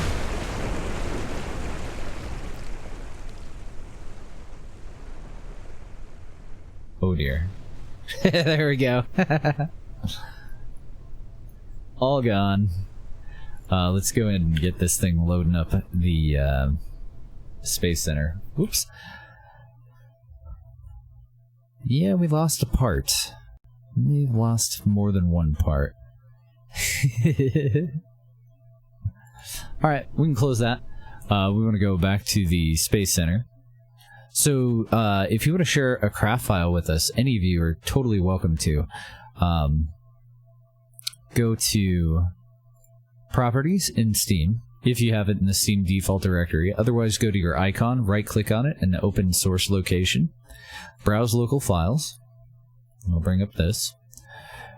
You can either go into your ships and throw the craft file up. Oh, I apologize, I missed a step. You need to go into your saves,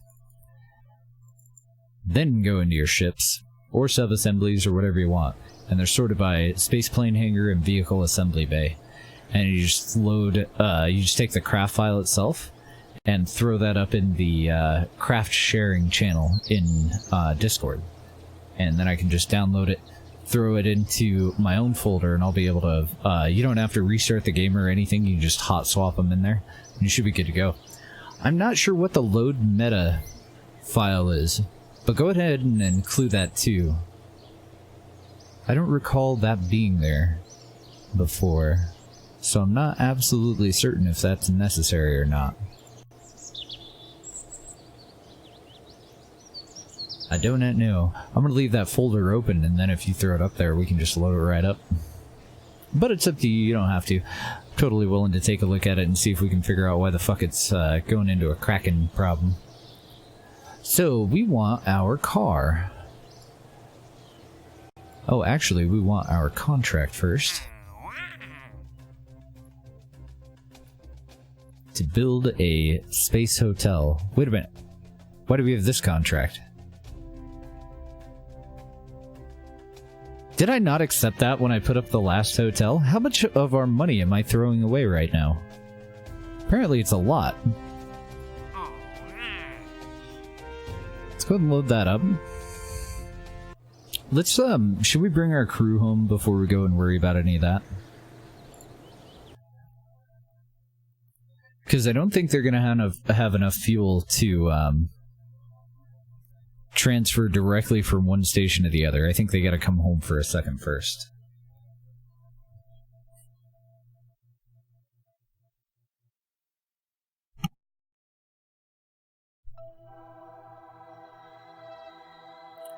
We have a craft sharing channel underneath KSP modding. And that's the best one to throw those up into. And if you guys are ever having any kind of a problem with a craft file, like say you're building a space plane or anything like that, and you want some help from the people in Discord, just throw it up there and tell them what you're trying to do. Or if you just want to brag about something that you built, throw it up there. Let us know. We'll go check it out.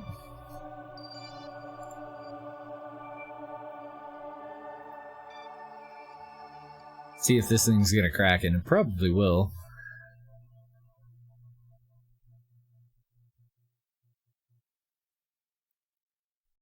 The other upside to bringing these guys home is then we have our 2 pilots ready to roll, but I think we're gonna send H4 up with the next one on his first mission.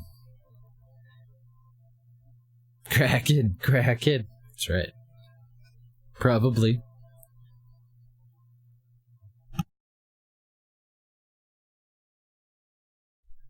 Quite probably.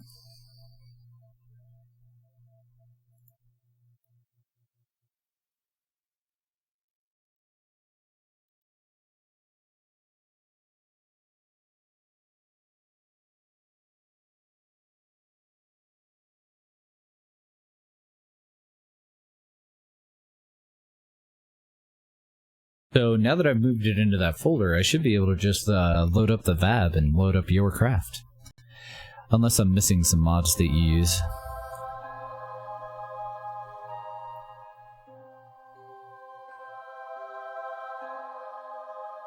What the fuck, man? Sure, I've got its replacement all lined up and I loaded up and no problem, huh? Or did it already crack in on a previous load? No, it's fine.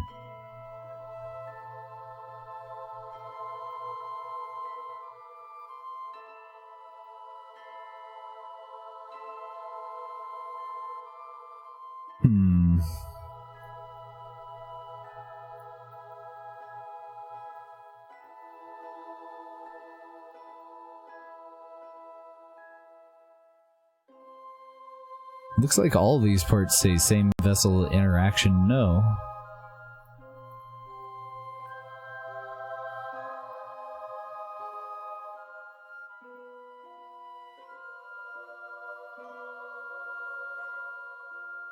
Funky. Now, where the hell is my antenna? Oh, okay, it's on the opposite side of the battery?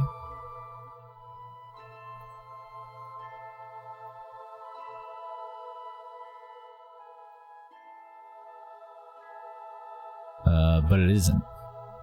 Uh-oh. Where the hell did I put our... Here. I always put it on the... Ah, there it is. Is that an option for you? I think it's the light clipping into this. I think that's the problem. These three parts are part of the problem anyway. Same vessel interaction, no. No option on this one, though.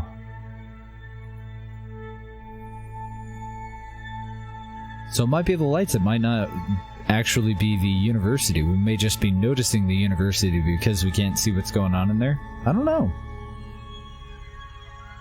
Yeah, we've got all the collision stuff off. Missing the Krakenite tanks. That's what we need, more Kraken. Well, let's get everybody out of here.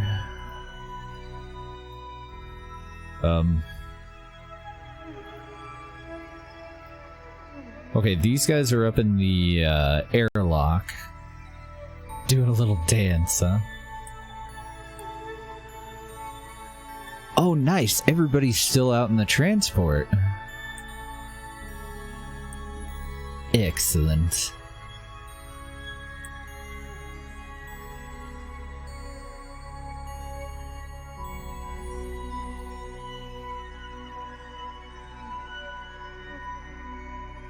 Look at that view. Look at their cute little bed.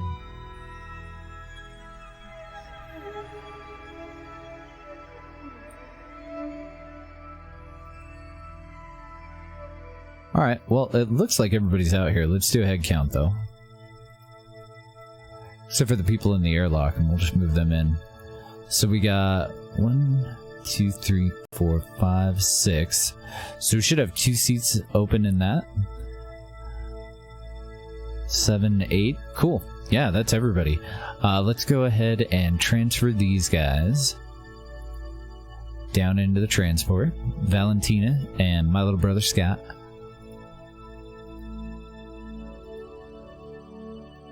Get them in there.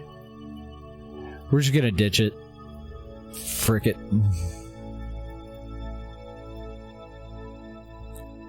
How you guys doing on fuel, too? Oh yeah, way more than enough fuel. Okay, good.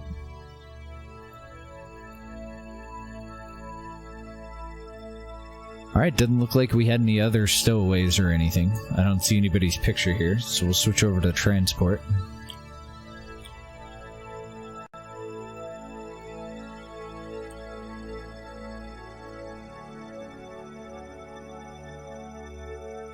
We're going to want to hold retrograde here.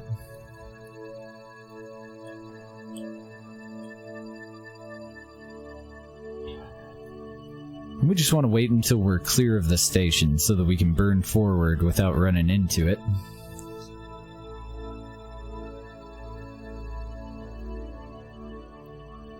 Yeah, very kind of Paula. How you doing, Intrepid? Got anything going on this weekend?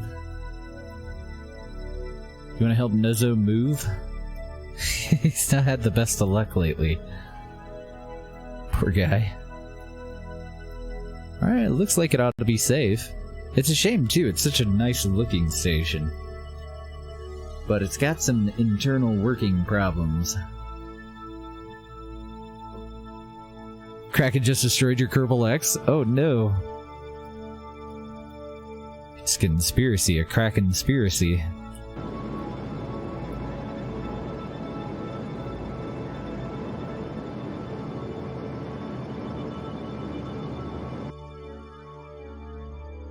They actually probably did have enough DV to get over to the other station, but screw it. We'll send them up in a whole new transport.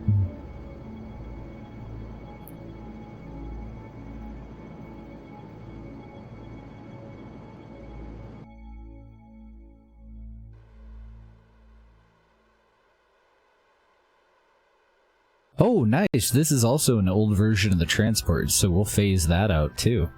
All in one go. Good deal.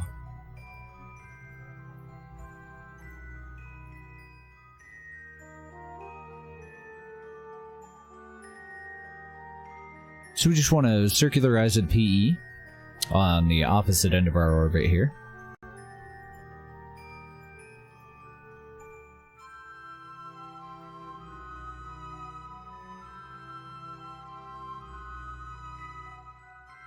Get these guys safely on the ground.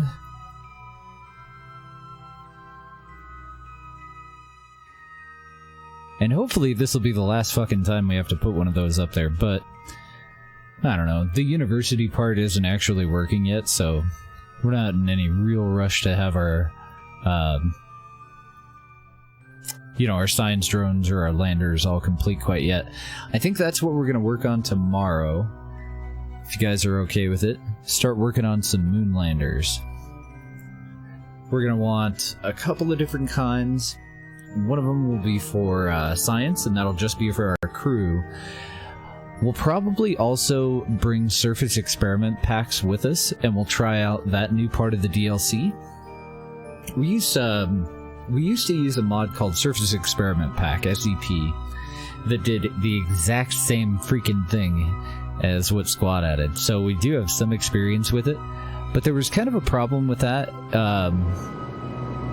with a memory leak somewhere in there, where the whole game would just slow down to a crawl, and you'd have to relaunch. So I'm really hoping that, if nothing else, that'll be gone. But it is kind of a shame that that mod was killed off. And then I'm going to delay it just a little bit. I want to make sure that we're exposed to the sun when we separate from our maneuvering package. So probably right about in here. We don't need that. We'll just time warp to it. Oh, but I do need SAS to hold retro.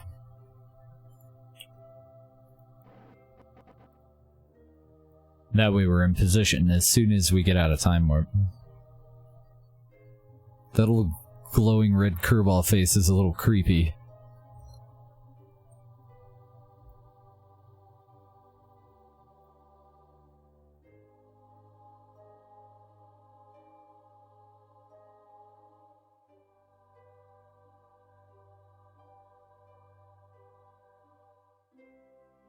So hopefully it won't be a problem, and we won't have to delay these like we are now with the new design.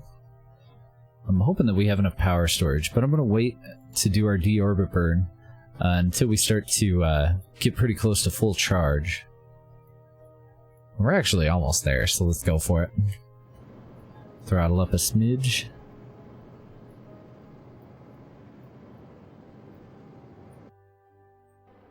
And I overdid it because of the ejection force of the humongous decoupler that I have here.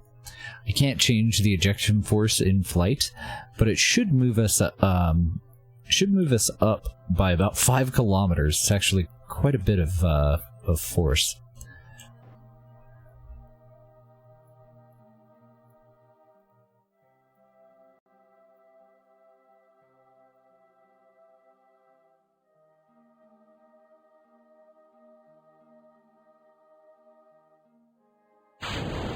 You fucker.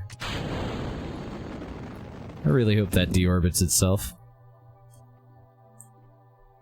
don't know why it didn't stage the very first time I did that.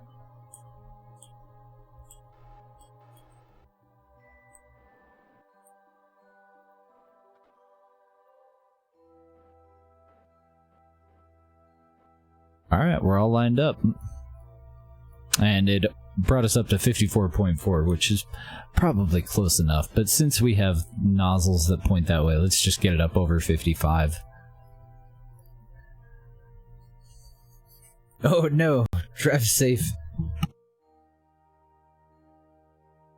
We'll see you shortly. Oh shit, and another problem with this version is going to be the parachutes. I'm not going to activate them until we're pretty close to running out of power, if it comes down to it. Hopefully we won't run completely out of electric charge, but we certainly might. Nah, I'm going to activate them now, even though they're not going to deploy properly. Because if I don't, then if we do run out of power and I somehow don't notice it, we're dead. We're going to lose, like, what was it, 8 scientists and 2 pilots. One of them's my freaking little brother. Mama never let me live it down. I'm surprised that he hasn't stopped by today. Usually he comes to say hi on the weekends.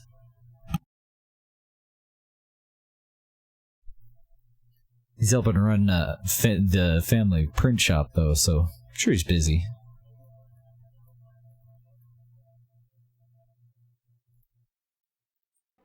Oh, okay. Alright, hold on. Wait. Out of time warp. I was off at a little bit of an angle there. There we go. Okay, back into time warp.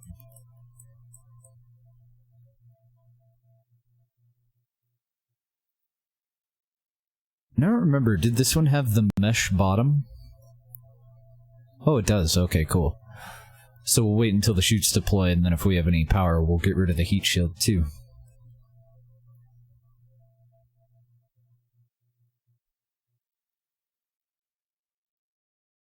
Overshooting the launch site pretty bad. I'm not gonna land anywhere near that. Oh. Hold retro.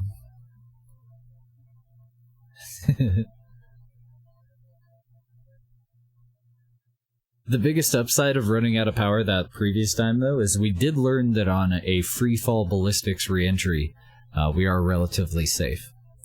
The vessel is kind of fat-bottomed, so the heat shield does want to stay out in front of it.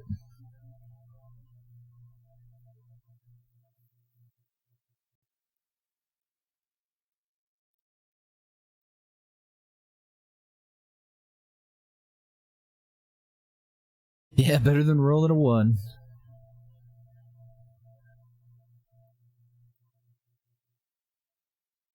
And hopefully everything else deploys properly.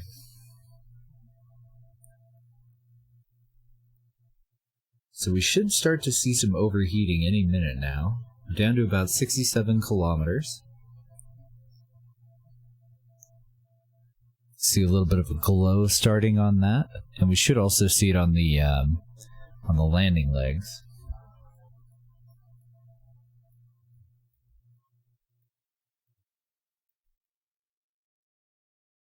And then when we get under 60, we should start to see re-entry effects as well. Oh, no, about 62, okay. So I'm going to leave it in physics warp for just a second longer. And then we'll hop out for safety. Go back to real time.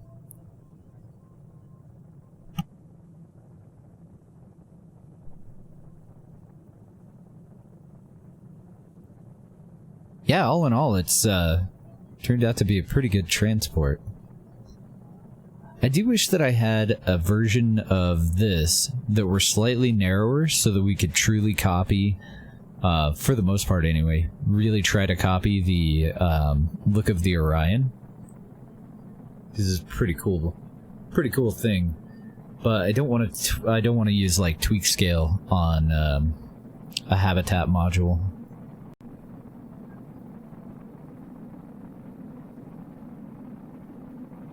so it doesn't go down to the narrower diameter. I guess I could do it after the heat shield, though, couldn't I? And then tuck all of our solar panels in there and put some doors on it. Oh, nice. GG. Saved yourself a trip.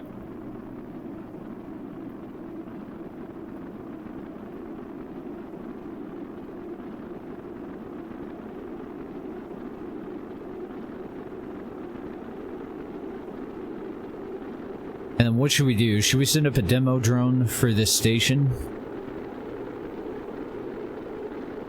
It makes more sense to send up a demo drone than it does to send up a another transport. Yeah, let's go ahead and try it. We haven't used the demo drone except for the one time for testing. Then it turned out to not really be necessary, so all we did was the test.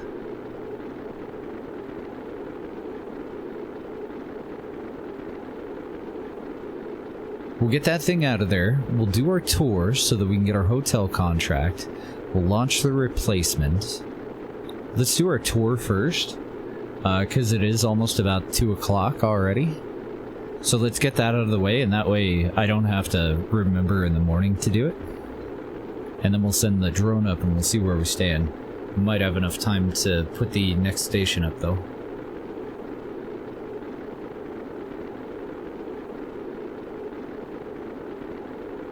Yeah, a lot of fireworks incoming on that poor station.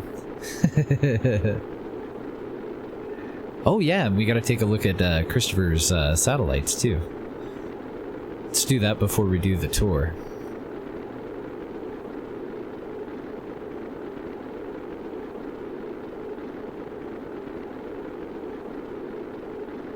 Still peaking out pretty high on that temperature there. The only thing that I can think of to do about that, though, is to go even bigger on the heat shield. But I was kind of reading something about a little bit of a debate about lowering the re-entry temperature because of the scaled solar system that we're in, to make it a little bit more forgiving. So far, it hasn't really been that big of a problem, so...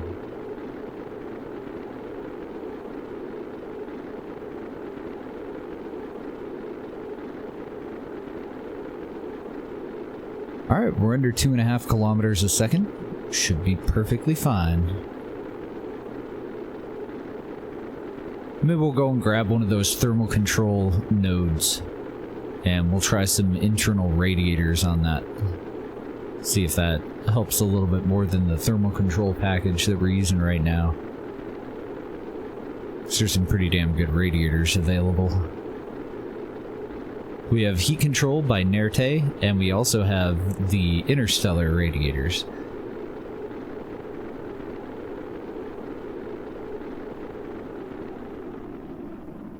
And since we have that tube there, we should be able to just attach them right to the bottom of the part that's overheating there. Alright, so I don't think the parachutes are going to deploy properly because of the version of this vessel that this is. It looks like this will be one of our first water touchdowns, so hopefully it all goes well, because I forgot to actually intentionally go and test that. Whoops.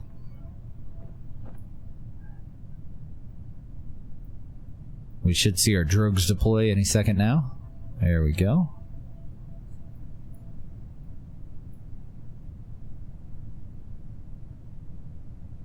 Not gonna put the landing legs out or anything. Hopefully it'll do well. Okay, our drogue chutes have fully deployed. Electric charge is looking just fine. So I'm not nervous about not being able to stage the heat shield. We could probably do it here. I want to keep it as safe as possible, though, so I'm going to wait until the main chutes fully deploy.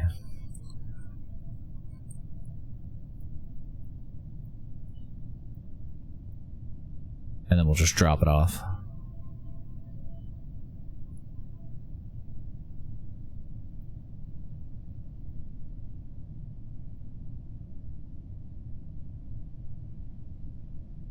Doing a good job, Pod.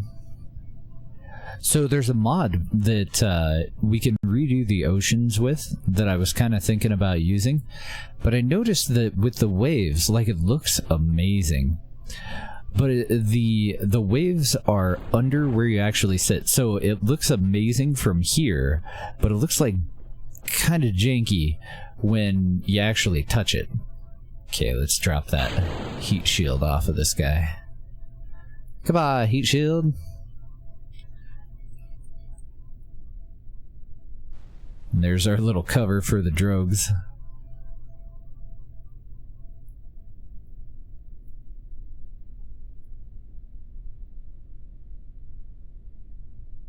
We'll see how it goes. Hopefully it'll be fine. My luck, it'll sink to the bottom.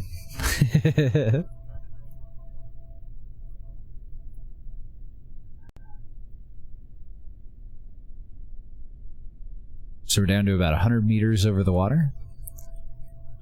So what I mean is, when we're sitting on the top of the water with that mod that changes the ocean, it gives you these nice big cresting waves. And so at the crest of the wave, our ship would be, you know, on top of the wave, but then it just kind of stays hovering in midair for the bottom part of the wave. So I don't think I'm going to use it.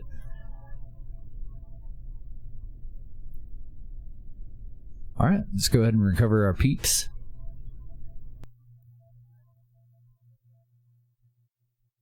Yeah, as long as nothing bad happens, we should be able to recover them when they actually touch the bottom. I had to learn that the hard way a long time ago. Frickin' freaked me out. I went on an EVA and they just plummeted. They hopped off of the vessel. I was just gonna have them grab some water. And they let go of the vessel and just sunk in a spiral. It was so weird. Shukinin, thank you for the follow. Always glad to meet another Shu. So everybody's home. What do we get? Lots of levels. Lots of medals, too. Excellent. Oh, what did he get? Splashdown ribbon. Cool. Valentina's been through everything, so she only got a couple, and my little brother, Metal APOC, he only got a couple too. Bob apparently is stowed away on several voyages. Exceptional contract, Mach 4, landing, splashdown, heavy vehicle, and solid booster, 20%. Let's go and take a look at Chris's satellite deployer real quick. Ninja Fano. Nice to meet you, sir. Welcome. So this is the SAT-1A-4 rocket. And it's having some problems with the Kraken. I'm going to see if we can figure out what to do about it.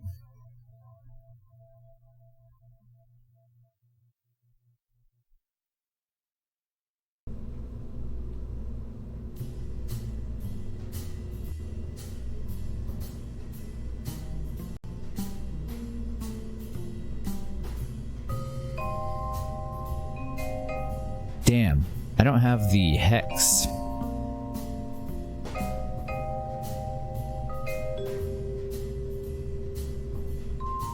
You don't have any modded parts that I don't have though, so let's load up a sandbox and take a look at it.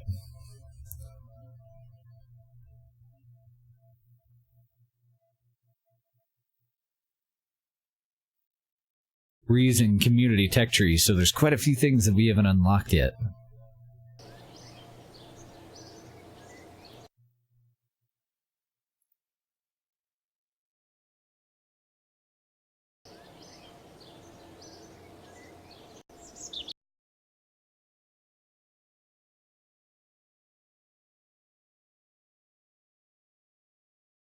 Should only take a second. I have no idea what the hell was going on in my last sandbox playthrough that it's going to load up, so we'll just delete the default named one and make a new one and pop that in there. And then I need to move that CRA file over real quick.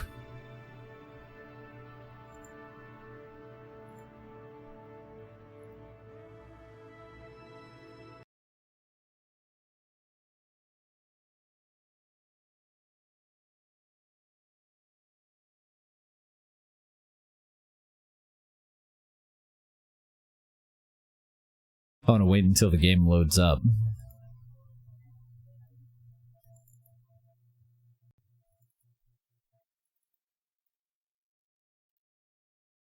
Probably be okay though.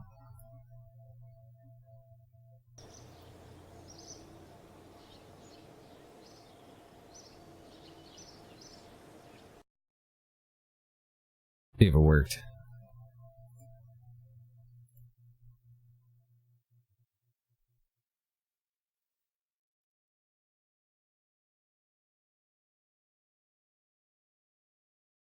So I think we would have been okay. It wouldn't have loaded up with all the parts. But the Hex 2 probe core is kind of a deal breaker. That part needs to be in there. For sure. Got it? Let's see if we can load it up.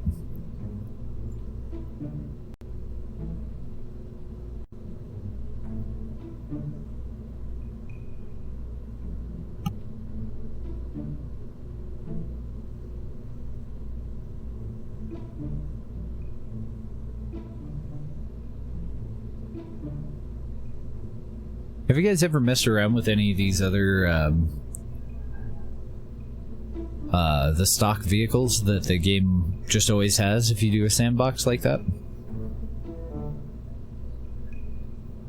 I wonder if they had to redo any from, you know, before the DLCs or any of that came out.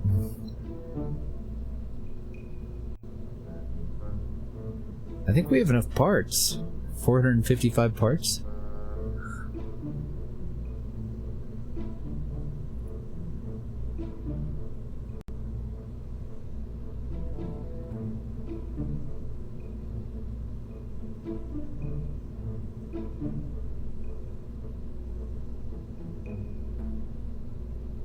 So I don't see anything on the payload that would be a problem. This you could definitely clean up if you wanted to, though.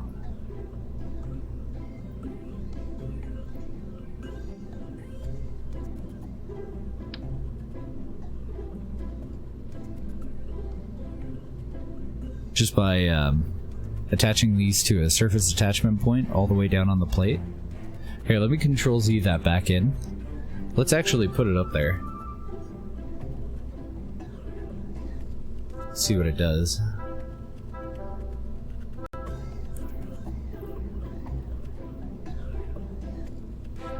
May have to just reload it.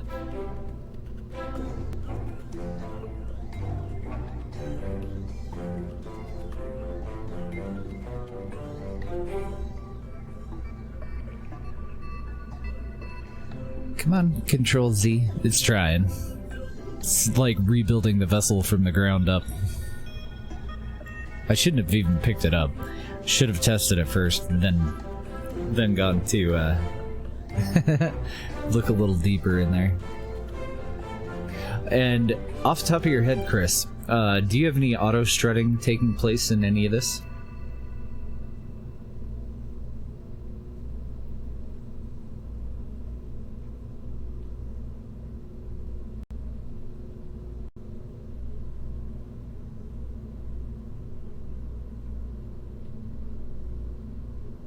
A little bit of auto strutting in here. Okay.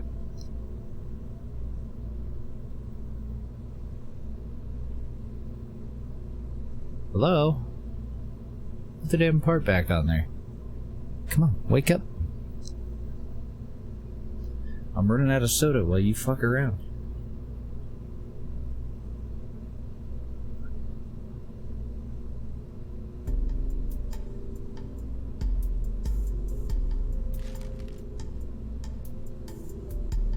Okay, so mostly to grandfather and some with Kerbal joint reinforcement.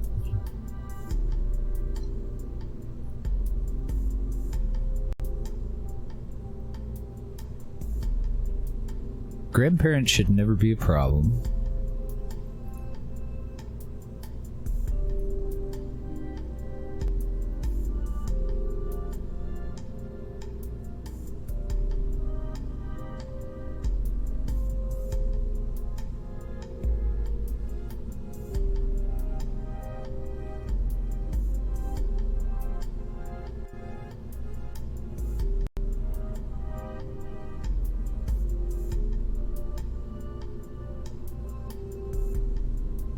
Okay, and any problems any further down shouldn't matter. So your symmetry looks really good. I'm guessing that half of the parts in this are struts. Or something like that. Let's take it out on the pad.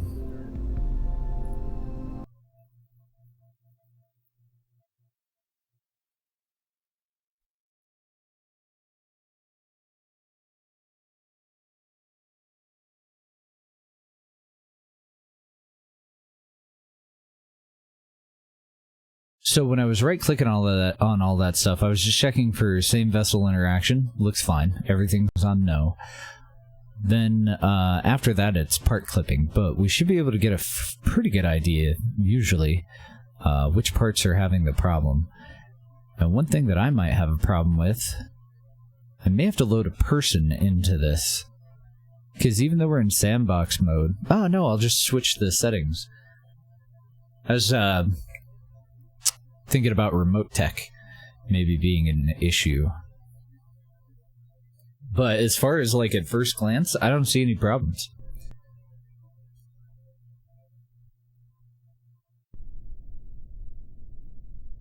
None of the payloads clipping into any of the rest of the payload. Should be okay, honestly. Oh, nice, it automatically loaded some passengers in. That way we'll have local control.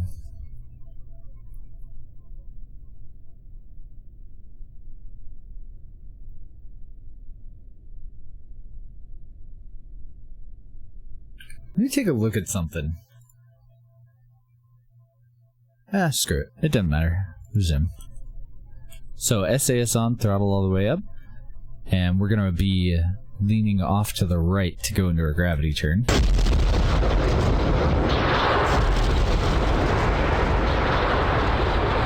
This one time I had eardrums. It was great.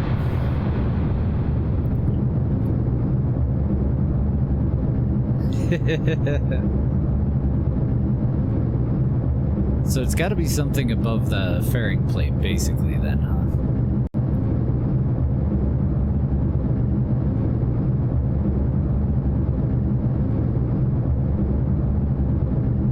That's a lot of engines. I like it. So where are my first two boosters that are going? Thrust to weight ratio of 1.7, so that looks great.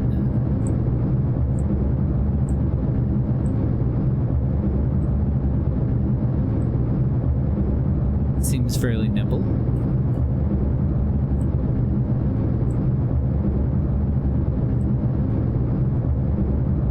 I'd like to get a closer look at it, but I guess I could turn my headset down. Look at it. Glorious. I do like it.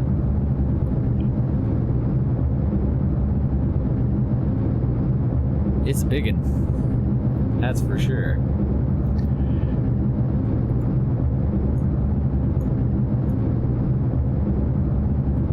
And what do you usually target this for?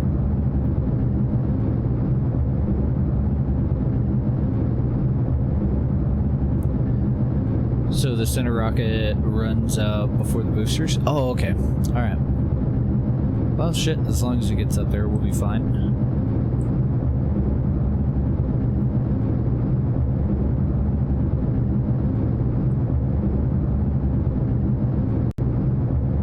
What kind of target altitude are you going for with this? Oh, and also, are you playing, are you on JNSQ or stock? I didn't think to even check the DV.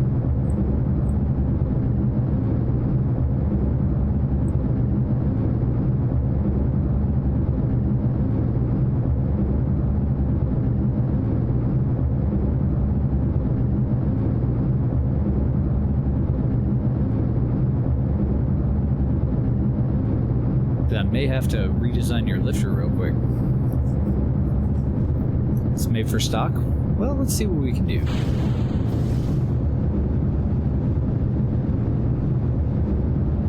Nice separation. I'm gonna go into a bit of a roll.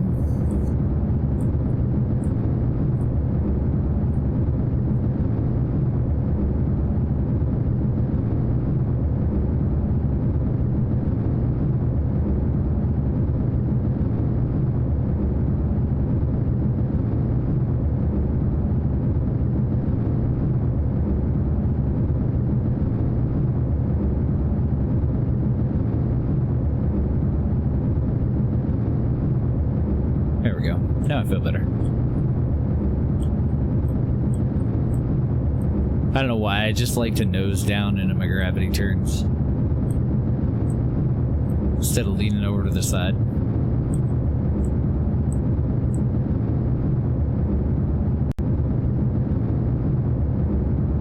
Can probably go further than 200k. Okay.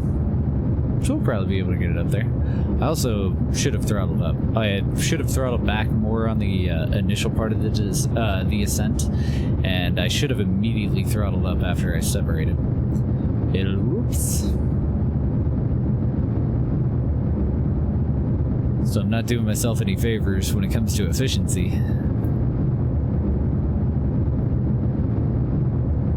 We're gonna utterly destroy the Space Center with our boosters there. It's gonna be glorious.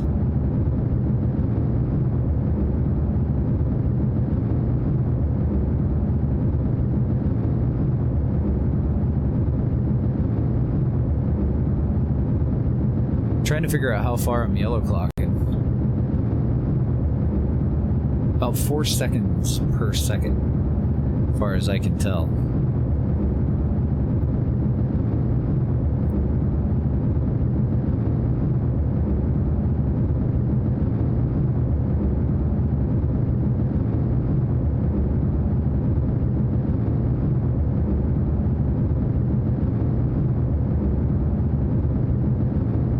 If it really came down to it, I guess I could just cheat it up into an orbit too.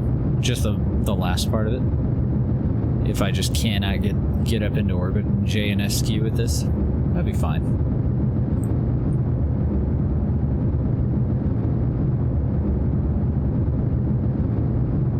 I don't know, my first thought is the structural pieces. The lattice of all the structural pieces that kind of intertwines there. But we'll see. Because it could be anything.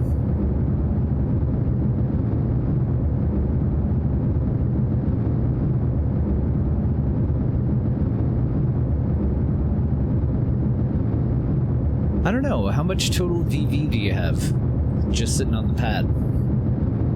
I think we have plenty. It looks like we have 5,000 left over. We need 5,000 to get it from the pad into orbit, so.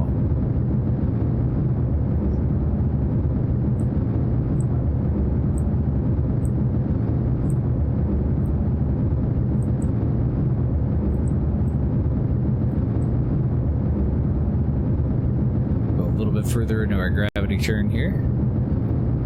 Shedding massive amounts of pieces. Every time we stage.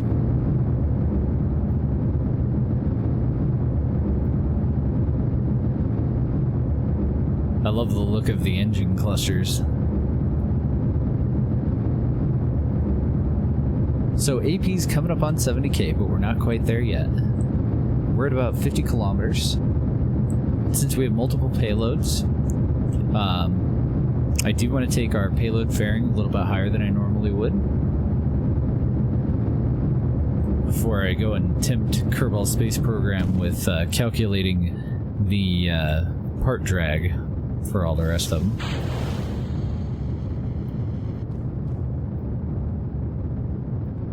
And our TWR is only 0.37.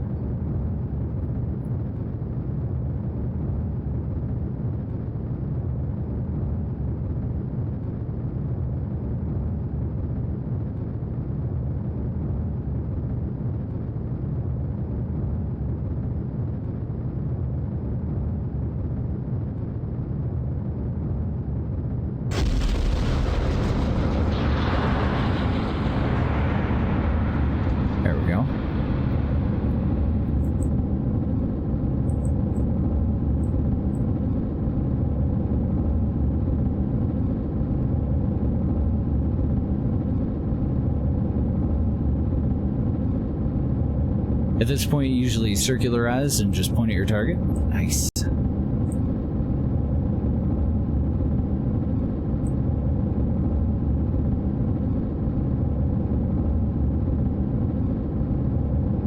Alright, should be safe for us to deploy our payload fairing now.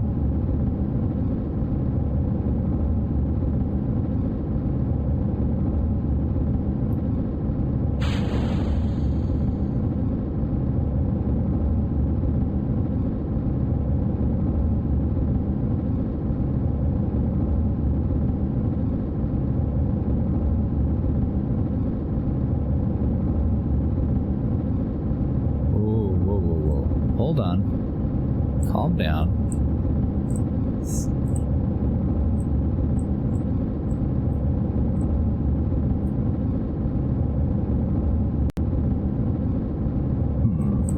I don't have the ability to roll.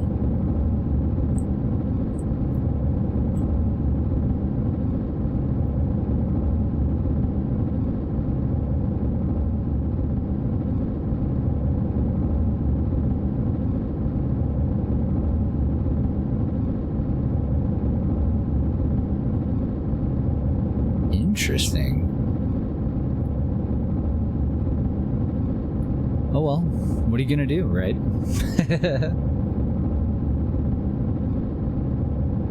Okay, let's see. We can go ahead and combine these stages. Should be safe. I'm assuming that you use the right-click menu to actually deploy, right? Where the fuck are all of these engines? Oh, okay, those are up here. Alright.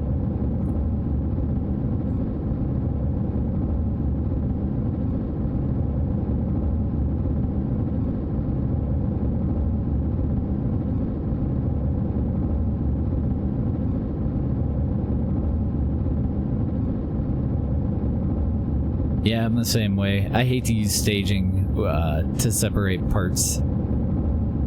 I always go with the good old right click. Should manually choose my decoupler and let her rip.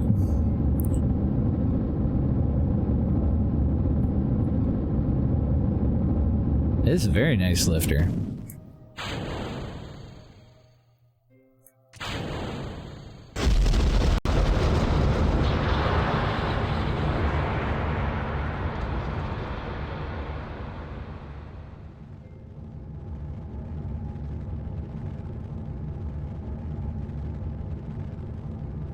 She's a little powerful, eh?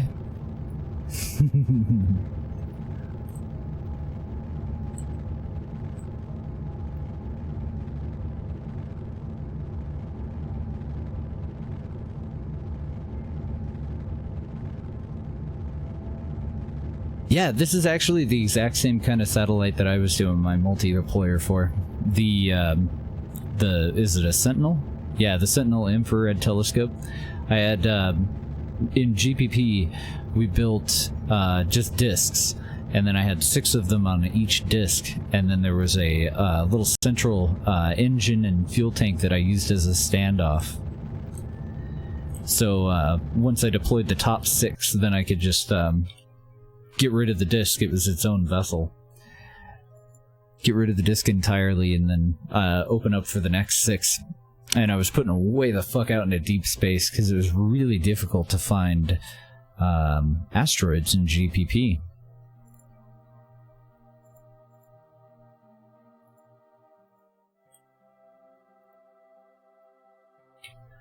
Okay.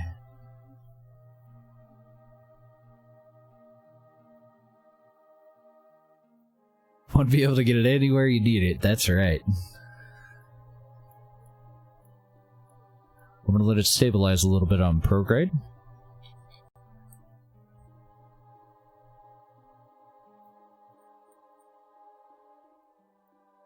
And then we'll finish her out in a nice low orbit. Or it'll do that, whatever the hell that was. Thanks, Flight Computer. So I'm also using mandatory RCS. So I'm sure it performs much better in your game. Let me try to get it to stabilize.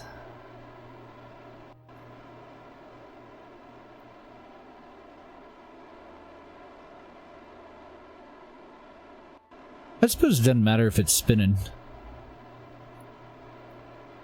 Because we want to figure out what's blown up here, right? It is in orbit. It counts. It was 90 by 87, though. So I didn't do a very good job.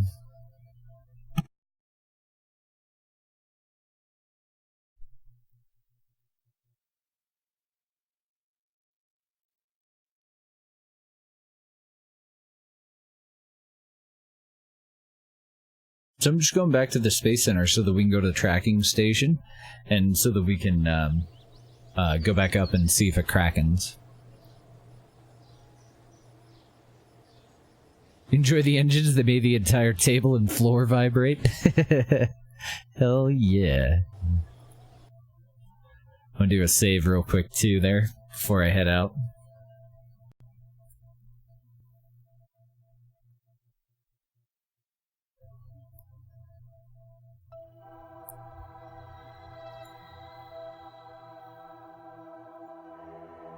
Alright, let's see what happens.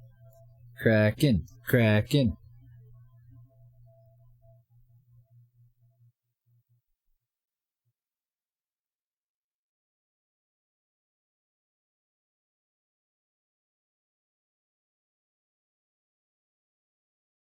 You can totally feel that the humidity has gone down.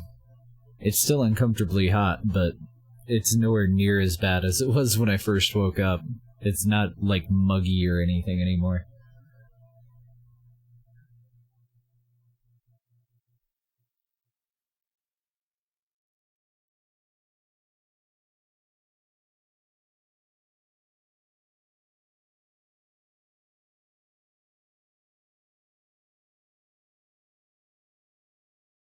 Okay, let's see if we get any action here.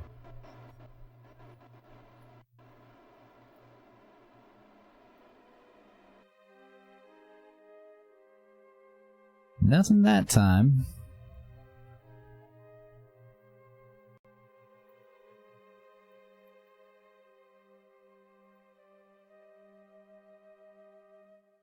Your mainsail should be fine. If you had a Rhino, I would tell you to lock the gimbal on your Rhino, but a mainsail should be okay.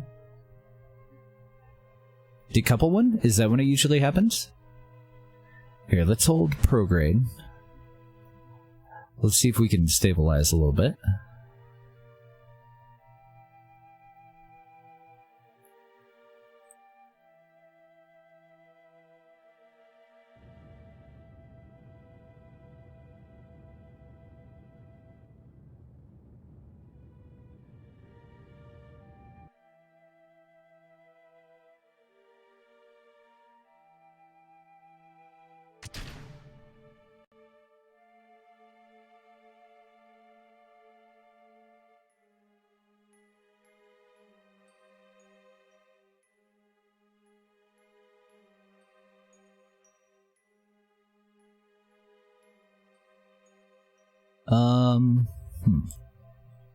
Did I use up all your monopropellant?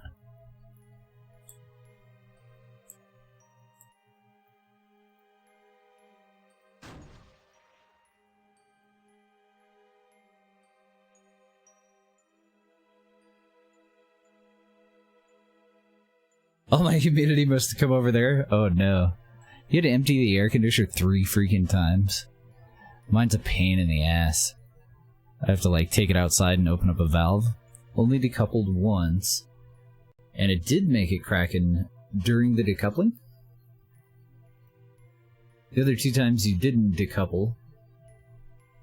First time you left the room and it came back and it was just broken, huh?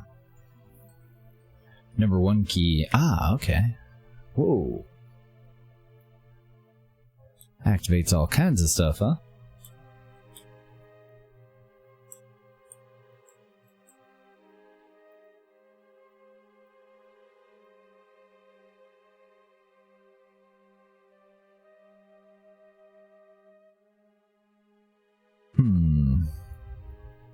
I'm not really seeing any problems.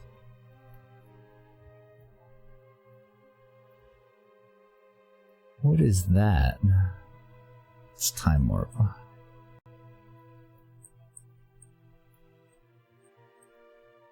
Get it out into the sun so I can see it.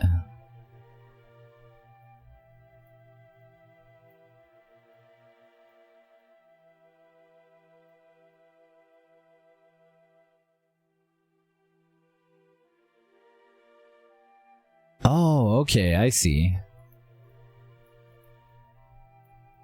For some reason that was clipped up into this part, all wonky. So it did try to kraken. We just didn't get any explosions out of it yet. Very neat probe, though. Got all kinds of stuff going on. So does this have a method of recovery? Is there any way to get a person out of this?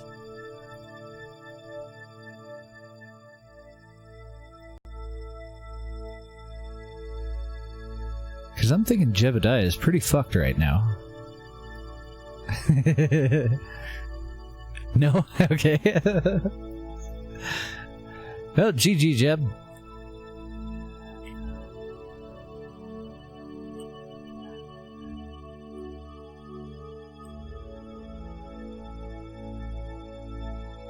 Okay, now I do have something I can switch back and forth between.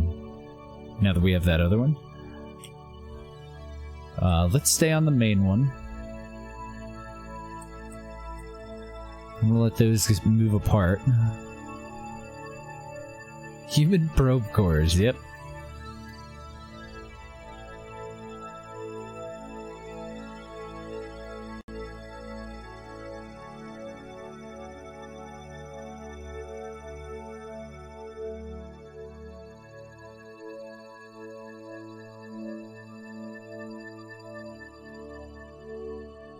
I think I'm still too close. Maybe we'll go down and come back up.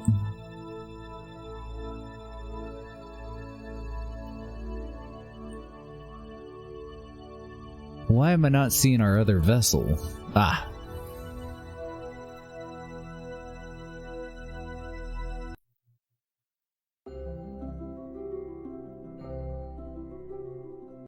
Oh, if you close the scan satellite, you can get out. Okay.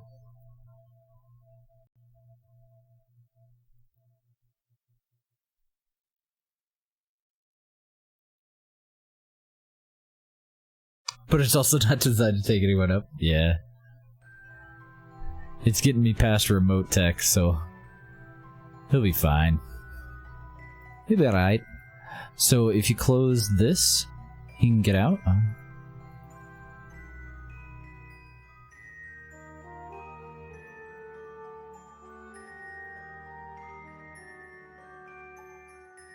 Are you sure?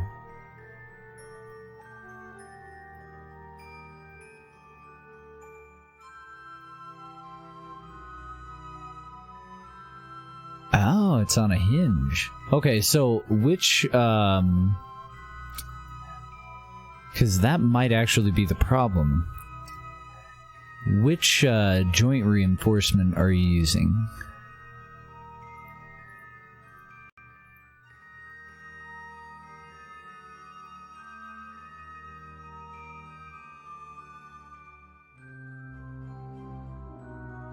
Main vessel interactions on no. Okay.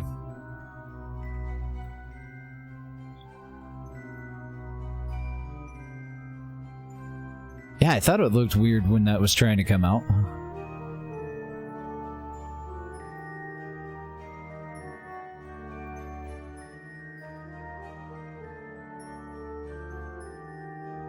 Oh, up on the top?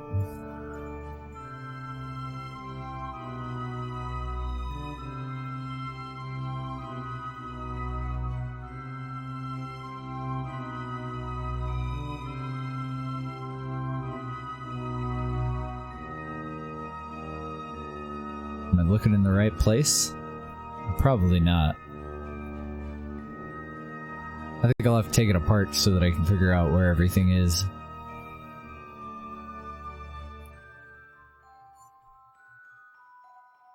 Was that the right place?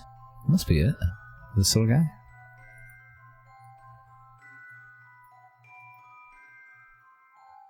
So there's two different kinds of Kerbal joint reinforcement. One of them you have a little bit better luck with using the robotic parts from the mod than the other. I think you can also add them to an exclusion list to prevent any problems. I don't think I'm looking at the right thing, am I?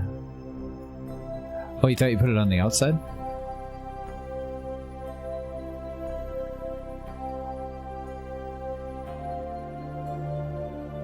Just above the surface of the lander can. I don't know, I don't see it. But this won't have a door on the top anyway.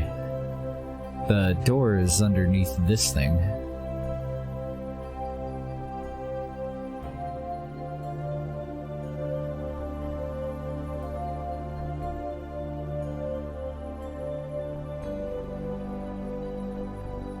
It seems like it's clipped a little bit too hard to be able to work. I think that's the one that you're talking about though, isn't it?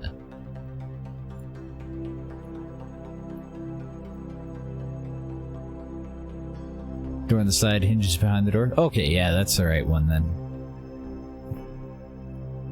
The one I was screwing with. It doesn't matter. Let's try switching back over to it and see if she blows.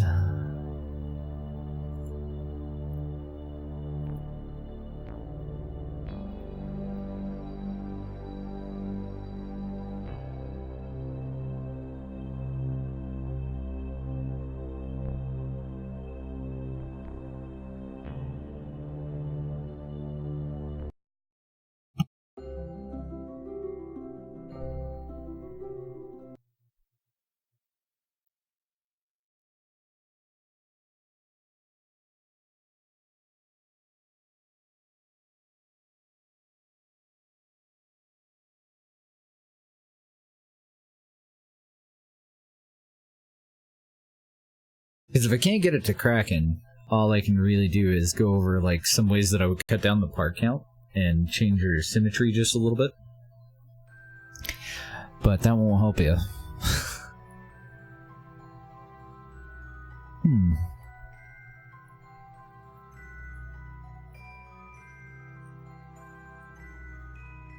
And it didn't happen while you were, when you were actually switching vessels 2 of the times, you said, right? One of them happened while you decoupled, and the other one happened when it was just the active vessel?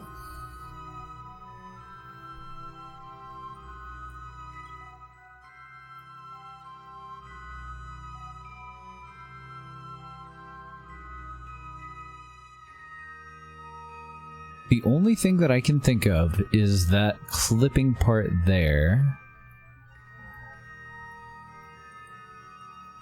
Let's go take a look at it in the VAB again. Just places where I would start.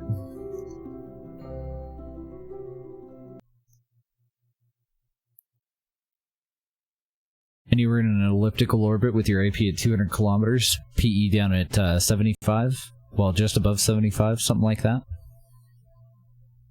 Makes sense for deploying them.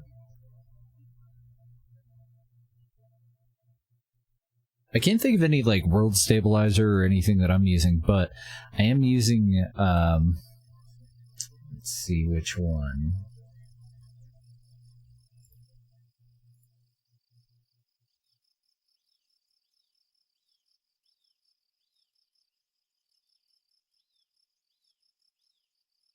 So the first thing I would try before you go and rebuild anything, if I can find CCAN, there it is.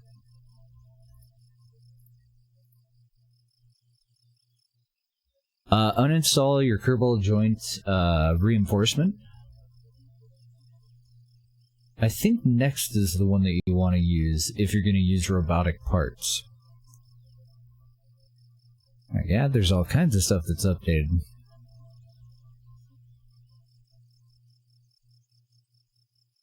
Yeah, next.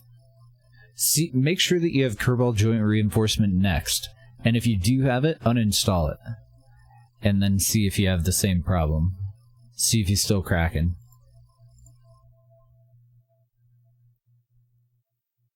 That'd just be a good place to start. Also, if you have persistent rotation, take persistent rotation out and see if you're cracking. The auto struts all look just fine. Normal struts typically won't have to worry about that, about a cracking with normal struts. But there should be a lot of ways that we can make this a lot more stable with fewer parts and cut a lot of those struts out. You don't have either of those? Okay. So that can't be the problem then.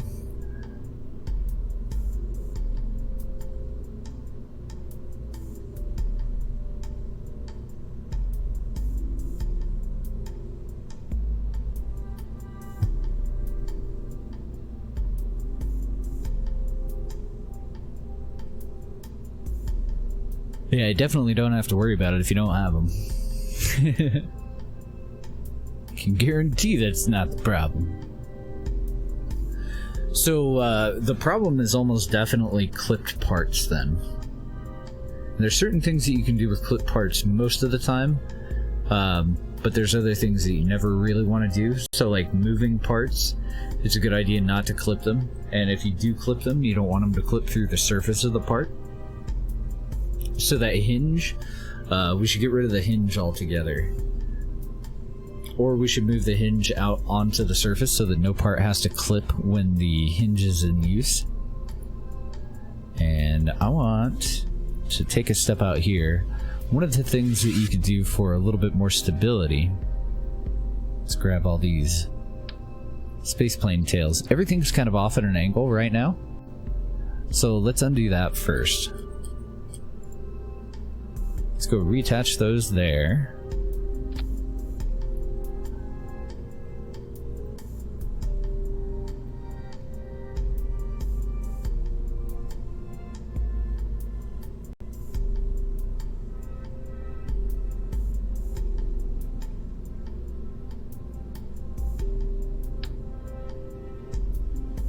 Actually, I'm gonna undo the control surfaces. Oh, you'd put those all on as the same part, huh? And is that the offending fuel line, or is that a strut? Let's get rid of the strut.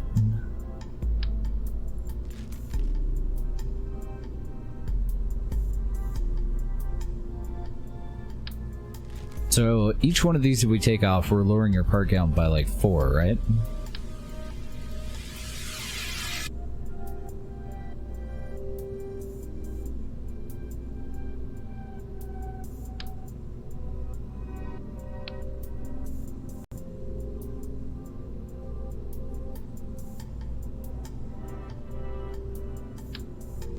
Get rid of that. And that.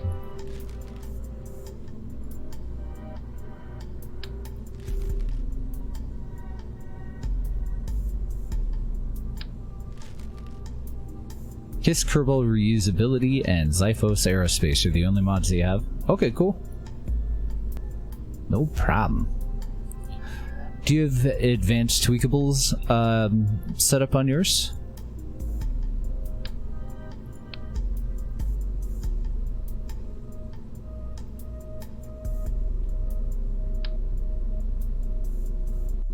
You can stay. This whole thing can go. Interesting. Is that your root part?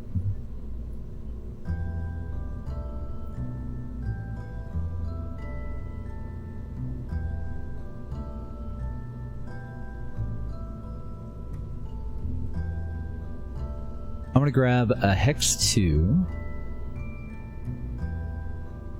If I can find it.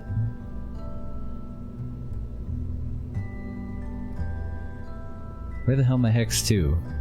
They gave it a makeover, so it used to be like gold colored. Now I don't know what it looks like. Oh, there it is.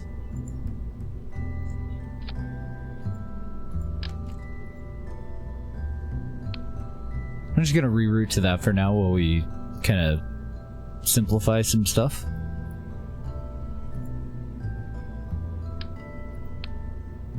Okay, you do have tweakables? Okay, good.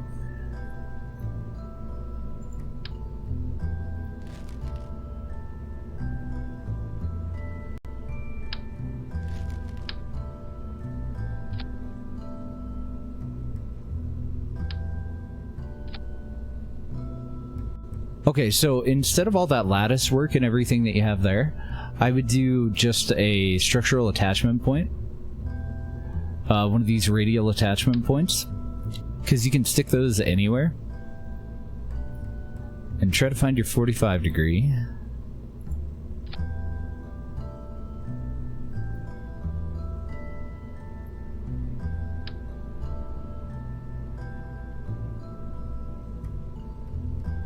And then those can go right on there. Let's see if our spacing is correct.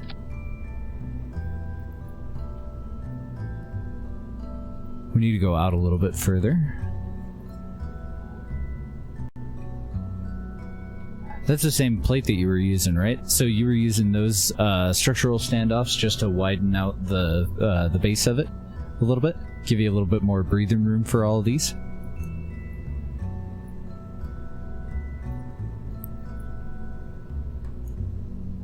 Yep, that's all you need, is just an attachment point. And then we have some kind of unnecessary debris here too, so let's pop that off. Let's get rid of the stack separator. And swap it out for just a stock decoupler.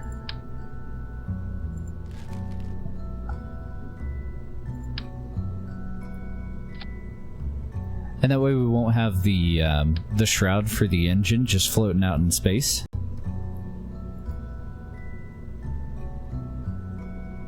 It'll just stay stay attached to this. Nope, just a decoupler.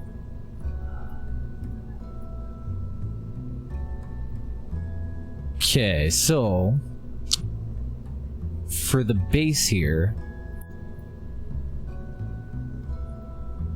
I don't think I want to use this because it's a little unnecessary for us to keep that. Let's go ahead and clip. Let's get rid of that. We shouldn't need any of that, I don't think. We'll go ahead and throw that all the way up there. This is our new root part. Let me just flip that around so that I'm nosing down into my gravity turn. We're going to put the fairing plate up at the front, and we can go with a smaller fairing plate, and we can shed all of the weight of the fairing plate when we do it. But I do need something to attach these to. All of these guys, and I want it to be able to deorbit itself too, right? I don't want to just leave it up there. So really all I need is a structural disc. Do you use tweak scale? I don't think you had that one in there. Let's see what we can find for a stock part that would work. Because the alternative is just to give them a little angle, and that would be adequate. Yeah, let's go with that. Let's go with that. So just the radial attachment point then.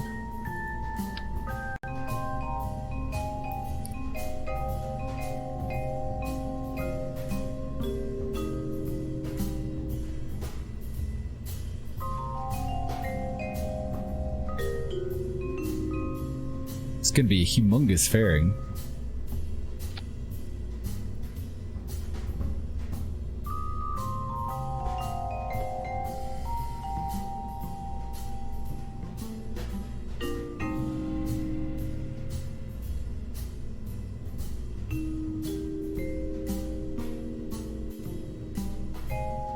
There we go. Okay, and where the hell is that?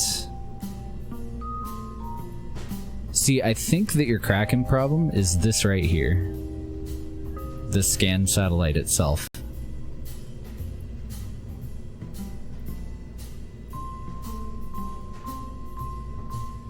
Because it has to move through multiple pieces before it's actually out there. So I'm thinking even though vessel interaction was disabled, that there's still, the game's still having a problem with when physics kicks in before it's like, oh, okay, I don't need to do that. But I could be wrong. And how many hinges did you have altogether? Was it just the one hinge on that?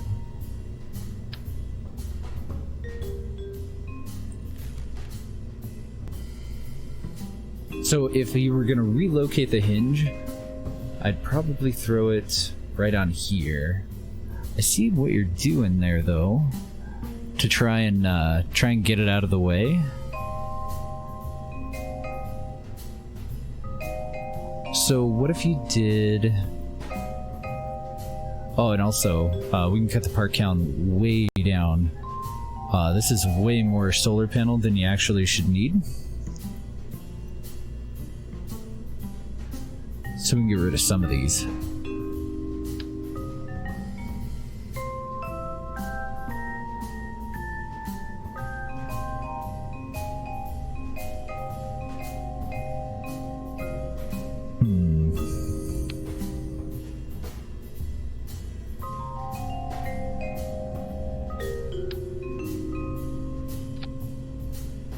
Let's work on this part. What do we have here?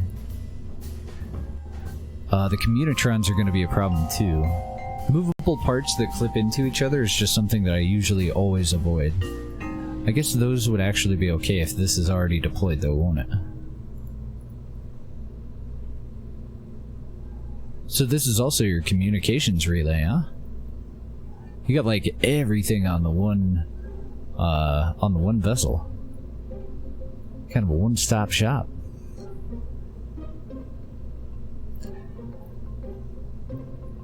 You only need 3 of them? Okay.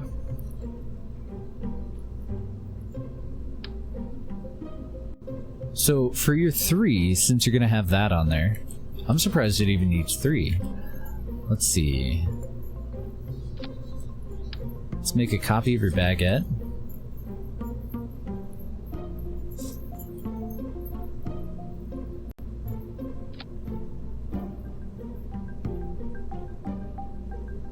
Hey, bud.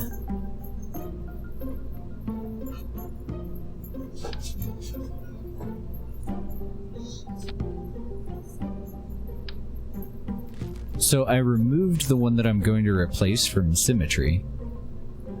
I'm going to do 2 and then I will do 1 dorsal. Remove that one from symmetry and take it out. Oh, nice, H4. Do you have any screenshots of it? Love to check it out.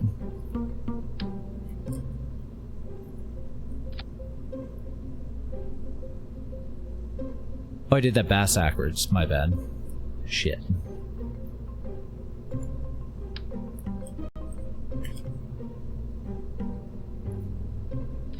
These were supposed to go off to the side from the door. And I screwed it up.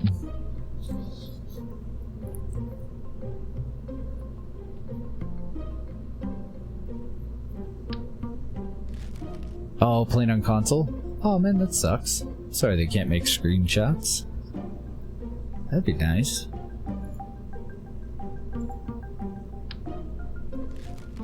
Are you looking forward to trying it out on PC someday?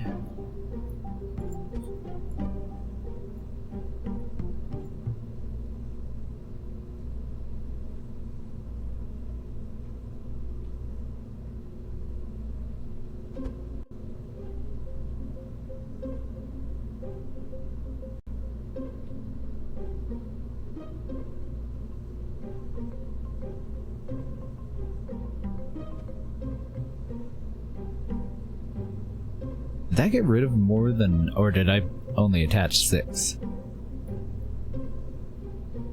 I think I got rid of every other one because of what I did with symmetry there. That's okay though. Take you out of symmetry, pop you off. Copy you. Just the one.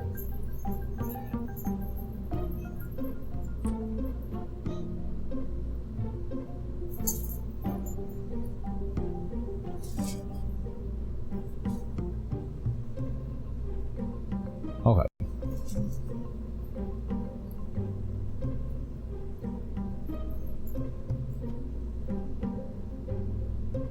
Hey, baby.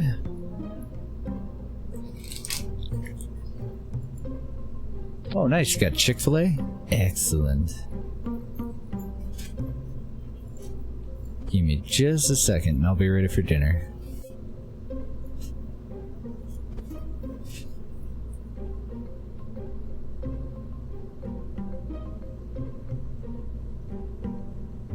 See where I'm going though? So that the door is always kind of open, and so that you don't need a hinge to get it out of there. But if you wanted it to be more flush, which I would totally understand, if you don't mind it pointing backwards, mount it out on the side and point it upward or downward. Swap one of those tanks out. Oh, Paula says hi. Hi.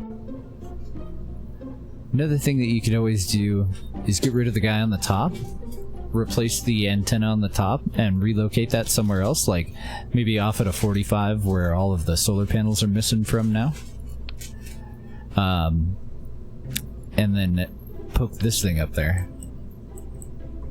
just to get it out of the way. That's what I would try first, though. You don't have to do any of this shit, but I would get rid of the clipping parts that move, basically. So I think all the rest of these are going to be okay, but the solar panels clipping into each other may create a problem. That shouldn't happen, though. You should be totally fine with those if they're not deployed. But the hinge that's on this, I bet that's the offender.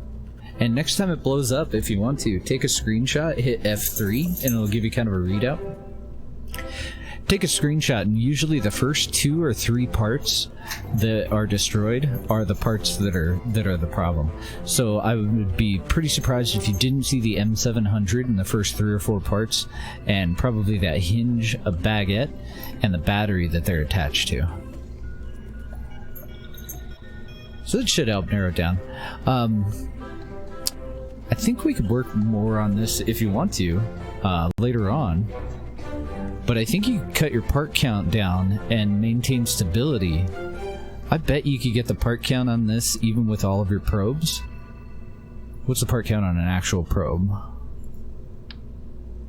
So the actual probe's about 50. I bet you can get it down to less than 300 for the whole thing. Get BD Armory so you can nuke the Space Center from space. There we go. I've never actually tried it. So as far as making all of this stronger, from stack to stack, if you are going to strut from stack to stack, try to originate your strut on the part that you're going to detach from. See if I can find it. And try not to attach to anything that moves.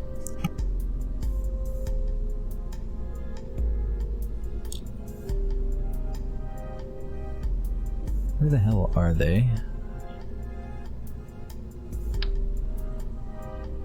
So the best way to do it for a vehicle like this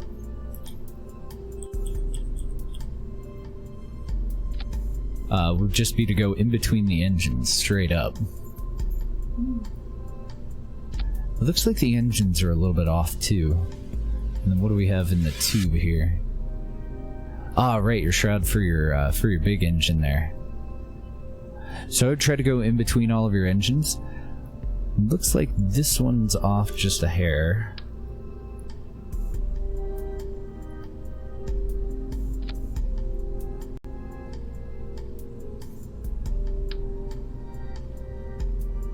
Because when you're sitting in your struts, think about how is that force going to be applied.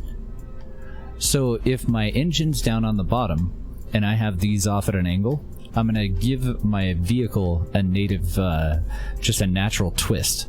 I'm transferring some of the pressure from this plate off at an angle to the part above it, and I'm forcing it into a twist. It's much better to go just, you know, straight up from part to part, and I wouldn't want to transfer any of that into an engine or anything that might articulate before I ignite it or, you know, whatever. So you could probably even do it into the shroud, couldn't you? If you're playing on PC though, right? You have Kerbal Engineer Redux.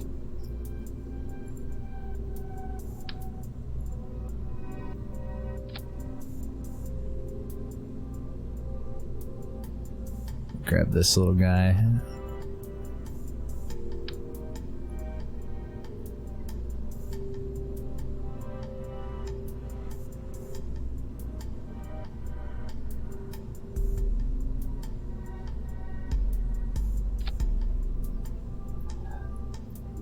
So I kind of messed up your staging, but if you do have Kerbal Engineer, if you can eliminate this torque anywhere, then you're gonna have a little bit more control over the vehicle. Something is off. For this one, it's probably the payload, since I kind of half-assed reattached everything.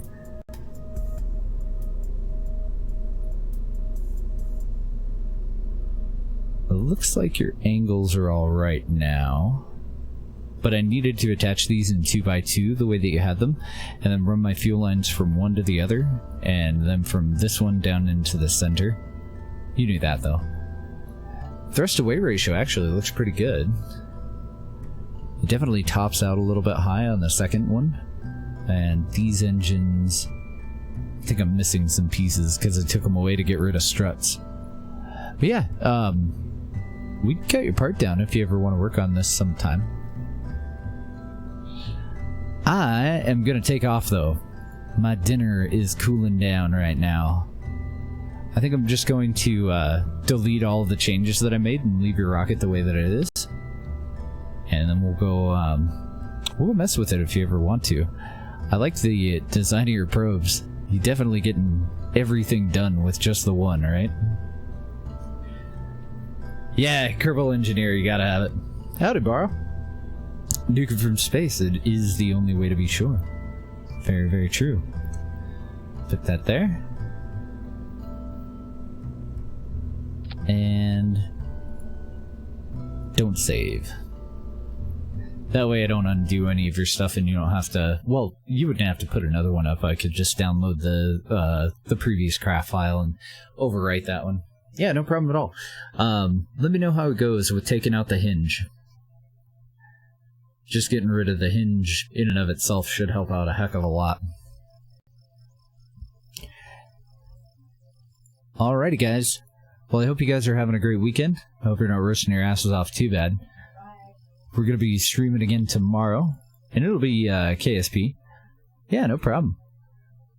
No problem at all, Chris. For now, though, let's throw a little host out. Looks like Red Panda is on. Ares is on, but he's playing some World of Tanks. Ares is an amazing Kerbal Space Program streamer. One of the better builders. He's one of those, like, totally stock guys. He comes up with some fantastic, amazing stuff. Mr. Dutch is playing some Kerbal Space Program, though. He's another really cool guy, too.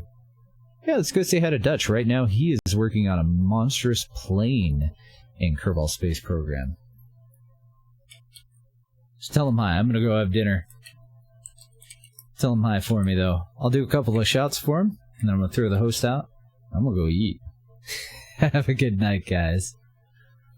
Oh, Chris, thank you for this sub. I almost missed it there.